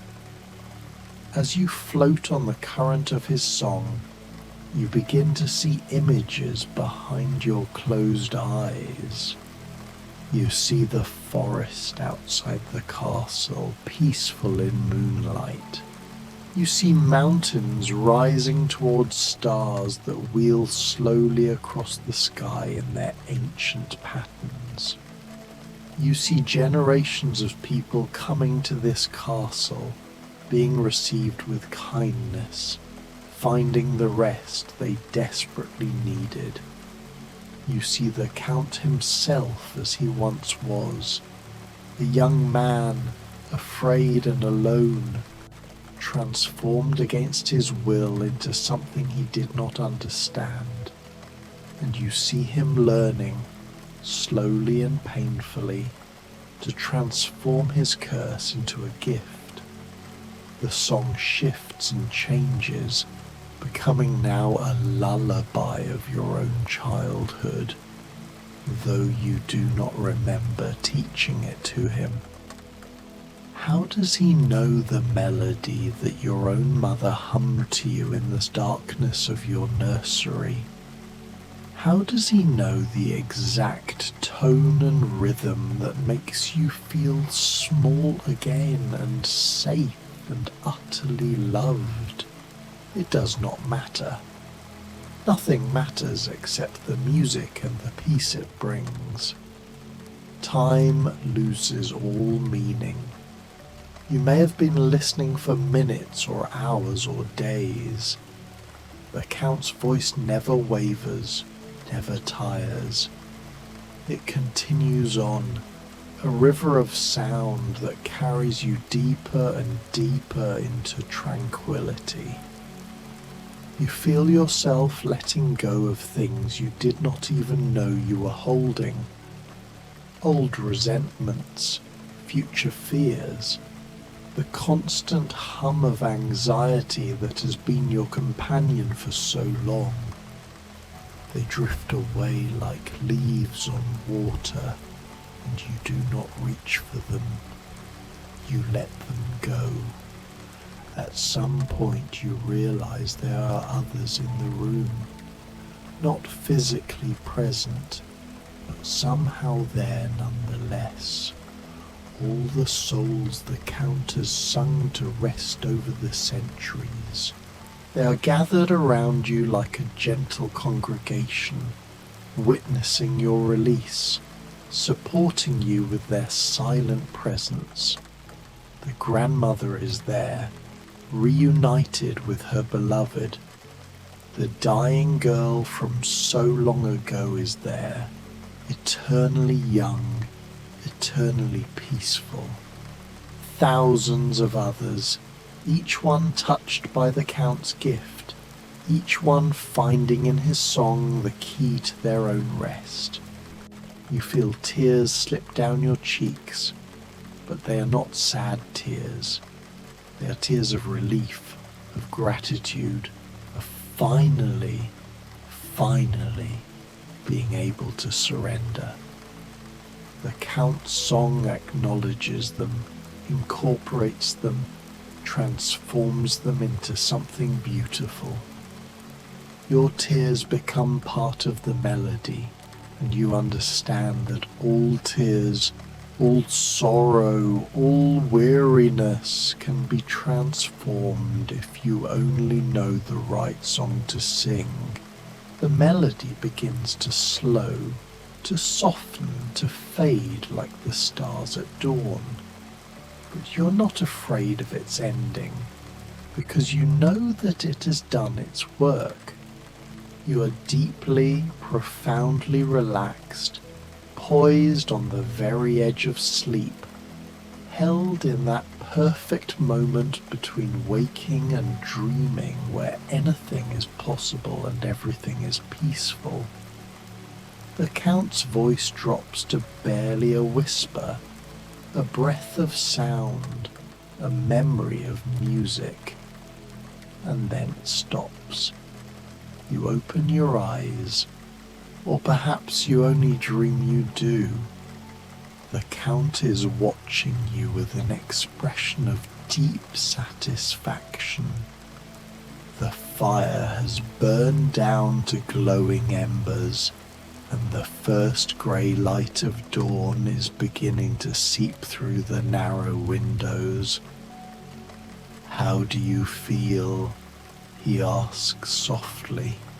You consider the question and realize that you feel renewed, restored, ready to rest in a way you have not been ready in longer than you can remember. The weight you have been carrying is not gone entirely. You know it will return with the day, with the world, with the demands of living. But for now, for this moment, you are free of it. Thank you, you whisper, and the words feel inadequate for what he has given you. He smiles. You are welcome, and you may return whenever the weight becomes too much to bear. The doors of Castle Dracula are always open to those who seek rest. Remember that. He rises and offers you his hand, helping you to your feet. Your legs are steady beneath you, your body loose and relaxed. He guides you through the corridors, back to the entrance hall, and to the great doors that frame the dawn sky. Sleep well, he says, his voice carrying all the tenderness of his ancient song. Dream peacefully, and know that you are never alone in the darkness. You step out into the morning, and the cool air kisses your face like a blessing. The path through the forest is clear before you, leading down from the mountain back toward the world of waking life. But you carry something with you now, the memory of the Count's song, the gift of his centuries of learning, the knowledge that rest is always possible, always available, if you only know how to ask for it. As you walk, you hear the melody again, faint and far away, drifting from the castle at your back. The Count is singing for someone else now, welcoming another weary traveller, offering another lost soul the gift of peace. His work continues, as it has continued for centuries, as it will continue for centuries more. And you, dear listener, are ready now for your own rest. The story has carried you where you needed to go, just as the Count's song carried the grandmother, the girl, the thousands of others who have found their way to Castle Dracula. You are safe, you are comfortable, you are held in the embrace of this ancient tale, this gentle darkness, this promise of peace. Let your breathing deepen and slow. Let your body sink into perfect stillness. Let the world fade away like mist, like memory, like the last notes of a lullaby. The Count is still singing somewhere in the castle on the mountain, and his song reaches you even here, even now, even as you drift into sleep. Rest, dear traveller, rest and dream. The darkness is kind tonight, and you are protected by the ancient magic of a vampire's lullaby, a song that has guided countless souls to peace, and now guides you as well. Sleep. Midnight Tea with Dracula, an immortal's confessions to a fellow insomniac. The clock in your room has just chimed midnight with its familiar 12 slow bronze notes that seem to linger in the air long after the hammer has fallen silent. You count them unconsciously, the way one counts heartbeats when anxiety presses too close. 1, 2, 3, all the way to 12. And still your eyes remain open. fixed on the canopy above your bed, where moonlight filters through the gauze curtains and paints shifting silver filigrees across the embroidered silk. The sheets, fine linen cooled by the autumn night, slide against your bare arms like water, and the pillow, goose down, encased in lace-trimmed cotton, cradles your head with luxurious softness. Yet sleep remains a country whose borders you cannot cross tonight, nor on many recent nights. Outside your tall arched window, the estate lies bathed in that peculiarly vivid moonlight that only comes in the crisp, cloudless hours after Michaelmas. Every blade of grass in the sweeping lawns seems individually edged in quicksilver. The yew hedges stand like dark, silent sentries. The marble fountain in the centre of the parterre glints as though it were carved from a single block of moon itself. Farther off, the rose garden, left deliberately wild these past decades, has become a sea of pale, luminous blooms that glow as if lit from within. Their scent drifts upward even to the second floor, heavy, sweet, almost cloying, mingled with the colder smell of turned earth and impending frost. And somewhere, beyond the clipped boxwood and the cracked stone urns overflowing with late ivy, an owl calls, 3 descending notes, mournful and ancient, answered almost immediately by another from the dense blackness of the forest that presses against the eastern wall.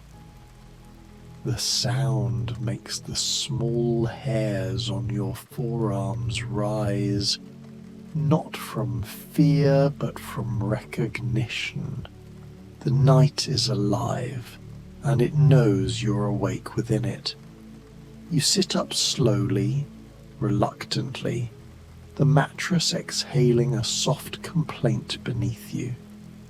Your bare feet find the thick Aubusson carpet, deep crimson and indigo, its pattern of fantastical beasts now barely visible in the dimness, and the pile is cool and plush between your toes. The dressing gown hanging from the bedpost is heavy velvet the colour of midnight itself, lined with silk the shade of fresh cream. You slip your arms into its welcoming weight, tie the braided cord at your waist, and the fabric settles around you like a protective cloak. Only then do you cross the room, the carpet muffling every footfall until you reach the window. The leaded panes are cold enough to sting your fingertips when you rest them there. You press closer, breath fogging the glass for a moment before it clears, and you look down. There, precisely where the formal garden gives way to wilderness, where the last clipped yew hedge meets the tumble-down stone wall, half smothered in climbing roses, stands a solitary figure. He is utterly motionless, as though he has been carved from shadow and moonlight. A long black cloak hangs from his shoulders, its edges stirring faintly, though there is no wind strong enough to reach you up here. His head is tilted upward, pale face turned toward your very window, and even at this distance the faint gleam of eyes reflects the moon, like polished obsidian.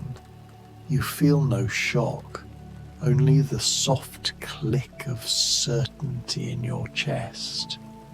It is the Count, of course. It could be no one else. He is Dracula. He has been part of this house for longer than any living servant can recall. Longer, perhaps, than the house has worn its present shape. The oldest retainers speak of him in lowered voices, as though he might hear even through stone walls and centuries. He walks the corridors at hours when sensible people are abed. He appears in the library when the fire has burned to embers. He leaves books open to pages that seem chosen especially for whoever discovers them next. And yet, despite every rumour that has ever curled like candle smoke through the servants' hall, you have never once felt threatened by his presence. If anything, the opposite.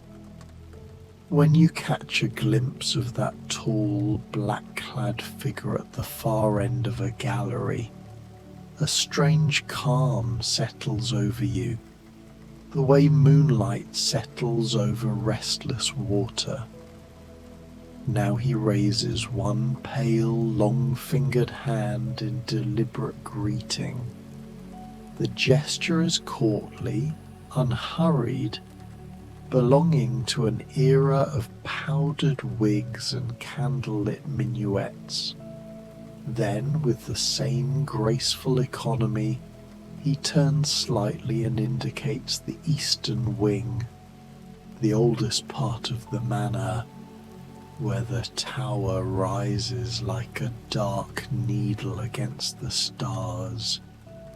The windows of his private study glow faintly, a warm amber bead in all that silver and black, an invitation, unmistakable. Your heart gives one slow, deliberate thump, as though it too has been waiting for this moment. Without thinking, you lift your own hand and incline your head in answer.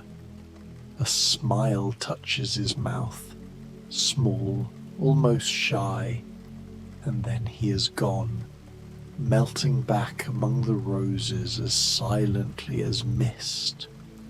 You do not hesitate long. The corridor outside your door is dim, lit only by the occasional night lamp in its pierced brass holder, but you know the way by heart.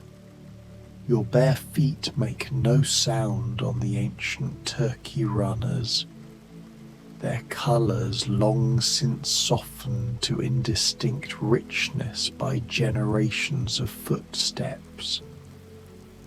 Portraits line the walls, severe men in Elizabethan ruffs, elegant women with pearl chokers and knowing eyes, a stern cavalier whose hand rests on the hilt of a sword that looks as though it has tasted battle.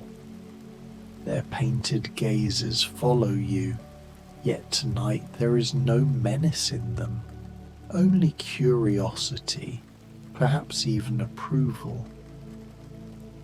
The air smells of beeswax and old wood, of dried lavender from the bowls on the pier tables, of stone that has held the warmth of countless summers and the chill of countless winters.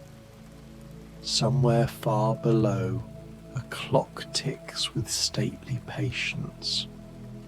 You pass the long gallery where moonlight spills in pale rectangles across the parquet, turning suits of armour into silent silver giants.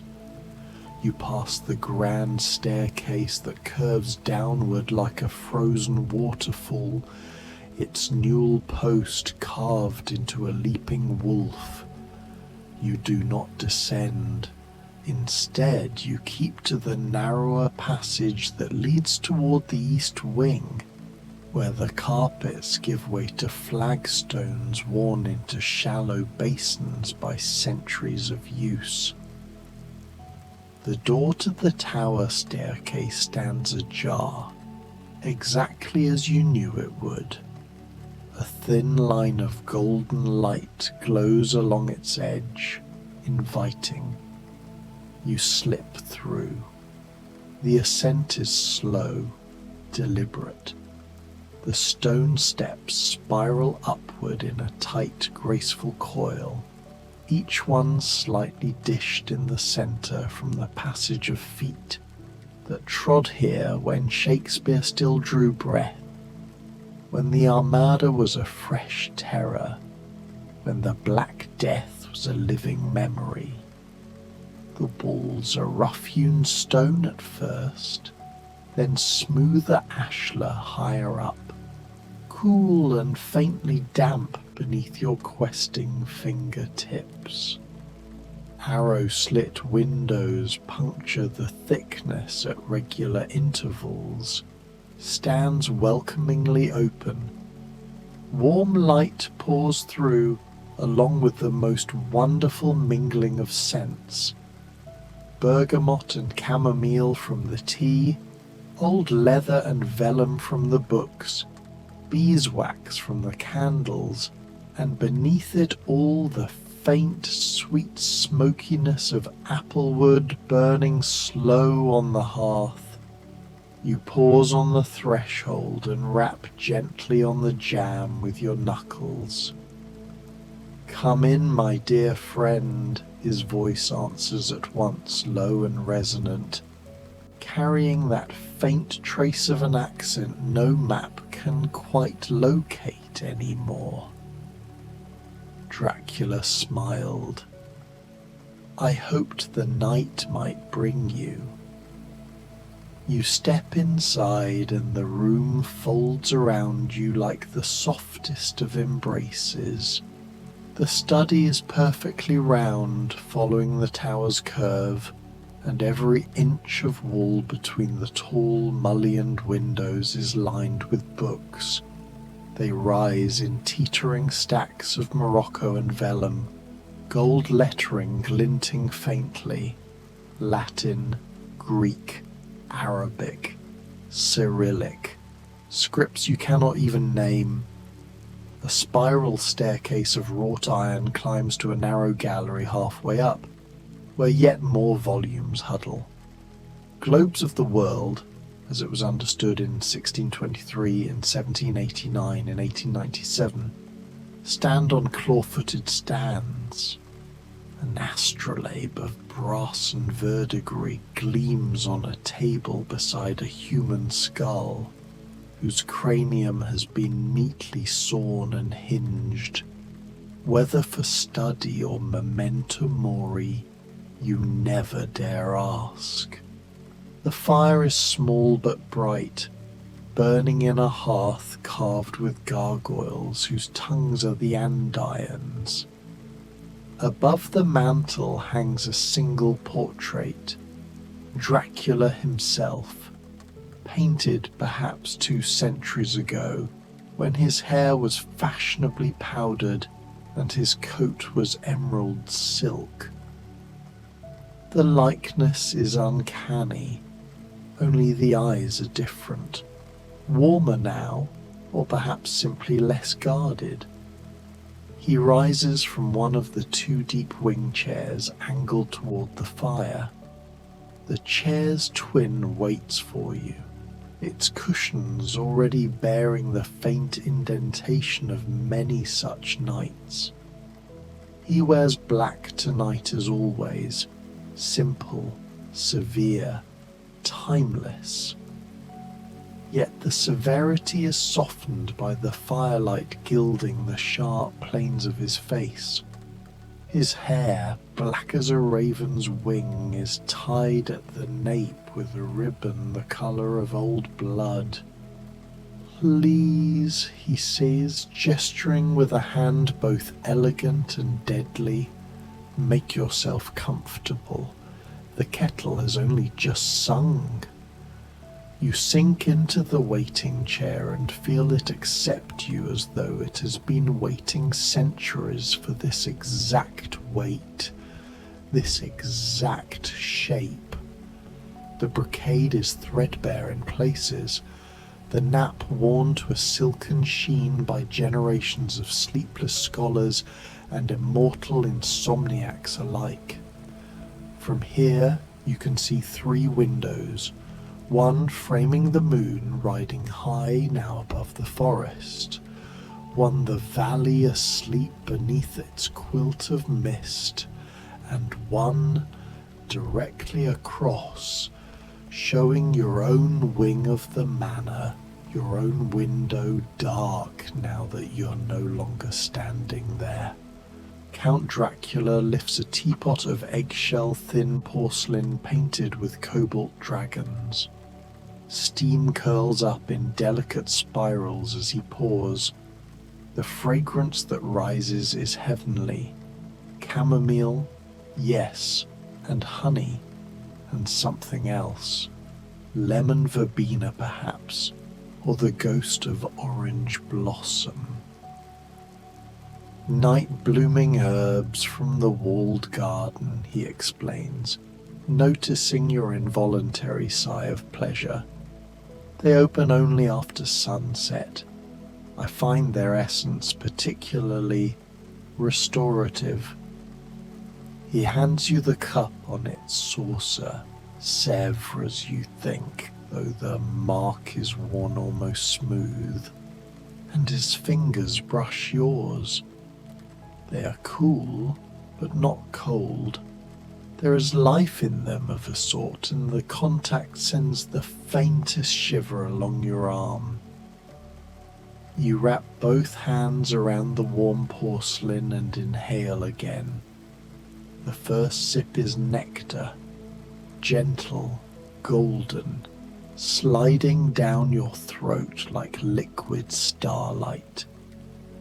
Insomnia, he murmurs, settling back into his own chair with an identical cup cradled in his long fingers, is perhaps the one mortal condition I still truly comprehend.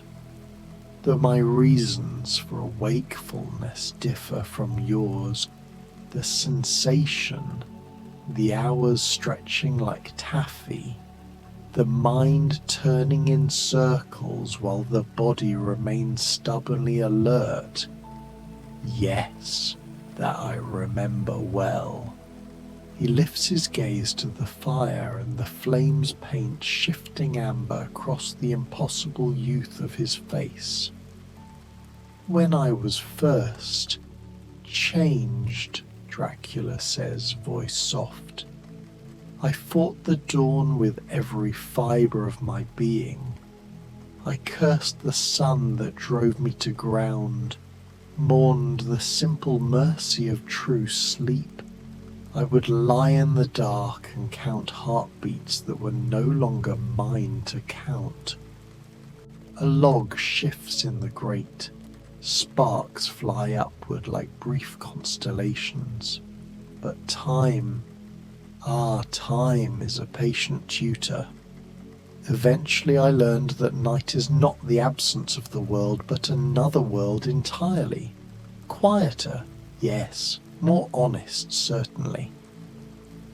In daylight, men hide behind manners and smiles and lies of convenience. After midnight, the masks slip. You see people, truly see them when they believe no one is watching. He turns his head then, dark eyes catching yours and holding. That is why I watched for your light tonight. I thought perhaps another soul wandering the country of midnight might welcome company. The honesty in his voice undoes something tight inside your chest. You find yourself leaning forward. And is that all? You ask quietly. Simple companionship. A faint smile curves his mouth. Partly, but also, I find myself in the mood for stories. I have so many, gathered over quiet centuries, and so few willing ears that do not fear the teller. He sets his cup aside and folds his hands loosely in his lap. Would you permit an old creature to entertain you with a tale or two? Perhaps the hours will pass more kindly.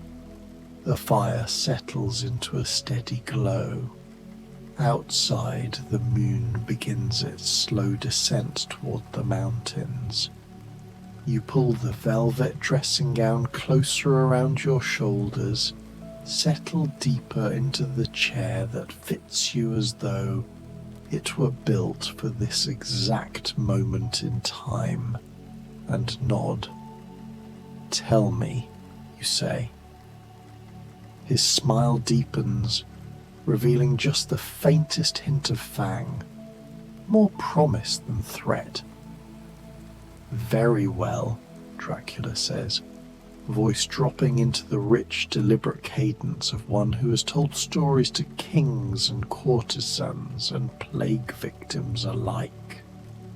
Let me take you back a mere 150 years, no more than a heartbeat to me, when the Carpathians wore deeper snow than they do tonight, and the wolves sang louder than the church bells, and as the fire crackles and the sea steeps and the moon slides across the tower windows like a great silver coin, his words begin to weave their ancient spell around you, drawing you gently, inexorably, into the velvet heart of the night. Dracula lets the silence settle for a long, delicious moment, the way one lets the first sip of rare wine rest upon the tongue. The fire gives a single, contented pop, and somewhere high in the tower, a loose pane of glass hums in the wind like a distant cello string. Then he begins again, softer than before, as though the words themselves are being drawn from the embers. This story, he says, has no castles, no wolves, no midnight journeys across half a continent. It is smaller than that, and therefore larger. It began only a few years ago, on a night much like this one, when the moon was full and the frost drew delicate ferns across every window pane. He leans forward a fraction, elbows resting on the arms of his chair, fingers steepled beneath his chin. The firelight slides along the signet ring he wears, an old worn thing bearing a crest half rubbed away by time, and for an instant the ruby in it looks like a drop of fresh blood. There's a village, hardly more than a hamlet in the valley below us, Count Dracula continues. You have seen its lights from this very tower on clear evenings. 7 or 8 windows glowing like scattered topaz against the dark. One of those houses belongs to a boy named Luca. He is perhaps 12 now, though he was 9 when our story begins. Luca does not sleep either, not truly. A fever took him when he was 6, left him frail, and ever since his nights are threaded with long bright hours of wakefulness. His mother, exhausted from years of broken rest, finally began leaving a candle burning for him on the kitchen table and a blanket beside the hearth, trusting that the familiar walls would keep him safer than any lullaby. You can picture it perfectly. The low-beamed room, the hearth's low red eye, the child curled in a too large chair with a book open on his lap, hair tousled, eyes enormous in the candlelight. I first noticed him, Dracula says, because his candle never went out. Night after night, winter and summer, that single small flame burned while the rest of the valley slept. One autumn evening, curious, I walk down through the forest.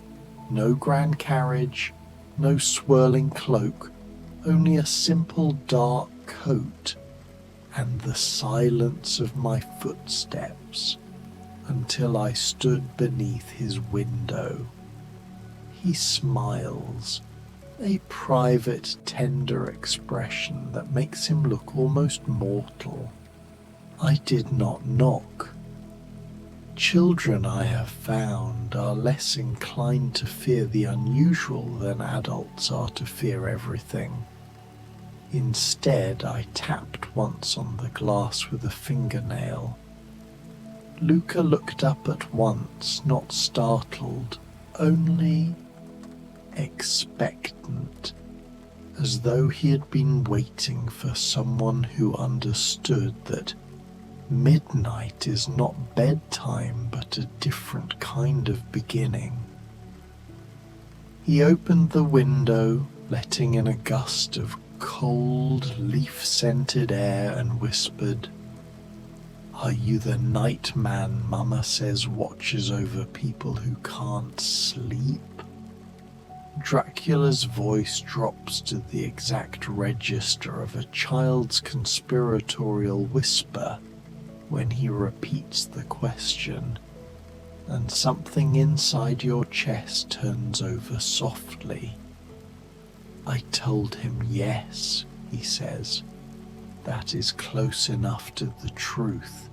Since that night, whenever the moon is bright and his candle burns, I visit. We do not speak much. Sometimes he reads aloud from whatever book he has borrowed from the travelling library, tales of knights, or pirates, or boys who fly. Sometimes I tell him the real names of the stars his school teacher has never heard. Sometimes we simply sit together while he draws the pictures that live in his head.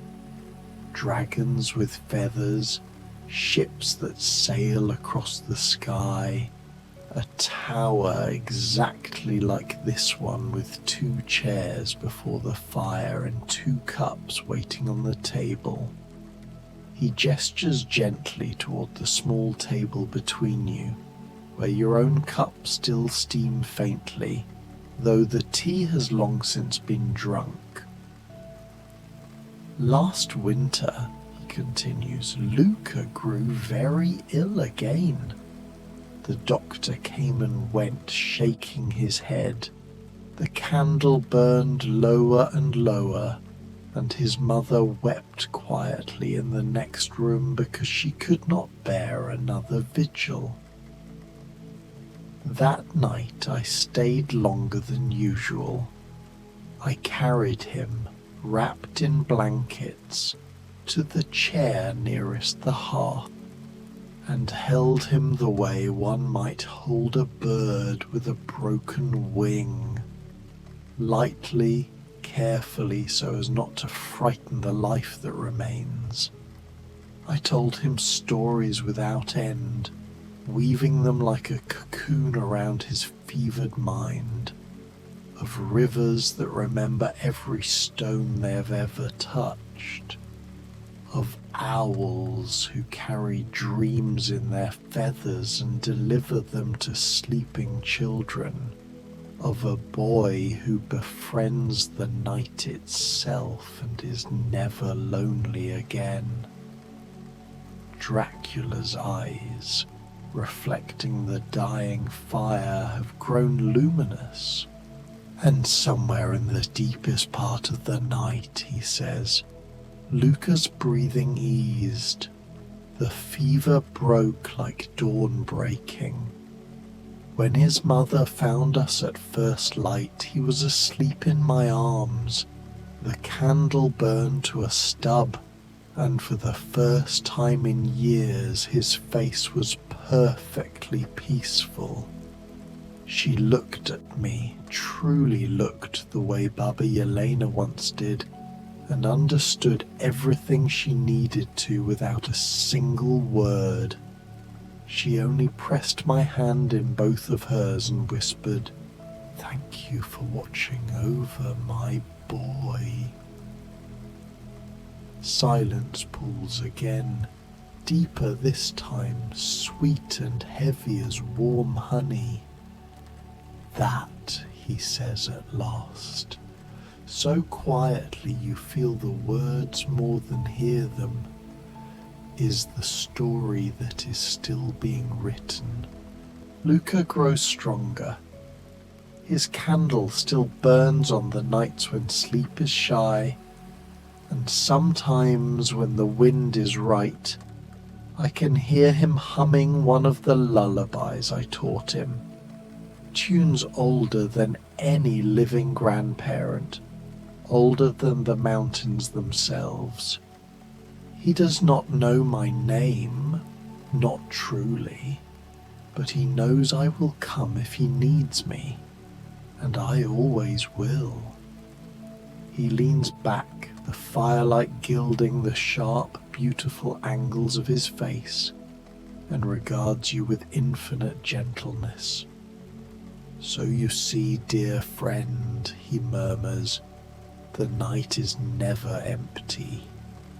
It is full of small candles burning in distant windows, full of sentinels keeping watch, full of stories that begin when the rest of the world believes the day is over.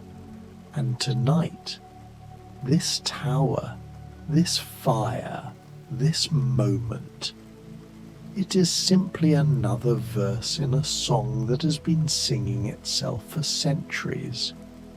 Your head has settled against the wing of the chair. The velvet of your dressing gown is warm now, heavy with sleep. Dracula's voice is the last thing you hear before the world softens completely, sliding away like silk across skin. "Rest," he whispers, somewhere beyond the edge of dreaming. "You're not alone in your vigil. None of us ever are. There is a weary soul," Dracula says, and the words are no longer spoken aloud. They are breathed directly into the quiet air between heartbeats. "Who has climbed many stairs tonight to reach this tower room? 37 steps, if memory serves, though you counted them differently, did you not? You counted the years, the worries, the small defeats and smaller victories that each footfall represented. You carried them all upward like stones in a pilgrim's apron, and now, at last, you may set the apron down."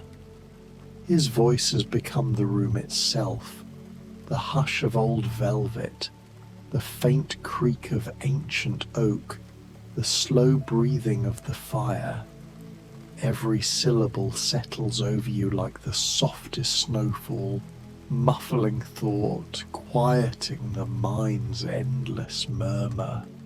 "This soul," he continues, "has known too many nights when the clock's hand seemed stuck, when the darkness pressed close enough to taste, when the space between one breath and the next stretched into a country without borders.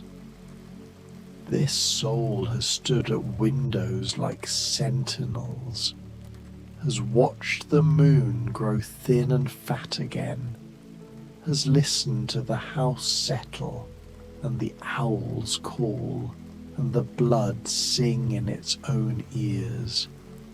It has learned the precise shade of blue that lives behind closed eyelids at 3 in the morning, has memorized the exact weight of silence when no one else in the world is awake.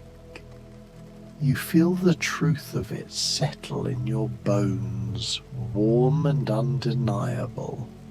The chair beneath you is no longer merely a chair. It has become a cradle, a confession booth, a small boat drifting on the gentlest of midnight rivers. Your spine softens, your shoulders. Oh, how long they have carried armor you did not know you wore, finally let it fall away, piece by clattering piece, into some unseen abyss. And in this tower room, Dracula murmurs, high above the sleeping valleys and the dreaming forests, this soul is discovering something rarer than rubies, more precious than any relic I keep in these shelves. Permission. Permission to unclench the fists it has held tight since childhood.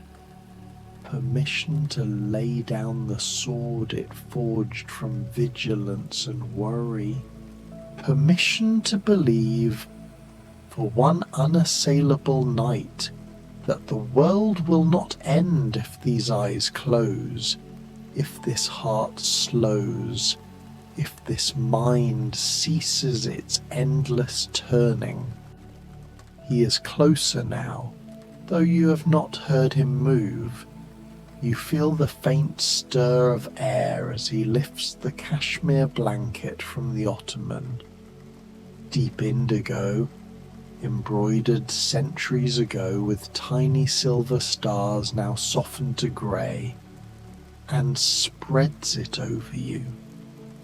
The weave is impossibly fine, warmed by the fire, smelling faintly of cedar and dried lavender and something older, like parchment and candle smoke and the dust of long-forgotten ballrooms. It settles across your chest, your thighs, your feet, until you are cocooned in centuries of gentleness. The tea has done its quiet work, he says, and you feel the ghost of a cool fingertip brush a stray lock of hair from your forehead. Not with sorcery, never that, but with simple, honest herbs that remember moonlight, the way some people remember their mother's voice. Chamomile that opened its face only after sunset. Lemon balm harvested while the dew still trembled. A single sprig of valerian that grew beside the grave of a woman who died smiling. They have slipped past every guard you set, past every bolted door, and unlocked the one room you kept darkest. The room where exhaustion lives, and longing, and the small child who was once told that big boys, big girls, brave souls do not cry for sleep. The fire gives one last generous sigh and collapses into a bed of rubies. Somewhere in the walls, the old house breathes with you, in and out, slow and steady, the way a mother breathes with a fevers child on her breast. Listen, Dracula whispers, and you do, though your eyelids have become velvet curtains too heavy to lift. Listen to the night forgiving you. Listen to the darkness folding its wings around you like the oldest, kindest raven. Listen to your own heart learning a new rhythm, not the frantic drum of worry, but the slow tidal cadence of oceans that have never once forgotten how to reach the shore. His voice is everywhere now, in the blood moving through your veins, in the hush between heartbeats, in the dreams already gathering like soft grey doves at the edges of vision. Sleep, beloved sentinel, he says, and the endearment is so natural, so utterly without artifice, that tears you did not know you still possessed slip from beneath your lashes and are kissed away by the blanket's edge. Sleep, knowing that every sleepless night you ever endured has led you here, to this exact chair, this exact hour, this exact mercy. Sleep, knowing that I will be here, reading or writing, or simply watching the stars wheel, until the first pale rumour of dawn touches the highest window, and longer, if need be, always longer. The lullaby begins then, not with words, but with a thread of sound so pure it might be the emery of music, a low minor key humming that holds every cradle song ever sung beneath every roof since roofs were invented. It rises and falls like breathing, like tides, like the slow turning of the earth itself. You're walking now, no, floating, through gardens that exist only in the country behind closed eyes. Roses bloom in impossible colours, silver, indigo, the pale gold of candlelight seen through tears. Their scent is the scent of forgiveness. Dracula walks beside you, no longer tall and cloaked in midnight, but somehow the same height as you, barefoot, his hair loose and shining like spilled ink.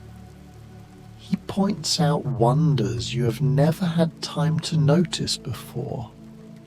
The way moonlight pools in the curve of a leaf like liquid mercury, the faint shimmer of frost writing secret alphabets across stone, the tiny constellations embedded in a single dewdrop.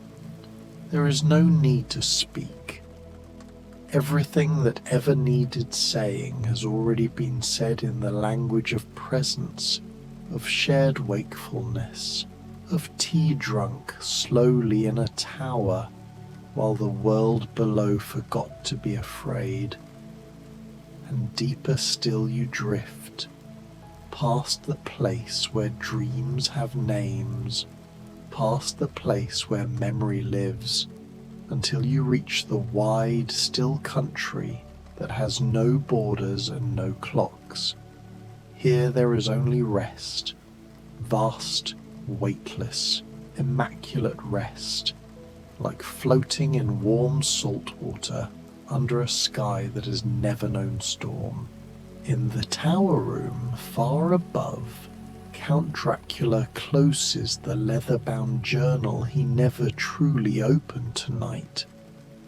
He adjusts the blanket one last time, tucking it gently beneath your shoulder, the way one might tuck in a child who has finally, after a long and valiant battle, surrendered to sleep. Then he returns to his own chair, stretches his long legs toward the dying fire, and opens a book whose title has been lost to time. Outside, the moon slips lower, gilding the frost on the leaded panes. The owls have gone quiet. The roses close their velvet petals against the coming dawn, and you, safe, held, utterly known, sleep as though you have never slept before and never will again, cradled in the arms of a night that has chosen for once to be endlessly, unspeakably kind.